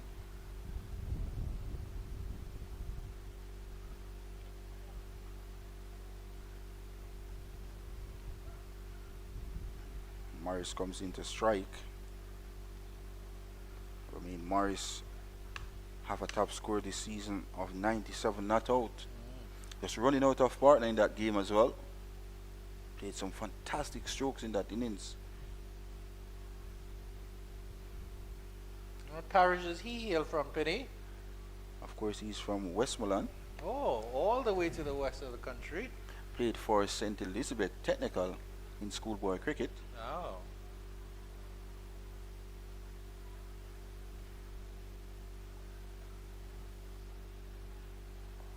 Chairman Blackwood, Kenner Lewis, Rama Lewis, all of Westmoreland. Proper country boys, Penny. You know it all. Myself is a country boy as well. I'm from the Garden Parish. Mm. You ever heard about the Garden Parish? Yes, indeed, Penny. You spend a lot of time in your garden parish, Chetwynd Park, St. Catherine. Okay, you're not correct there. Garden Parish is in St. Anne. Oh, That's my where you went apologies, to the Penny. beach. I Those need a love- couple geography lessons. Those lovely beaches you went to a few weeks ago, that's the Garden Parish. Ah, in Ocho Rios. Oh, you're absolutely correct. Yes, Penny. Yeah, of course I remember. Pristine waters of Ocho Rios. And our catching session that any test team would be proud of. I think we were at it for a couple of hours. Kadir Mohammed as well enjoyed himself. Yeah, oh, He took definitely. some wonderful catches as well. Yeah.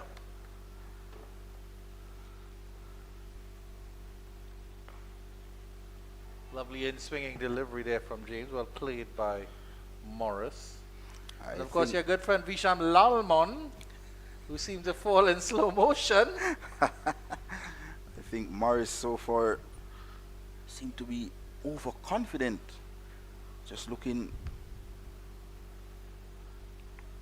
to pounce upon anything presents itself at the moment.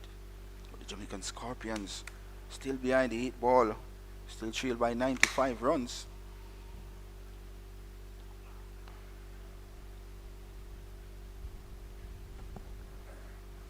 Yeah, he looks comfortable. Immediately from his first delivery, he looks comfortable at the crease. He looks like he's ready. But of course, as I've mentioned, there's a fine line between confidence and arrogance. He needs to not be arrogant. He needs to do what his team needs him to do more than anything else. And of course, overconfident can be your downfall as well. Of course, yes, Penny. In all aspects of life. Indeed.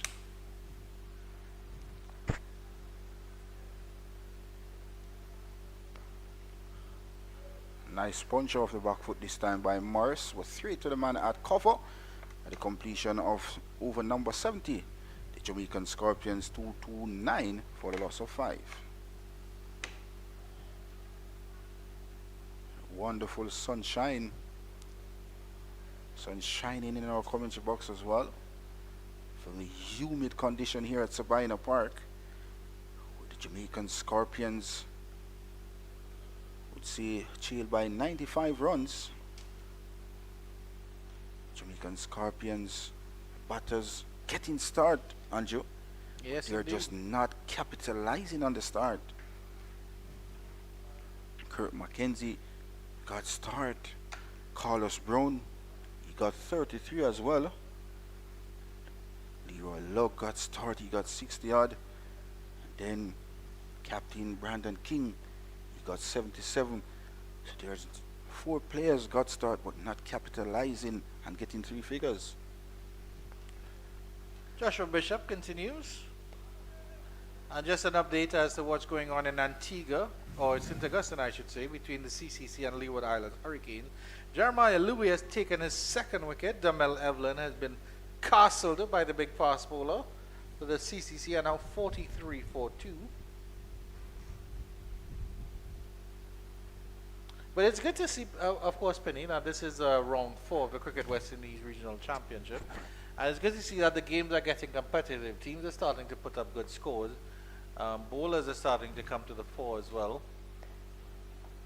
And of course, the next good thing about it is good to see some youngsters coming through this regional cricket as well and performing.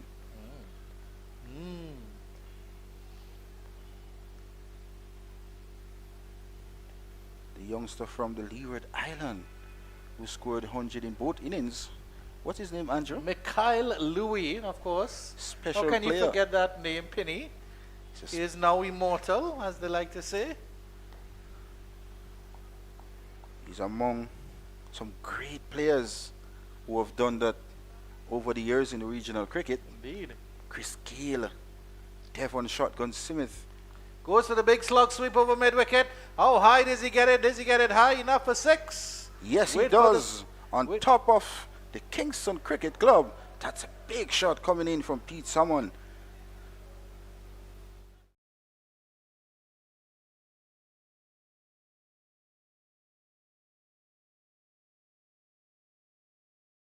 And, well, we question why Salmon came in ahead of Morris. But you have to admit that he's done a very, very good job here. It's his first shot of Anger. force, I would say, yeah. And there'll be some delay as we look for the ball. But if you look at it, he's spending time at the wicket. So once you spend time at the wicket, things becomes easier for you as a batter. 81 deliveries so far, and just 20 runs. And that last delivery was a 6, so he was 14 from 80 deliveries. Indeed.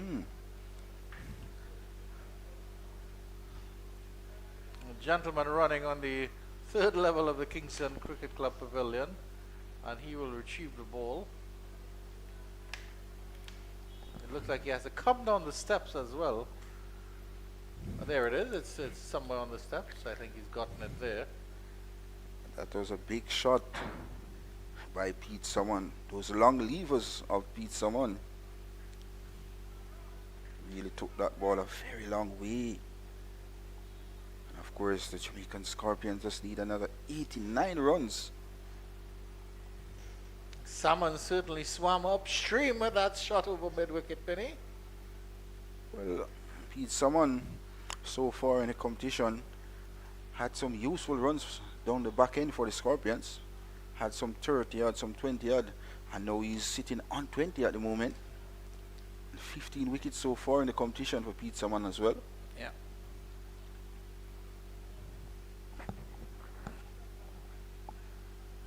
Bishop has the ball back in his hands. Salmon is forward to this one, just pulling it defensively. At the end of that over, 235 for the loss of 5 wickets. 71 overs gone here for the Jamaica Scorpions. Another 25 overs remaining in the display. Jamaican Scorpion with hope Pete Salmon and Romain Morris can bat them through to the close of play on day 2 of this West Indies Regional Round 4 action from Sabina Park. Quite so, Marlon Pinnock. Quite so indeed. Moving very, very slowly into their position, the West Indies Academy. It's been a long day. It's been a warm day here at Sabina Park. Wonderful conditions for cricket. Joshua James to resume the action. 65 overs so far been bowled in the day's play. Had 6 yesterday late in the evening.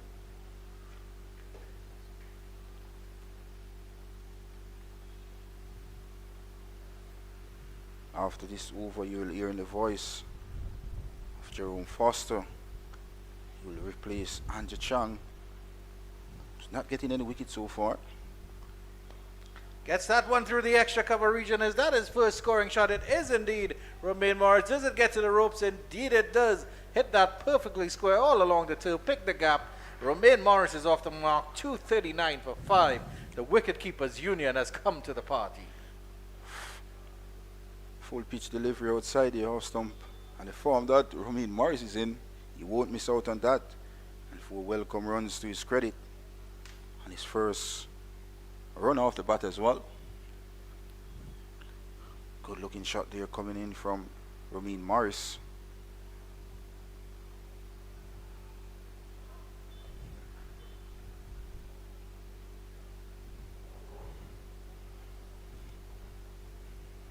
The standout performer in the Jamaican Scorpion team thus far, Morris. Took some wonderful catches as well behind the stumps.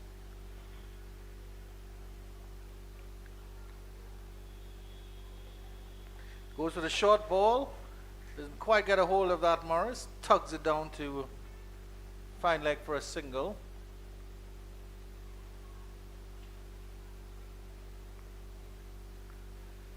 Pete Salmon comes back in strike here. He has a start 20 of 82 deliveries. He's been in there and faced a lot of deliveries, Pete Salmon.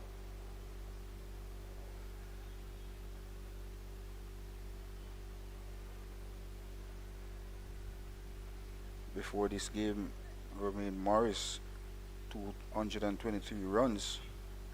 As we mentioned, the base was 97 not out.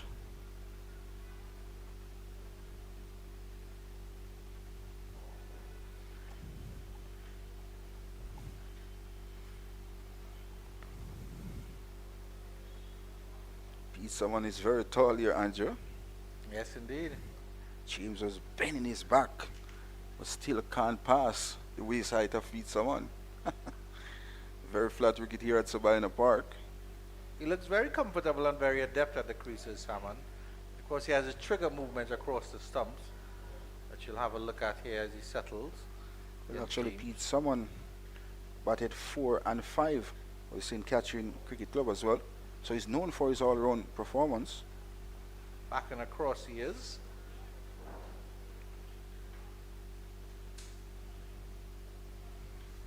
Naim Young, the captain of this young West Indies Academy team, doing a fantastic job in rotating his bowlers so far.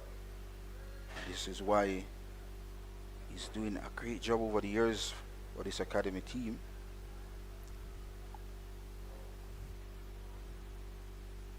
Of course, the West Indies Academy need quick wickets here if they are to stand a chance of getting these 5 wickets before the Jamaican Scorpion get these 84 runs.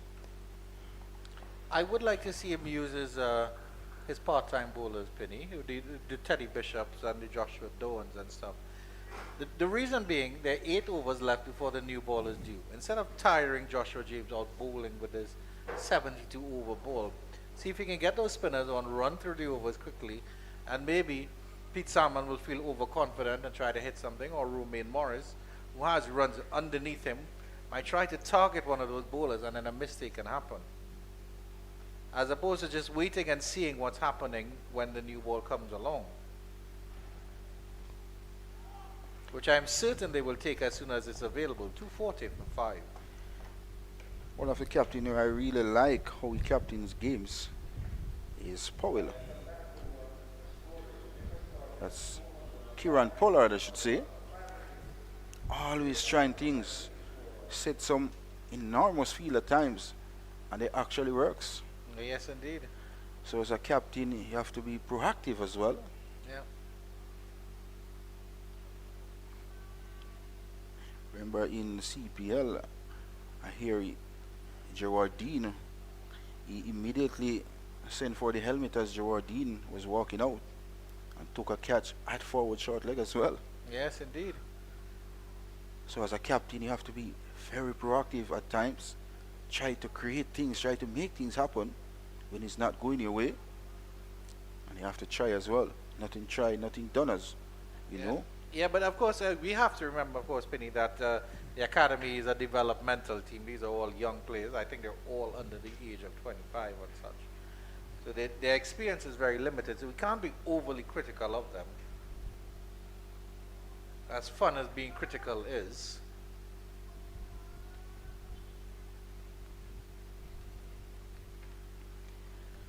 Pete Someone so far doing a fantastic job. Just a 20 of 86 deliveries. Spending time. Time is the master here for the Scorpions. Oh yes, definitely.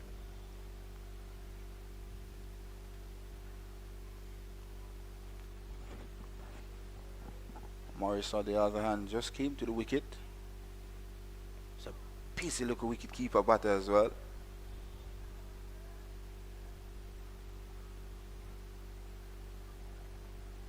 Been around the Jamaican setup for quite a while. But at that time, Aldine Thomas was the wicket keeper. Didn't got a lot of games. But now getting the opportunity at the first class level this season, and he's shown why he deserved to be playing first class cricket.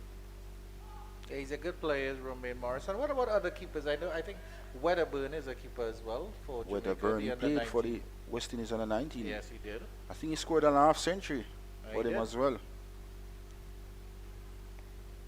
A solid fellow as well. He can really bat. Remember, Wedderburn scored a century here against the Jamaica Defence Force in that warm-up game before they toured for the under-19 tournament.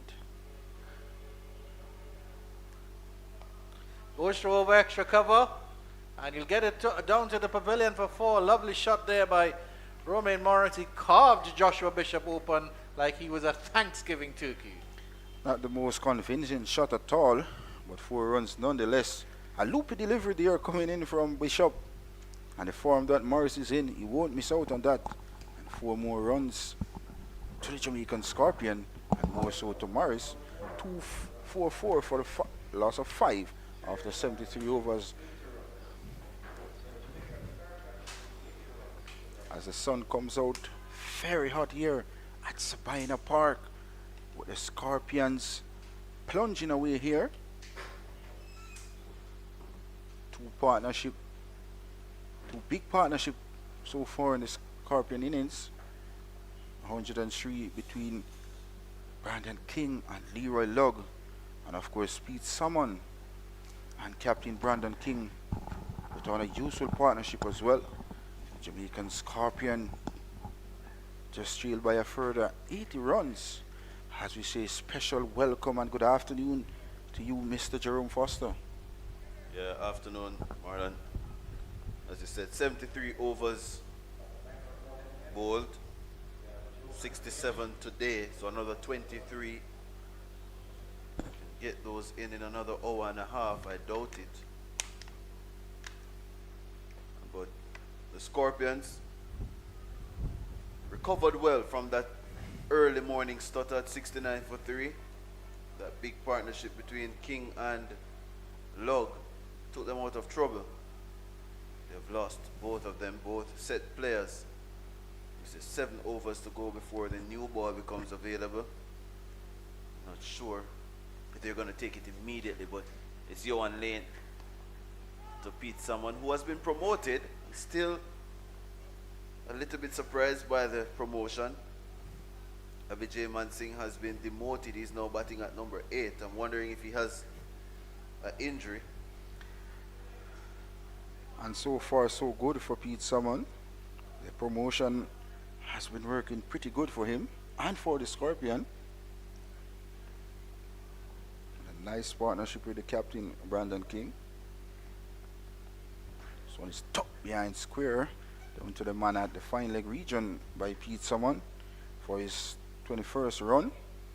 245 for 5, the Jamaican Scorpion in pursuit of 324 made by the West Indies Academy.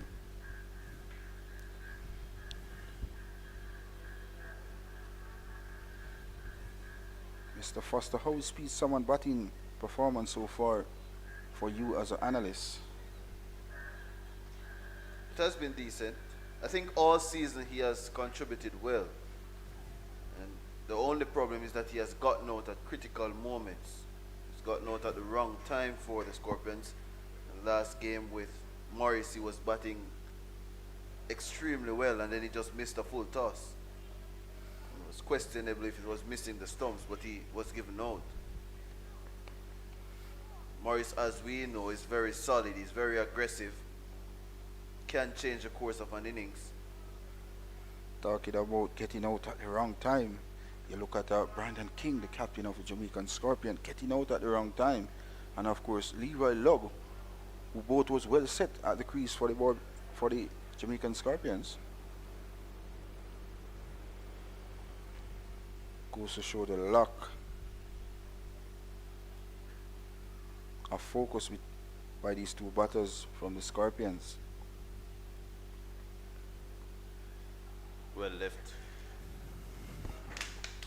Lane has some pace. I'm just a little bit surprised that he has only bowled 9.5 overs prior to that delivery. Has good carry, a tall pacer from Barbados. Said played the under 19 World Cup in 2022.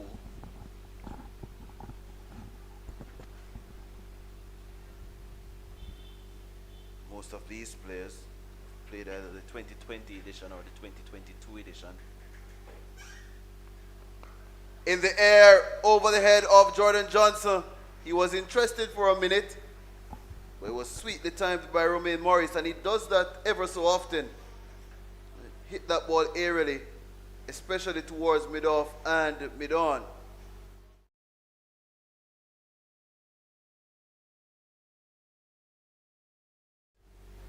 Indeed, the favourites shot there coming in from Romain Morris. Straight down the ground. Over mid-on or mid-off. That's his favourite spot, and he won't miss out on that. He picks up his second boundary in his knock so far. And that's a safe area. If you pick a area that you want to score runs straight, and because he's small in nature, in stature, his power is going to come down the ground. Doesn't have the same muscular build as a Lug or a Brandon King per se, who is very strong. So he has to play through the line. He doesn't create shots. Romain Morris, I think the umpires are signaling. Well, the players were signaling that they needed a refreshment, but the umpires say they have another over to come. Umpire Patrick Gustad. Joshua Bishop has taken the wickets off Lug and King. I think King just missed a straight ball. Actually played around a straight delivery. Should have played that one down to mid-on. Was looking to hit it through mid-wicket. So Bishop, who I thought was introduced too late in the attack, has taken 2 for 55 from his 16 overs. He's going to be bowling to Pete Salmon. I would say Romain Morris having a fantastic regional season so far. It was under the radar for a few years when Aldine Thomas was keeping. Didn't get as much game faster, and now getting the opportunity at the regional level and showing why he deserves to be here. Yeah, and he has always done well in the domestic competitions. Last season he had 4 centuries. So it was just about a matter of time that he got his opportunity. Still believe he has some work to do behind the stumps, but he has improved. And there's a quick single on offer here. They've completed it. And there's now a chance for 2. Yeah, poor cricket. Joshua Bishop didn't get behind the stumps.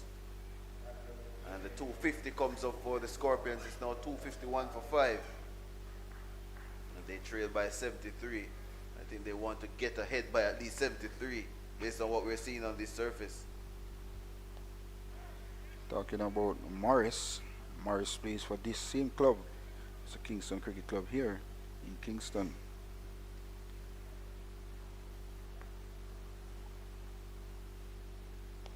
Well flighted and pushed down to long off. Sense of a bat in here been shown by Pete Summon. Faced a 94 deliveries so far.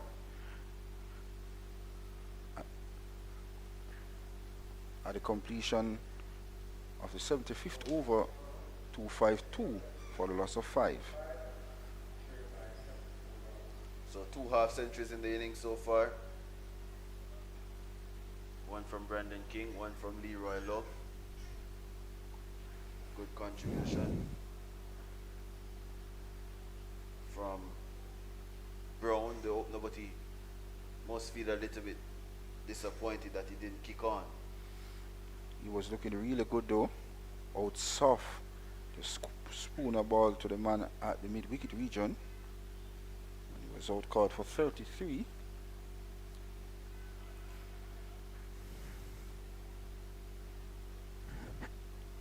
Game is really meandering here.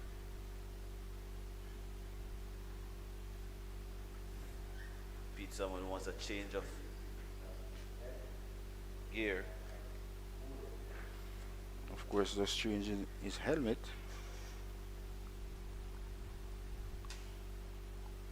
The West Indies Academy, majority of these overs have been bowled by the spinners so far.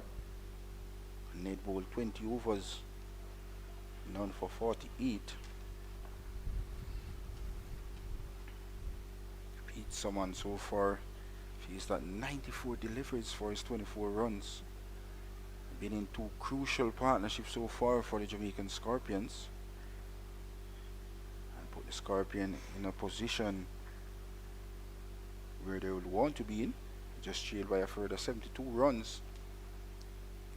And as Foster mentioned, the Jamaican Scorpions would want to have a lead of over 72 runs. I think they want to get at least 350. That's the first That would be objective that they want to complete, and then they get closer to 400. If you get to 400, you're leading by 76. So it's gonna take some batting. 148 runs away. I think Pete Salmon is in it for the long haul. He has backed away from his natural aggressive tendencies, and we have seen that all championship. And speaking to people within the Scorpion setup as well, is that his selection in the team and in the squad was strategic. They've always been looking for an off spinner, that's one that takes wickets. Secondly, they're looking for somebody down the order who can contribute with the bat. And all the Trials game he has played so far, he has 5 wickets to his name. He scored back-to-back centuries as well. So he demands his game in the Jamaican Scorpion lineup. Just overshadowed Ramal Lewis. It's obvious that the right decision has been made. Tries to thread it through the offside. That's a misfield. It was hit very hard. I think that's Naeem Young, the captain. Misfielded. Jordan Johnson retrieved it. So someone merits his spot in his team. He commands his spot in the team. I think he has 14 wickets today, or 15 because he took a wicket yesterday. Goes to show the hard work and the dedication. Even when the team was away and he was not selected, he was playing cricket all parts of St. Catherine. That shows the hunger of Pete Summon.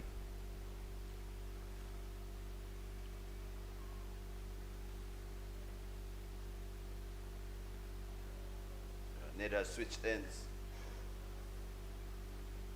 That completes the 76th over. I think Captain Naeem Young has realized that it's coming closer and closer to that new ball time. Has relieved Johan Lane of his duties to get through these 4 overs. A long day in the field for the West Indies Academy team so far. 70 overs so far in the field. They have been tidy in the field. Been very tidy. They've been electric at times. They've been energetic at times. But once a big partnership has been formed, they get quiet. As flat as the wicket is out there, Yeah. Foster. And that tends to happen. It's not just them. It is a cultural shift that is needed to change such a perspective. You get chirpier as the wicket gets flatter. You have to give the bowlers more motivation, but it's understandable. It's hot, it's humid, and you're just waiting for something to happen. So that's a century of deliveries Pete someone has faced so far. Showing occupation at the crease.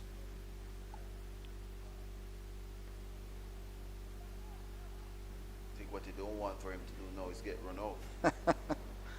That would really set the Scorpions on the back foot.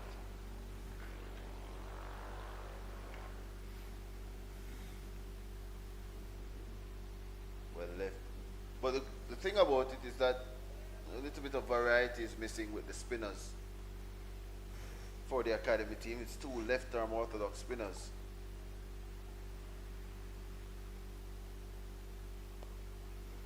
Bishop is bowling his 18th over, I presume. Yeah.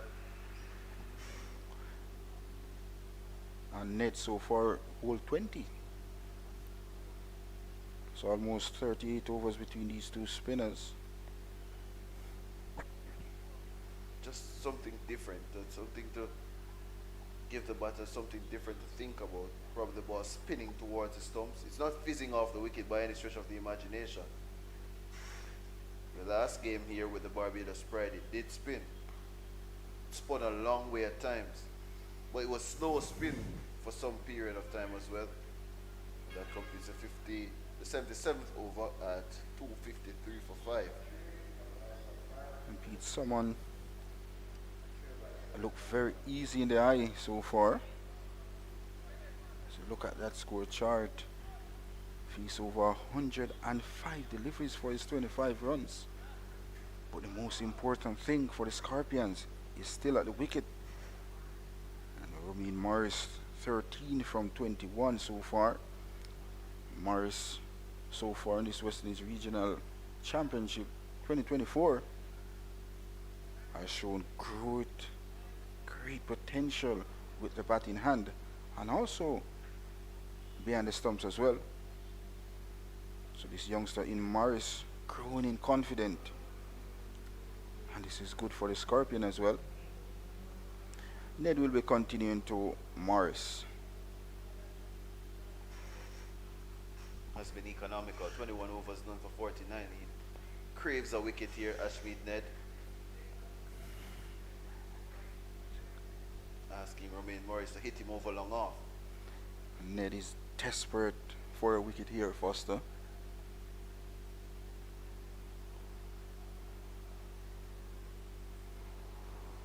See how the Scorpions go about playing that new ball as well. Going to be around 4 o'clock. So another 90 minutes to get through the remaining overs. Goes inside out, no! He's caught soft. Ned was tempting him to go over the mid-off area. And he picked out the man at extra cover perfectly. Another catch on the day for Johan Lane. And that was very tame. It was very soft. And now, another opening for the academy team. The Scorpions 253.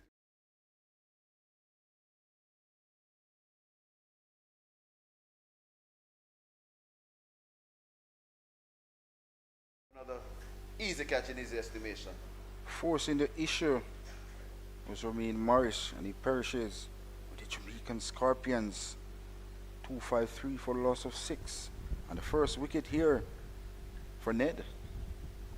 And boy, oh boy, did he need a wicket. He really celebrated after getting that wicket as well. Jamaican Scorpions is giving their wickets away. Last, Brandon King gave his wicket away. Leroy Lugg, and now Romain Morris.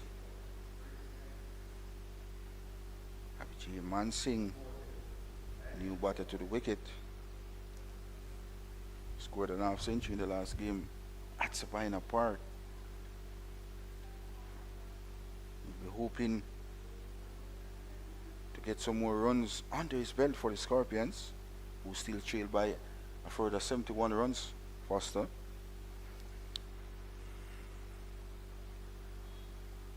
Very soft dismissal there from Morris. Just trying to create space to hit the ball over the onside. Instead just finding that man at the cover region. Lane who took an easy catch. The Jamaican Scorpions on the back foot now. Trailed by 71 runs. So Mansing is the new batter. Ned is gonna be continuing. He deserved that wicket. Has toiled away all day. Fires that one into the front pad of Mansing, who got himself out of the way. 253 for 6. I want to say Advantage Academy. Guided away, there's no third man. Joshua Bishop is only going to pick it out of the boundary. First scoring shot for Mansing. Takes the score to 257 for 6. That was too wide. It was fast, but too wide. The width was there. All Abijay man. Down to the vacant third man boundary to open his account with a boundary. Way too easy. See Joshua Doran doing some stretches.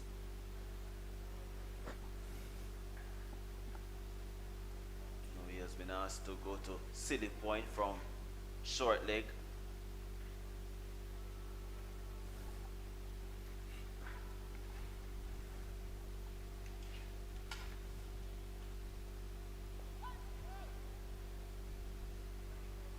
That completes the 78th over. It's 257 for 6. Mansing, the new man, after Romain Morris was dismissed. So Bishop and Aline so far picking up 2 wickets. Ned 1, and of course James 1.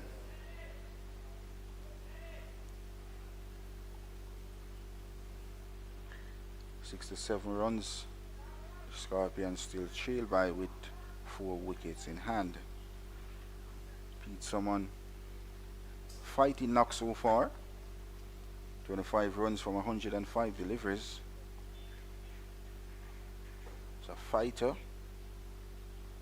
Shown why he's selected in the Scorpion lineup as well. Working every second, every minute for his game. So Joshua Bishop is going to continue. This is going to be the 79th over.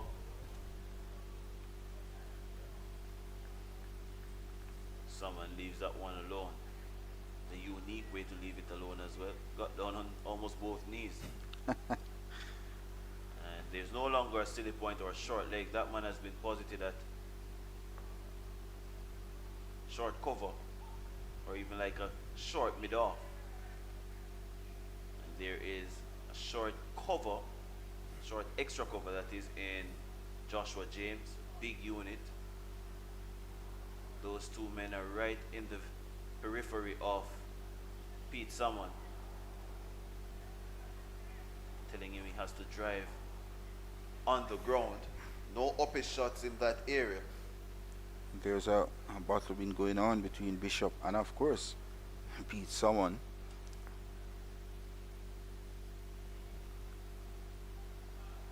Slow turn there. Still going on. Delivery. Deep backward square. He had played a big shot over that area. And there's a long on. There's a sweeper cover. It's a long way forward. So, I think you're going to have another delivery before Drinks comes onto the field, or probably another over. It's 3:58 now. It's going to be one more over before the new ball is due. That's a maiden completed by Joshua Bishop. And it's 257 for 6. as the captain of the academy team, you take the new ball immediately? Yes, I will do. But of course, when you take the new ball, have to be looking wickets. And of course, the order of the day for the West Indies Academy now at the moment is wickets. But sometimes you took the new ball and it leak runs as well. Foster.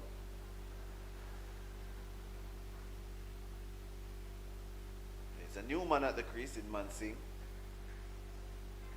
That's one. Secondly, Pete someone, he has been there for a long time, but he hasn't scored quickly. He has faced all the bowlers, really. 101 deliveries. 111 deliveries, yeah. Mansing is going to be defending Ned when he's straight there. So there's no deep mid-wicket for Mansing. There's a man at backward square. He's 3/4 to the boundary, and he's the only deep fielder. Oh, he leaves that one alone. Left it very late. Oohs and ahs from Carlin Bowen Tuckett, the wicketkeeper. But also Bucket. I mean, Tuckett, he left that one alone as well. Yeah, he thought he was going on to the stumps. He's very close to the stumps.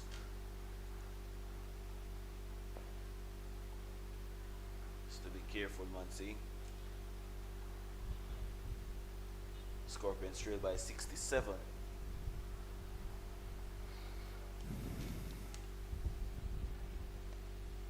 As we said, well, as I have said, the Scorpions haven't batted an entire day of cricket all season. So, this is a strange place for them to be batting an entire day. Maybe the boots of Captain Brandon King makes a lot of difference for the Scorpions. They have another one. Hour, 15 minutes possibly, or 25 minutes to see through. That is another maiden, consecutive maidens for the academy who are building pressure here at Sabina Park in this 4th round regional clash against the Scorpions, who are 257 for 6. It's drinks. The Scorpions' top scorer so far is Brandon King with 77. Leroy Luck made 64. Avijay Mansing is at the crease. He's the newest player to come to the crease. He has 4 from 9 and beat someone 25 from 111. He was promoted to bat at number 6. And the Scorpions, they trailed by 67. 2 wickets apiece for Joshua Bishop and Kadima Lane. Another for Ashmead Ned. And the other going to the fast bowler Joshua James. So we'll take a break as the players get some refreshment, and we'll come back in a short space of time.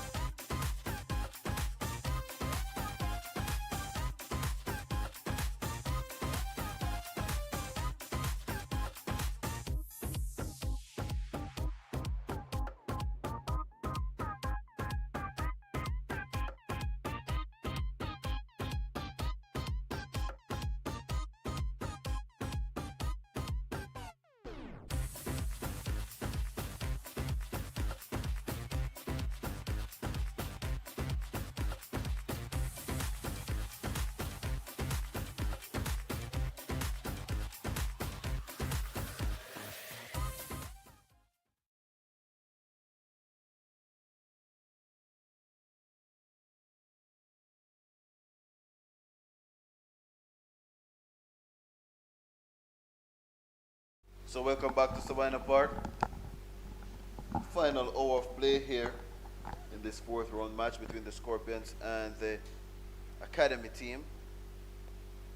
Slow turn again from Joshua Bishop as I'm joined by Andrew Chan with the Scorpions 257 for 6 in response to 324. So they trail by what, 67? Beat someone 25 from 112. Abhijay Mansingh has just joined him on 4. Goes for the big sweep. It's in the air. Teddy Bishop is going back. It's going to drop in a safe space. That's music to the ear of someone. A big hoik. He gets 2 runs. 259 now for 6. Yeah, good afternoon to all our viewers around the world. It's just about 4 o'clock in Jamaica, 4 p.m., 5 o'clock in the Eastern Caribbean. Little knock from Pete Salmon, 27 of 113. He's been there for a while.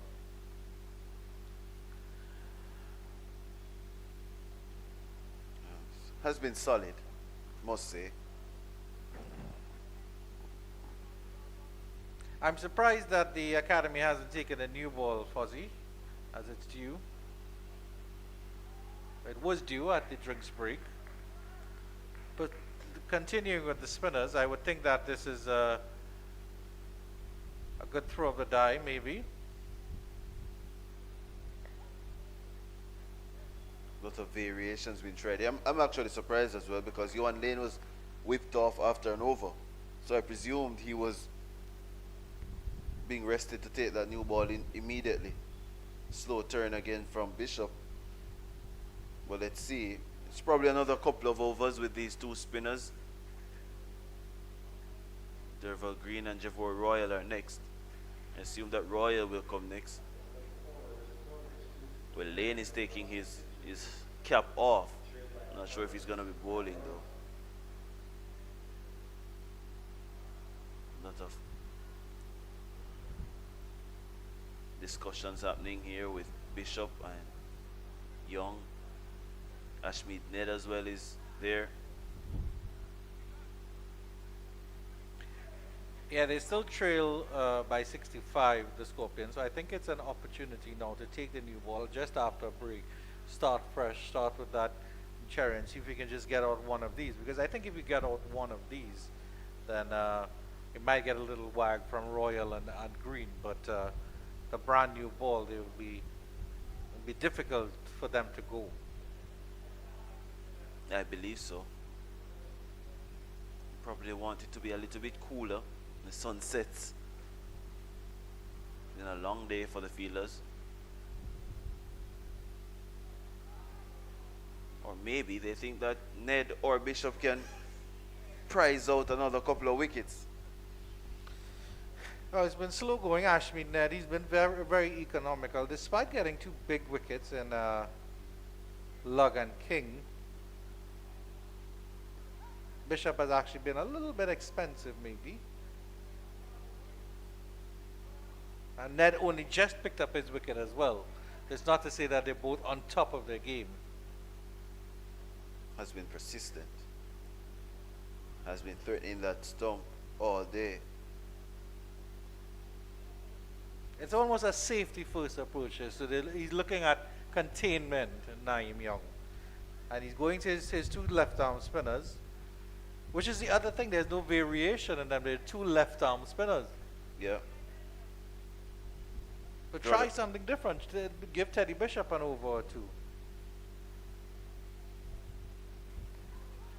That was quicker, flatter, and Mansingh got the bat down in time.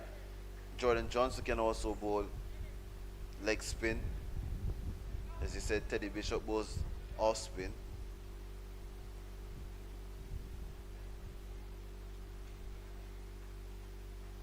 Turned away by Mansingh. He's gonna get 1. So it's 260 now up for the Scorpions.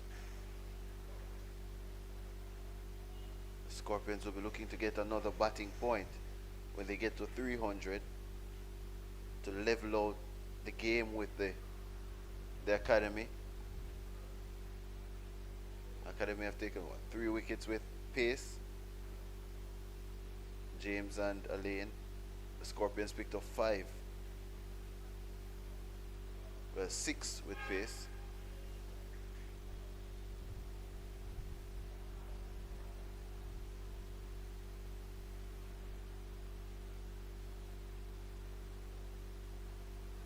A good point you make about the points, but that's sort of the battle. The war is eventually winning the game. And if you win the game, you win the war indeed. Yeah, that was too close to someone. He goes aerially. Didn't time it as well as he would have liked. But I think he got the desired result, which is 4 runs. I think with that shot, someone was maybe trying to go a little bit straighter, but instead the ball sort of skewed off the bat and then went high and it got enough distance on it, dribbled it into the ropes at wide long off.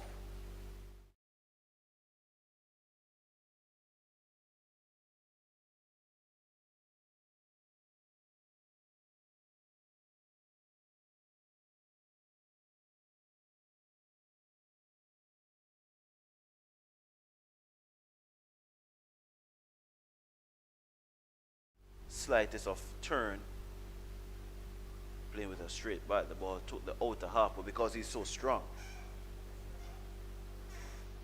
We saw when Captain Naeem Young signaled to the bench that he wanted another helmet onto the field, and that was for Jordan Johnson to go under the bat. He's going to be attacking here, so maybe they have the plans with this softer ball that it probably doesn't come onto the bat as the newer ball would do, but as you said, it would obviously suggest that it's a containing strategy. But at least if he's trying to attack more, then he's changing the status quo, which is what you need to do as a captain. Okay, something isn't working, the game is just meandering along. Pete Salmon is there. He's really just been a thorn in the academy's side. What are you going to do to get a wicket? Have to find a way. Yeah.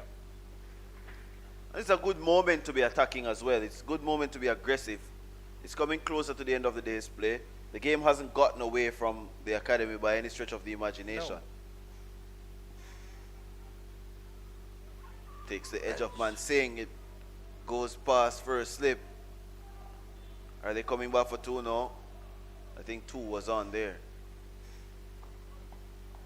Wondering if it was just a ploy for Mansingh with the 2 men under the lid, but it's actually just a plan right through. Someone hasn't shown that he's going to be playing a lot of attacking shots. He has played a few, but he has picked his moments. And of course he's using his height to get forward and smother whatever spin is on offer. Exactly. And there's no devilish spin or turn, so he's comfortable doing that. But this he can work mid wicket. And he's gonna get 2. Good cricket. There's a possibility for 3. Yeah, they do come back for 3. A misfield there between Lane and the captain Young. Some bad communication. Lane is saying that it wasn't his ball. So now they're making another fielding change because Mansingh is gonna be on strike, so the man at deep mid-wicket comes in to regular mid-wicket. So that means more pressure on Mansingh. More players in his eye line.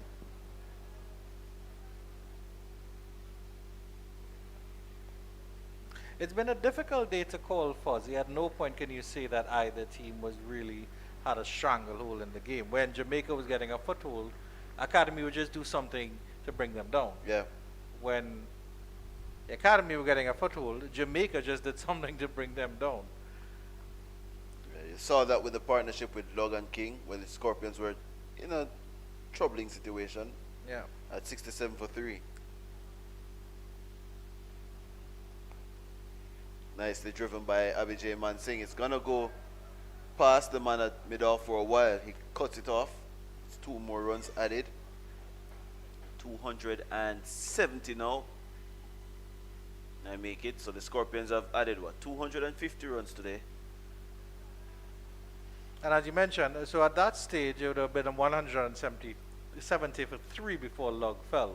And you can really see that he gave away his wicket.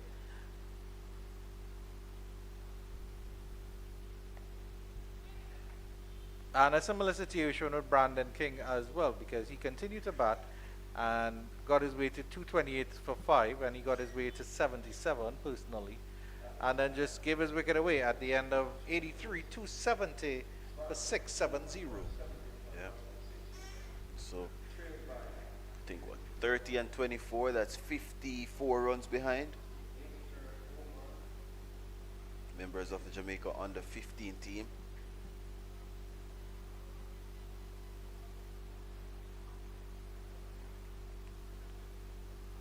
More discussions taking place as to what's the plan. They're both 77 overs today. And are they pressed into ground staff work as well if needed? Well, I've been impressed all season, by the way. I've loved the fact that runs have been scored here consistently. I think there's only one game that has gone deep into the fourth day. One game that has actually gone to the fourth day. Yeah. And that was the Barbados Pride game. It went into the final session. But in terms of the bulk of runs that have been scored, I'm satisfied with that. I just think that the players could be a little bit better with their application. I think some of the players were in too much of a hurry and not respecting the situation of the matches or the respective innings. CCC at times, when Jonathan Carter batted the whole day, there were players who played erratic shots. And of course, the Scorpions have played all their games on this ground. Yeah. So if you consider the first round loss was just a blip, then you should have gone from strength to strength, and they haven't done that. Yeah. And there are feelings that they should have won the game against the Pride, because 180 on the final day, I thought 180 was enough. They eventually lost by 4 wickets. Just on the nature of the surface, as this one goes up to Jordan Johnson. He's not quick enough to deny them a single. It's 271 for 6. I thought with better decision making, better rotation of the bowlers, better field positions, the Scorpions could have easily have won that game. Took a lot of lusty blows and a lot of hard hitting from Russian Primus to get the Pride over the end, and you could hear them clapping every time they got a single because they were nervous for a large period of that run chase. I mean, the Pride have really had a mixed bag as well, so they were coming into that game nervous. Sort of a false dawn against the CCC, and then they came up against the Volcanoes, who set the early pace, and the Volcanoes dealt with them quite easily. Destroy them, really. Yeah, yeah. Barbados were basically swatted aside at Kensington Cricket Club.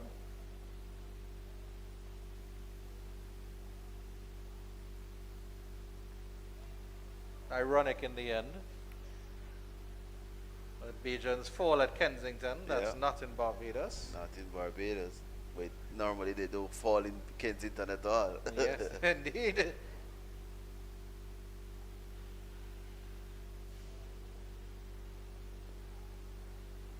Special good afternoon to the folk at Kensington Cricket Club, right down the road from Sabina Park. 271 for 6. 84 overs have been bowled. The Scorpions still trail by 19, 24, almost 43, I believe. Working it out on his calculator is fuzzy. No. Are you checking our football scores? Yeah, 53 they're trailing by. Yeah. And my beloved Liverpool, Fuzzy, are doing quite well. Their aggregate was 9-2 last time I saw against Sparta Prague. We're not friends then. Where do your allegiances lie, Fuzzy? That should be straightforward once I said that. Man United. Oh dear. 6-1 in the 66th minute, Liverpool Sparta Prague. The aggregate is now 11-2. Joshua Bishop is continuing to beat someone with a long on. So you have done well. You're doing well in the Europa. That's probably where you belong. Fozzie decides to concentrate on work because he can't talk about Man United right now. Man United are inconsequential to Liverpool.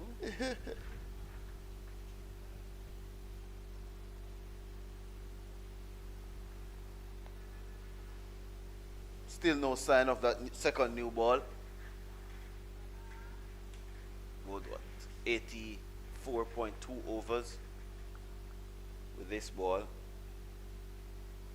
But scoring rate has dipped a bit, we must add. Short, missed out there, man Singh. Really did. It was a very long hop. Yeah, just managed to pick out the fielder, but that's what you would expect from a low order batter. That field is it's a good field as well. Tight ring there in that cover position. So there's that extra cover, and then that conventional cover, and then the point field, and they form a nice arc there. But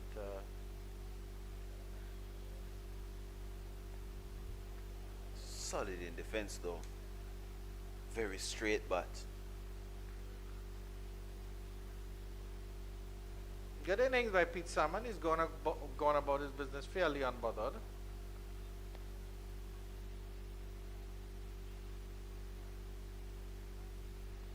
He's looking to get to that half-century mark. Has missed out on a few occasions this season. It's 272 for 6. The Jamaica Scorpions, they trail by 52.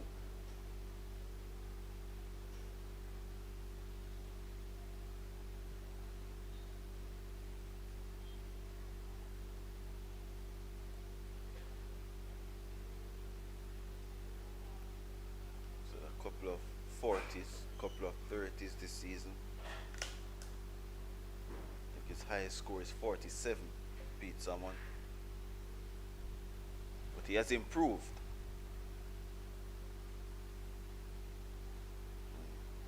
The improvement has seen him being elevated into this batting order.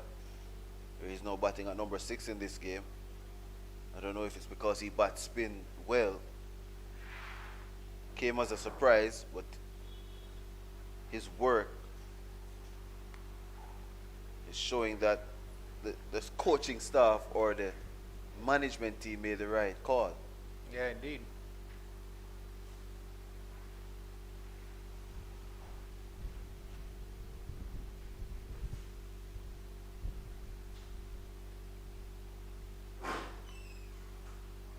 Forcing that one off the back foot. Tumbling effort from Johnson. Chance for a run out though, but they got back home safely. A little bit of a mix up, and they always tell you never to run off a misfield. But good awareness from Young, who after the half stop from Johnson was able to get the ball in. Give us an idea of the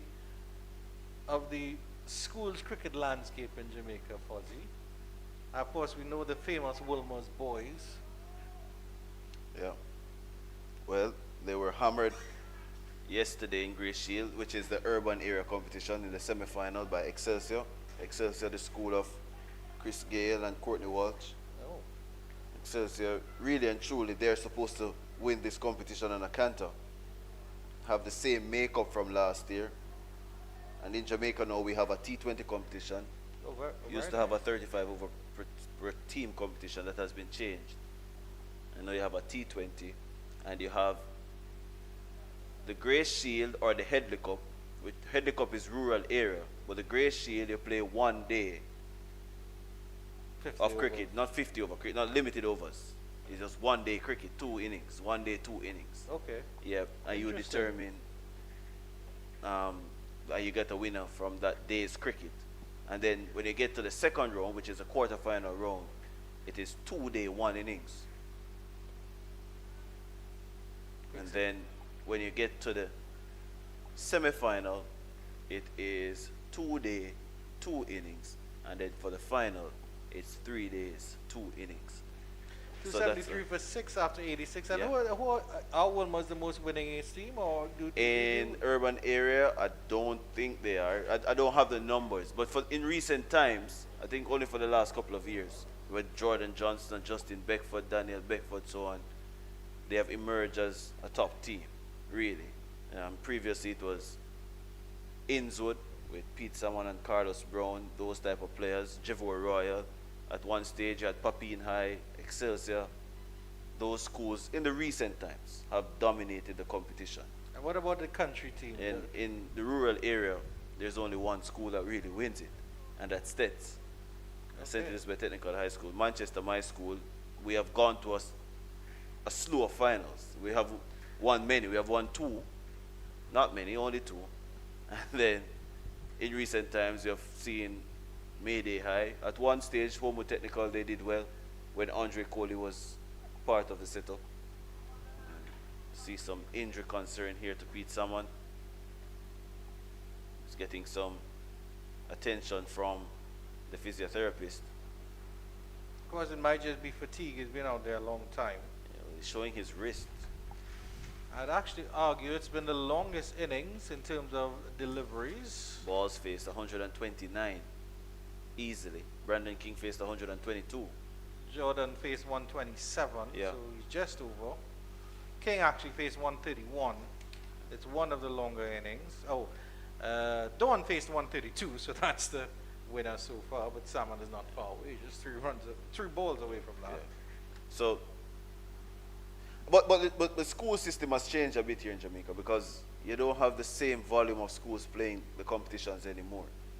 So even the urban area, I think there were only 16 schools. Urban areas, Kingston and St. Andrew, St. Catherine, parts of St. Catherine like Spanish Town and so on, and Portmore. Other parts of St. Catherine, which includes Old Harbour High and so on, they play in the rural area competition, and Dintil Technical and so on. So the decline is there because Jamaica has so many sporting disciplines that are doing well, especially track and field. So the schools are now investing a lot in track and field, as well as their football programs, because from those programs, you actually make back money as a school. Right. Because you host a football match, past students pay to come and watch the matches. In cricket, it's a whole day. And so it's going to be difficult for you to charge people to come and watch a cricket, because it lasts the whole day. And students don't really hang around and watch the cricket as well, because as you know, West Indies cricket is not doing so well on the field. Right. But so are there plans, for example, to make like a second league? So that of course there will be like a top league, like a Premier League, and then a championship. And I think in the urban area had that at a stage where you had the A League and the B League, but that has changed because of the numbers, as I told you. It's dwindling. So it's difficult for you to have 2 tiers when you can hardly find enough teams to play in one competition.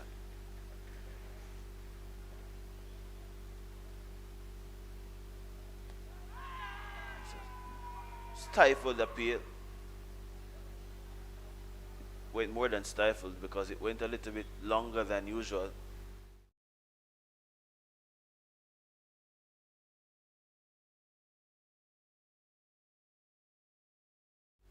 definitely hurt bat.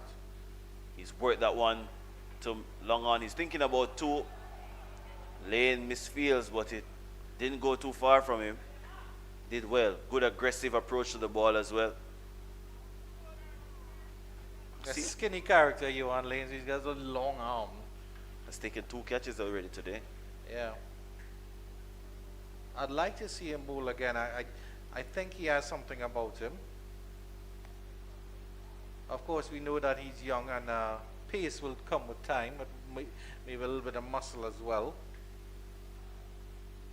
But he has a good action, and I think he will get some swing as well.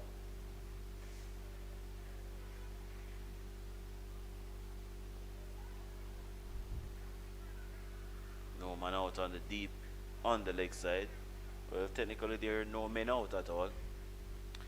Yeah, but coming back to your point about, or coming back to our discussion about the school system here in Jamaica. I mean, you can understand why track and field gets the big piece of the pie. Not only has Jamaica enjoyed global and international success, but it's also a lot more affordable to fund than cricket. Cut away, goes through that coverage, and he's going to get at least two. Two is all they will get. Mansing and Salmon. And takes the score up to 276 for 6. That's the end of over number 87. And the Scorpions, they trail by 48. Yeah, so you mentioned why you think track and field gets the large share of the pie.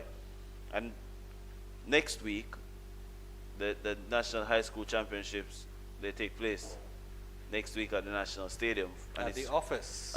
for 5 days. It's the biggest high school championship in the Western Hemisphere, not just the Caribbean, but the Western Hemisphere. And Grace Kennedy pumps almost 100 million Jamaican dollars into it for the last 5 years. So that tells you the magnitude of the Per event. year or just For the last 5 years. over Per the- year. Per year. Oh, wow. For each year, yeah. This year it's that's 100. half a billion Jamaican over the last 5 years. Yeah.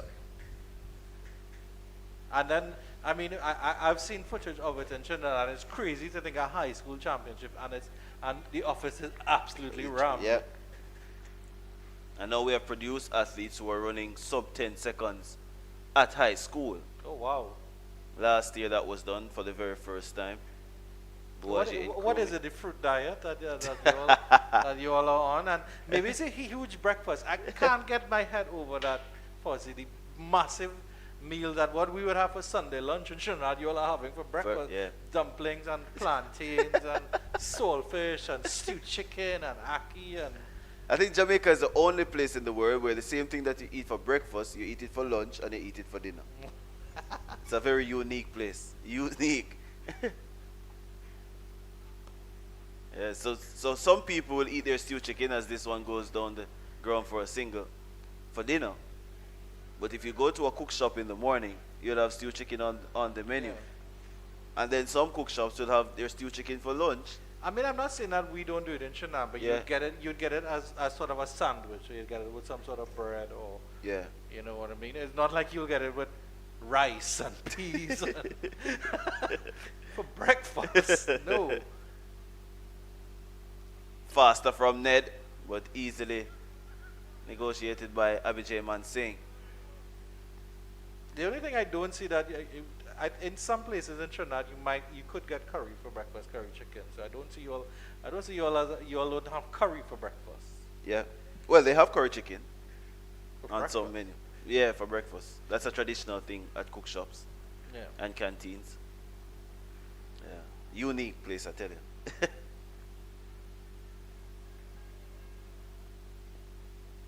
So I've spent some time in Jamaica, obviously. So I've sort of looked at the difference in our curries, and I think in Trinidad we tend to use a little bit more gyro, what we call gyro cumin. Mhm. So and that's what gives our curry a little bit more of Brighter color. a bitter flavor. That's nicely driven by Pete Salmon. That's a top shot. And it's almost as if he sucked the bowlers into him now, and he's just expanding his wings.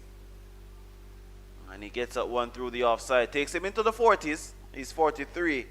And it's now 282 for 6. The score by 42. Yeah, very.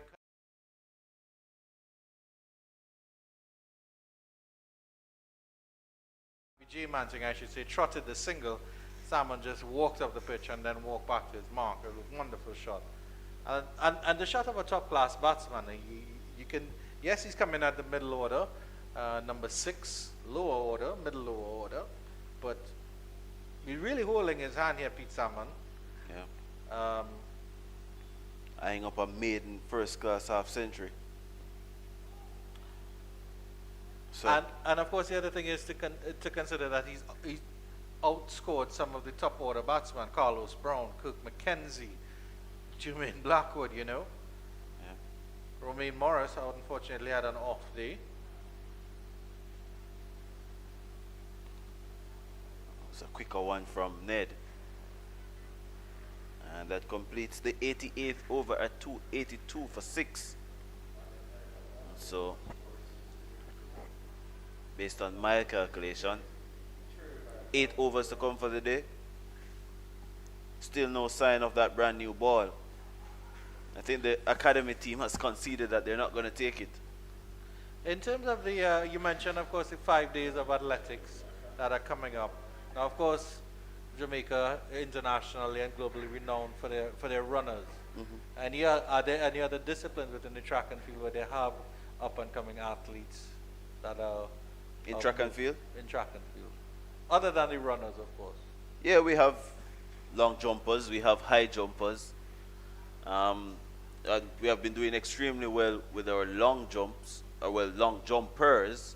We got silver and bronze at the last World Championship with the males, and recently at the NCAA, which is an American Indoor Championship, University, the same person who got a silver medal at the World Championship, Wayne Pinnock, he won that championship recently. Also, Pinnock? yeah. Oh, my. Also, Is it every Pinnock that is famous? I'm not sure. Penny is famous, infamous Yeah. as well.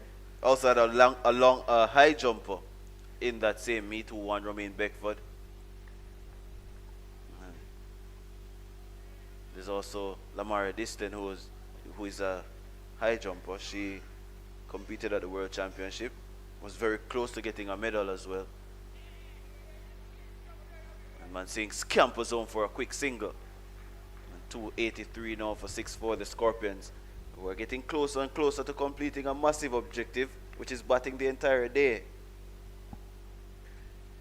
So, and As we see that that quick single that was taken there, I think the academy can be their feeling has been not 100%. There was a spectacular catch from Naeem Young, some good efforts, individual efforts in the field, but there have been a couple instances where I think runouts could have been effective, and they just didn't happen. Either the fielders didn't pick up cleanly, or the shy of the stumps was poor.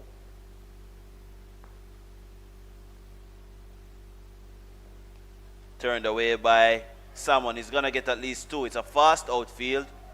Carlin Bowen Tuckett is quick. Mansing, will he take on the throw? Well, he's left-handed. Bowen Tuckett, it seems. And takes someone up to 45.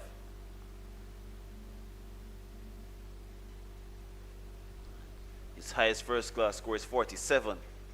So, don't want to jinx it this time. But he has looked very assured, Pete Salmon. And the decision by the coaching staff to promote him has been the right one.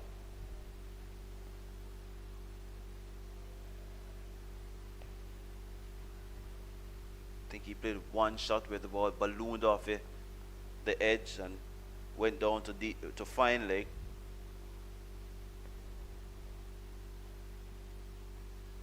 Short, hit hard to cover.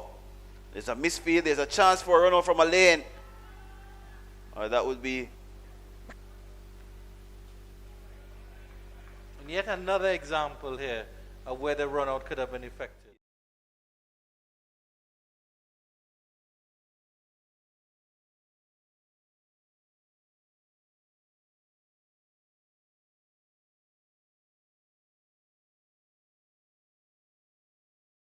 Got himself in an awkward tangle there as well. Took the ball as he was falling over the stumps. Again, another situation, maybe taking the ball in front of the stumps. Third umpire is coming onto the field. That tells you one thing. It looks like the new ball is finally going to be taken here.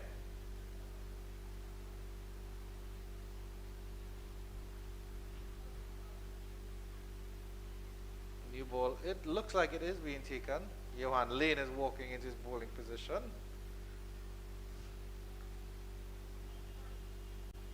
Captain Naeem Young having some discussions with Teddy Bishop. Seems as if he's going to bowl.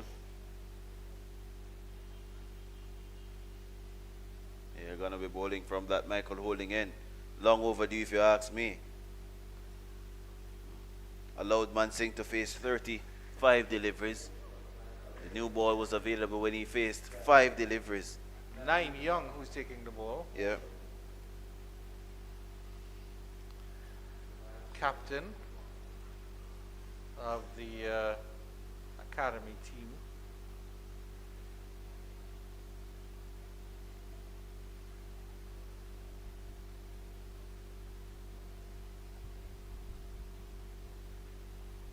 Pete someone getting an additional gear. Getting that forearm guard. So we have seen what, 83 overs today?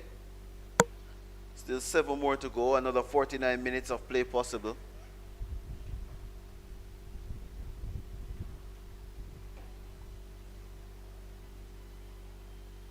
Yeah, it's been a long day out there for the academy. I think they would think that despite whatever happens at the end of the day, there'll be a lot of positives that they can take out of it. I think, however, the Jamaicans feel, they would feel like as if they've underperformed for sure. But the academy has a lot of positives, and hope they keep up their strengths for tomorrow, get some good rest, because it's a long day. And well, today isn't completed yet either, Fuzzy, so let me not get ahead of myself. Stranger things have happened. All of a sudden, in 2 deliveries, Jamaica Scorpions are 86 for 8 with the new ball. Let me not call anything.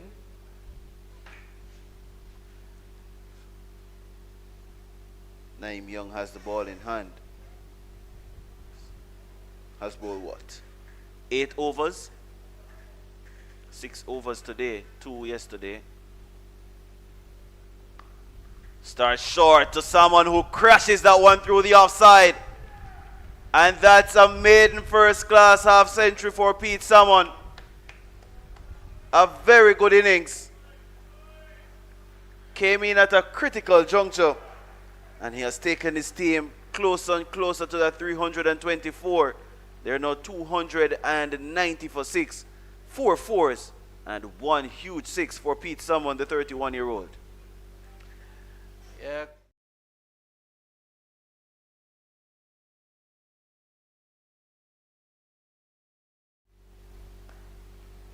And his name might be Pete Salmon, but he certainly has not looked like a fish out of water out there in the middle. I've been holding that play for a little while, Fuzzy.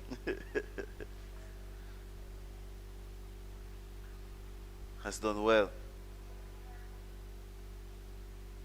Responsibilities have landed on his shoulders.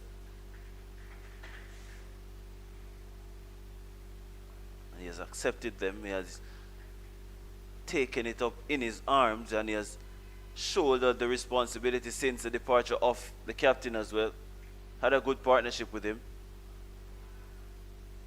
But the other thing to consider is that when Pete Salmon comes back to bowl in the second innings of the academy, this knock will give him a world of confidence. He'll be walking on air. He steers that one away. It's gonna go into the 3rd man boundary.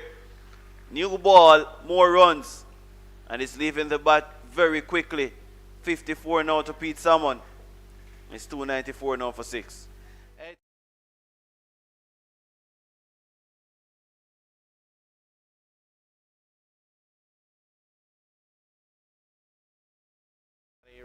Wonderful shot. Got up nice and tall on his toes.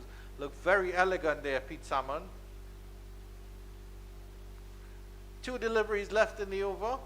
He's asking of the umpire how many deliveries. I think he wants to keep the strike. Driven nicely again up to mid-off. Yeah. Really leaving the bat nicely. I think he hit that too well. You'd have probably liked to hit that a little softer so you can keep a hold of the strike.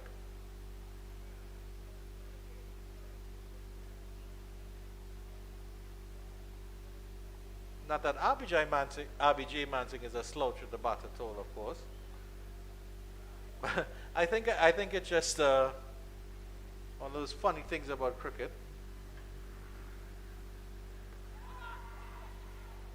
One came back with the angle from Young, and he completes.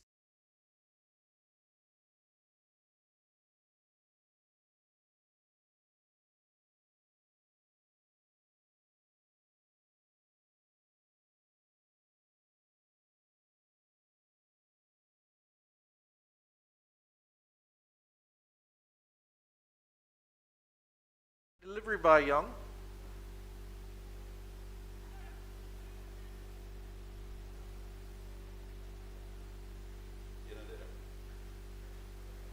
Interestingly, Bishop is going to continue. Joshua Bishop, that is, with a brand new ball. It'll be interesting to see what sort of field they set here. So I think it's a plan to attack and defend at the same time with this new ball. So they attack with the Pacers, and then even though Bishop might be holding an end, he could still be a threat with that new ball, which probably will slide on a little bit more. Yeah, but Oh yes, it did slide on. Too quick for Mansing. And it crashes into the off stump. And he has to depart for 12. So the decision to keep the spinner on with that brand new ball has worked for the West Indies Academy. And a breakthrough. It takes the score now to 290.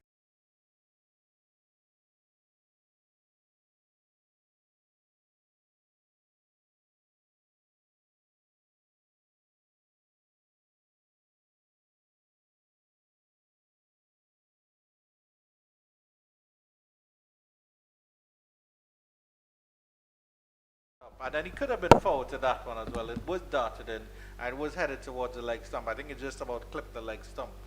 He got himself in a bit of a tangle there, Mansing. 294 for 7.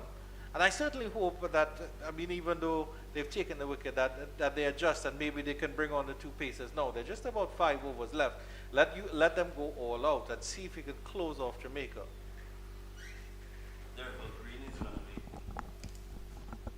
Derval Green is going to be joining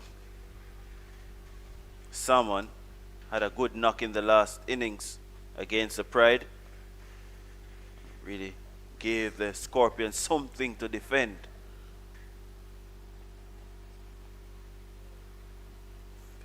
And once again, the Academy has taken a wicket at a regular interval. The last wicket they took was at 253. It's now 294. So they had a little bit of a partnership building there. 39 runs.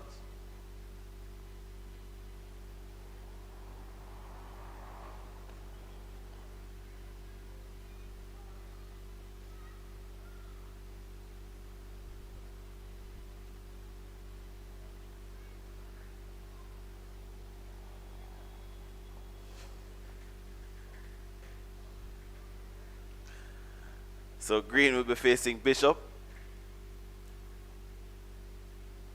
Timely breakthrough for the Academy team. They have toiled all day.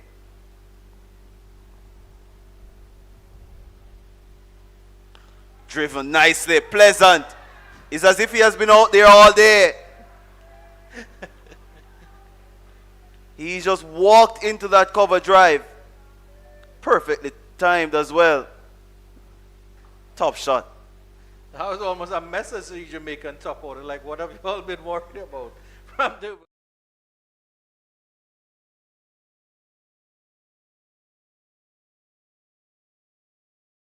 stretch out his foot a little bit. He's not the tallest fellow, is Derval Green, a stocky fellow. And clearly some good, strong bottom hand there, Yeah. Fuzzy.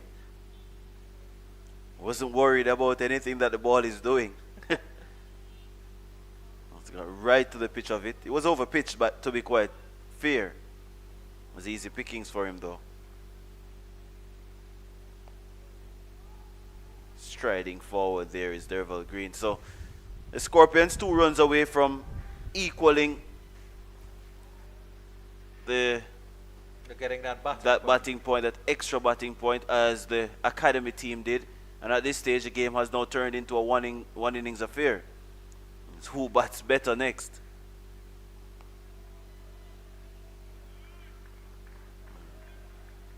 Sensible running by Derval Green. Yeah. Why is he batting at number 9, Fuzzy? Good question. But as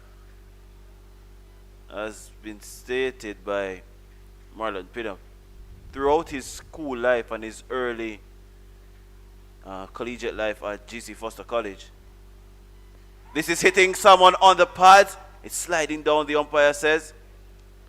Green was halfway down the pitch looking for a run. Yeah. That simply wasn't there.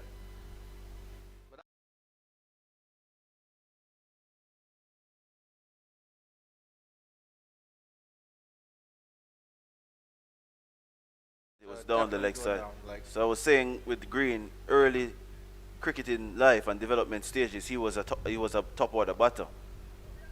And he bowled off spin in those days as well. So I saw him bowling pace at GC Foster, and it was a little bit strange to me. But that's how it goes. It's 299 for 7, the Scorpions, who have added 279 today for the loss of 7 wickets in 85 overs. Yeah. But I mean, it comes back. This is one of the I think more positive aspects of the cricketing culture of the West Indies, because I would say we have more all-rounders per capita than any other cricketing nation, and Yes. we produce some of the best all-rounders in the world. And I mean, I think every nation has their history of all-rounders going back. If you look at Trinidad and Tobago, it started with Sir, later Lord Larry Constantine, and I mean, he was the original all-rounder. The Bajans, of course, have the greatest all-rounder of all time. Even your treasured Chris Gale can bowl a little bit,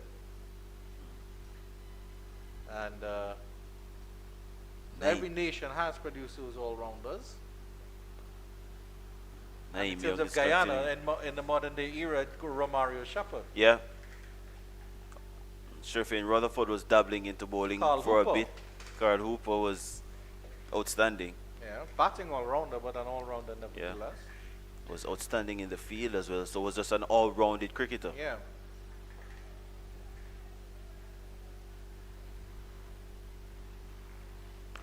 Green hammers that out to the man who is deep in the covers. Ricochets off his knee. That's Was Lane, Johan Lane. Yeah, it goes very close to the boundary, and the 300 comes up for the Scorpions. So it's now 301 for 7. And Pete Salmon and Green will do a congratulatory meeting. Good stuff here from the Scorpions. I think they want to get 350 though, at least. Speaking of all-rounders, I'd also like to say a pleasant good afternoon to Director of Cricket at the Cricket West Indies and a son of Jamaica. Former.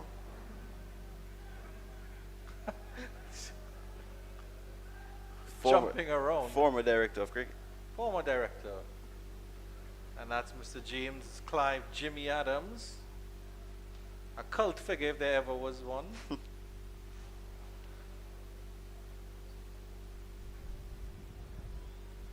Saw him here yesterday. He's on the pitch at lunchtime. Not sure if he's still here today. I got a picture with him at Kensington Cricket Club. That was in round 2. On the up again from someone who has looked positive since that new ball has been taken. Yeah. Yeah, he's looked to score. I mean, you're in there for 149 deliveries now, Fuzzy. You're seeing the ball quite clearly, as big as a juicy watermelon from Crossroads. Seem to know Kingston. Crossroads, as you would say. You seem to know Kingston. Yeah. Where do you get your fruits, Fuzzy? Which market do you frequent? Short from Young, he slapped to mid-on. They actually go to downtown Kingston. I always say there's no, and only cricket fans will understand that there's no more exciting spectacle in sport than when the tail wags. Yeah, it's And only cricket fans will understand what it's that so means. enjoyable. If you say that anywhere else, I mean, I think we spoke about Courtney Walsh yesterday, and how it was entertaining. And the over 303 for 7, 92 overs. The Jamaica Scorpions have batted. They really haven't taken a foothold in this game yet, but they're still there and they're still fighting, and I think that's the important thing for the Scorpions. Yeah, it's going to be a very close game. I think the academy team will be under pressure in that second innings to bat as well as they did in the first. Yeah. You always felt as if 324 was a little bit short based on what we saw on the surface yesterday, the amount of partnerships and the way how the batters were dismissed. You felt as if they just lost concentration at crucial times. And it's the same thing with the Scorpions. I don't think they will be overly happy with 303 for 7. And if you look at some of the dismissals, they were very tame. Yes, indeed. Leroy Lugg was tame, Carlos Brown was tame, Kirk McKenzie was tame. I think Jermaine Blackwood was unfortunate. Romaine Morris was tame, and even the captain Brandon King. If he got that delivery again, he would play it completely different.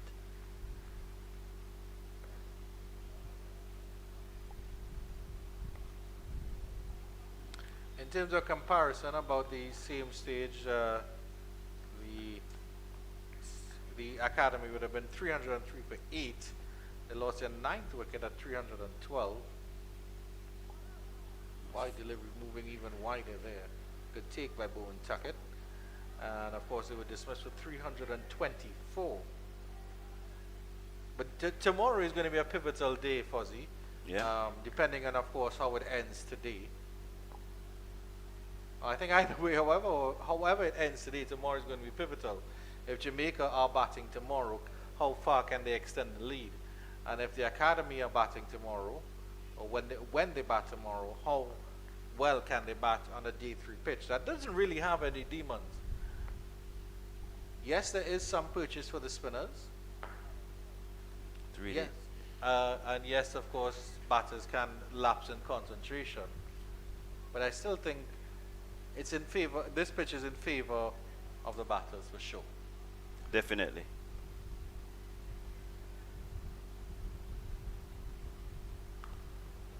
It's rock back there. Someone picked up the length early again.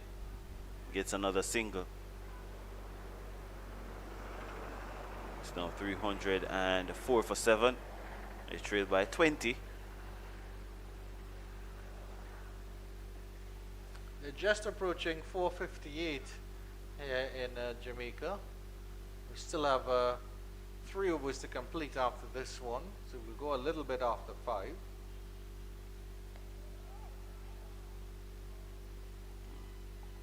Decent over rate from both teams, actually. Yeah, indeed. The previous games, the days meandered and petered out into the days finishing with 82 and 83 overs being bowled. And that's long after 5:20, 5:25. We are getting the days finished before 5:30 convincingly here. So only, 3 overs to come? And that's if the Scorpions can last the 18 deliveries. Admittedly, of course, the spinners have done the bulk of the bowling Yep. in both innings. I think the Pacers will use a little bit more by the Jamaicans. Just to give you an update in the other matches around in the Red Force, in the regional 4-day championships. Trinidad and Tobago Red Force versus the Volcanoes. The Volcanoes are progressive 68 for 2. Still about 30 runs behind, 72 runs I should say, about behind the Trinidad and Tobago Red Force. Barbados Pride have slipped to 59 for 3 in response to the Guyana Harper Eagles 436. That's a mammoth total there. Fozzie says he can make 300 of those by himself.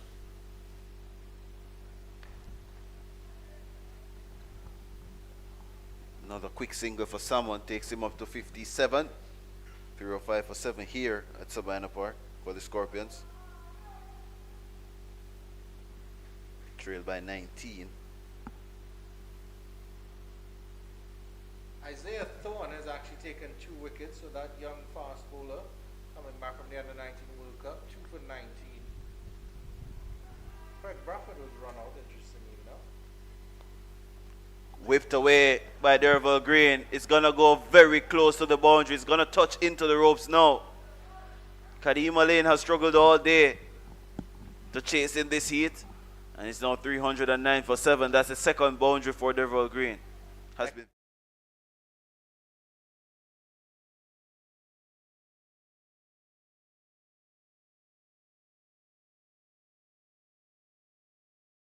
Player like Derval Green, who clearly seems very adept at the bat and very, very comfortable.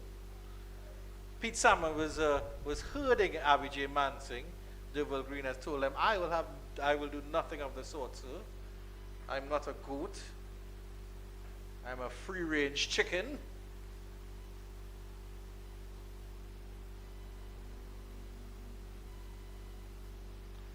CCC have slipped to 76 for 3.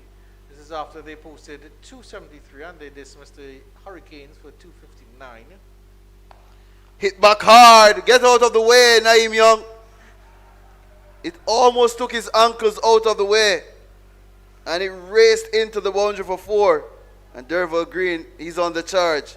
He's 13 from 11. Well, 16 from 11 at 313 for 7. Well, it's red ball 4-day cricket here at Sabina Park, but Derval Green has decided, I'm going to play a little baseball. He flat batted that one past the bowler. Spanked it indeed. And I think he's going to beat Pete Salmon to a century. If he continues at this rate. The race is on. He wants to put the... I think he definitely wants to put the Scorpions in the lead before the end of the day. Despite the fact that there's just 2 overs left, Derval Green is batting as if he had another 90 in front of him.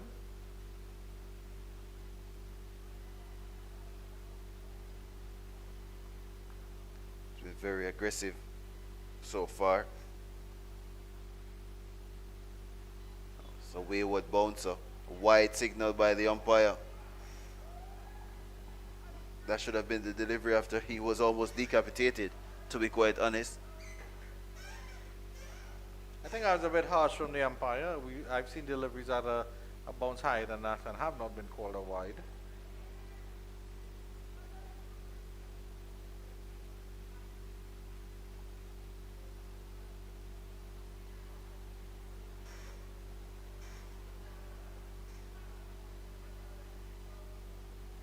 Cut away, but there's deep point. It almost took umpire Gustad out of the way. Yeah, fancy footwork from the umpire there. He should enter a dance competition. He was so quick on his toes. Had to be swiveling. Almost took his knees out. Was hit with tremendous power.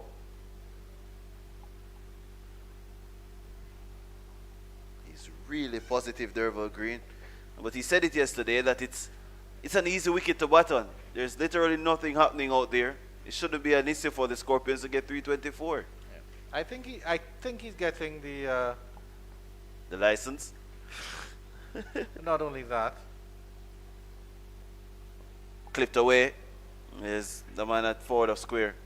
Only one for someone who I think is batting like a man on a mission here.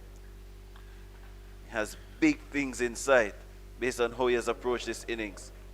58 from 155 balls, and comfortably now he has batted the most balls in the game. Yeah, I think in terms of Derval Green, he's realizing that the academy is lagging. That it's been a long day for them on the field. They've been out there from ball 1, and I think it's about 86 overs that they've 88. 88 of Today, course, right? yeah. So yeah, it was 90 overs after we played in the day. So 88 overs in this sapping heat at Sabina Park. And I think he does notice that they're lagging just a little bit. The body language is a little bit down. It's a long day. And of course, Derval Green has been sitting in the hut all day. He's had his feet up in the AC. He's had breakfast, lunch, tea, and everything else in between. And you can actually see him there at the non-strikers, and he's waving his bat around. He's ready. Come on, guys, let's go. Let's get it going. I need to make my half century before the night is done. A little bit of a worry for Pete Salmon. Let's hope everything is okay, because it's a massive part of the plan here for the Scorpions, not just with the bat in his hand. No, Yeah. he has a huge role to play in that third innings. Yeah.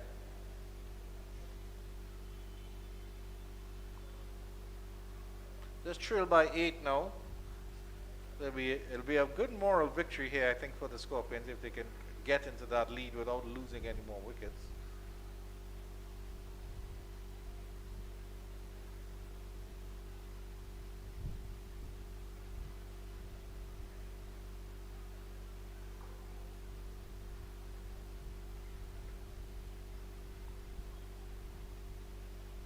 And Bishop is continuing, stifled appeal, and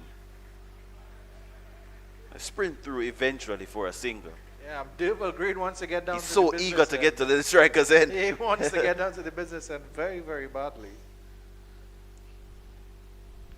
I think I would have Marlon Pinnock stand in front of me just to, I think his Durval Green decides to swat a 6 in my direction. Yeah. So only 11 balls to come for the day.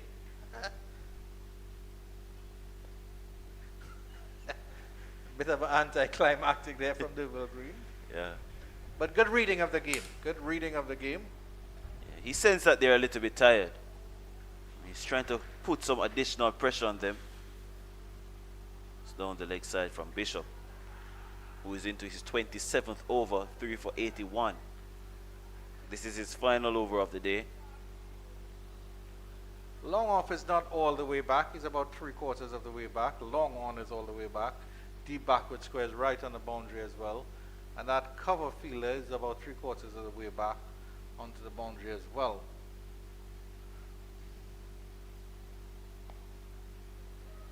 Great wall of Durval. Solid. Marlon Pinnock just gave me a thumbs up for that one. He likes that one. He likes what he's seeing here from his Scorpions. You Jamaicans are very patriotic, so I know you love what you're seeing here from them as well, Fuzzy. Their best showing so far, in my opinion. Short from Bishop. That's going to take some stopping. Kadeem Lane. No, it's not Kadeem Lane. It's Joshua James. He can't stop it. Pick the gap perfectly. And the final ball of the day for Joshua Bishop goes into the fence. He finishes with 3 for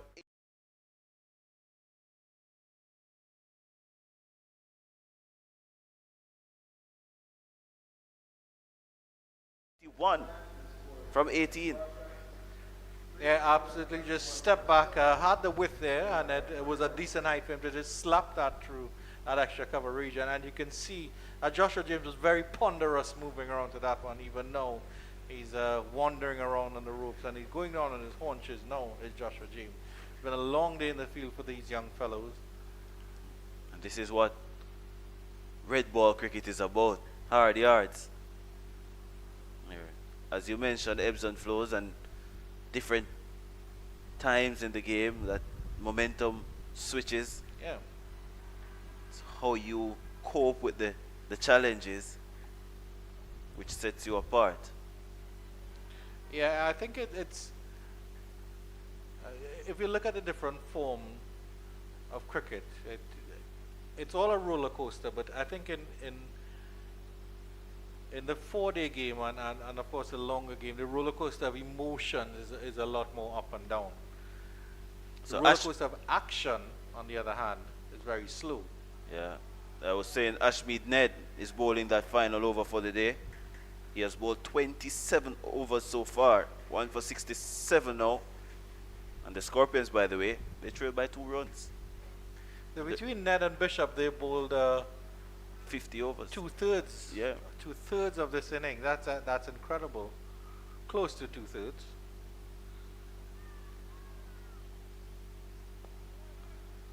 Fuzzy passed maths for O levels. I barely scraped by. Between us, we'll struggle a little bit with the exact figures. Marlon, a human calculator. Pinnock is away from the commentary booth. Can see how easy it is for him to hit through the line of the ball there, Green. Yeah. Just stood on the back foot. It's a newer ball. It's only what? 6.2 overs old. Of course, you're very good at multiplying by 6, though, I'm sure. Fuzzy. Tickle fine. That's going to go into the boundary. And the Scorpions will go into the lead. A good day for them overall. Takes them up to 326 now for 7. And the math is easy now. The Scorpions lead by 2. And a fine tickle by a badly directed ball by Durwell Green. And all of a sudden they have a 32-run partnership. And look at his contribution, 25 and just 6 for Pete Salmon. So he's taken the stress off of Salmon and helped him accumulate, of course, his half century. Solid again. You kind of wonder who's the senior batter here, Fuzzy, because Durwell Green is like, I'm going to do everything. I'm going to be the senior batter. I'm going to be the enforcer. I'm going to be the one pinching singles. All you have to do, Pete, is hold up an end for now. Yeah, just give us some time. Quite so indeed, Fuzzy. So the final ball of the second day's play, Ashmead Ned will be bowling to Durwell Green. Sets the stage for a very good showing tomorrow. And he's beaten outside the off stump. Ned screams in disappointment. And Green lives the fight for another day. 326 for 7, the Jamaica Scorpions. They restarted the day on 20 without loss. They've added 306 runs for the loss of 7 wickets. I'm going to go through the scorecard for a short while here before Andrew Chan gives you his feelings about the day and who he thinks is in front. I think that's obvious, but who he believes has the better advantage here. So, Kirk McKenzie, he was the first man dismissed today. He was caught by Naeem Young off the bowling of Kadima Lane for 29. Carlos Brown made 33, caught by Johan Lane off the bowling of Joshua James. Jermaine Blackwood made a 2-ball duck. Unfortunately, in my eyes, ball looked a bit high. LBW off the bowling of Kadima Lane. Leroy Lugg made 64. He gave it away of 80 deliveries, caught on the boundary of Joshua Bishop, the spinner. Bishop also got the wicket of the innings top scorer so far, Brandon King. He was bowled for 77. Pete Salmon on his career best, 60 from 157. Romain Morris fell tamely for 13. Abhijay Man Singh, unfortunately, chopped on for 12. And Durwell Green, enterprising and entertaining, 25 from 23. So the Scorpions, 326 for 7. Joshua Bishop, 3 for 85. Ashmead Ned, 1 for 71. Kadima Lane, 2 for 29. And Joshua James, the other man with a wicket, 1 for 36. So the Scorpions, they have a 2-run lead. And Andrew, just give us your thoughts on the day's proceedings, and then you wrap us up for tomorrow's play, which starts at 10 a.m. Jamaica time. Well, once again, Fuzzy has given me the difficult job because he's had the easy job of running through the scorecard, and he asked me to pick who is ahead, and it's a hard one to say. But I would think honors are even at the end of the day because even though Jamaica have a lead, it's just 2 runs and just 3 wickets in the hut. Even though they have a bit of momentum here with Durwell Green and Pete Salmon. So it's all up to the academy. Hopefully they get a good night's rest and come out tomorrow, take a couple early wickets and limit that Jamaica lead as much as possible. But day 3 at Sabina Park is going to be a very, very interesting one. If you're in the area, if you're in the Kingston area, or if you're in Jamaica, please come out and view some excellent cricket.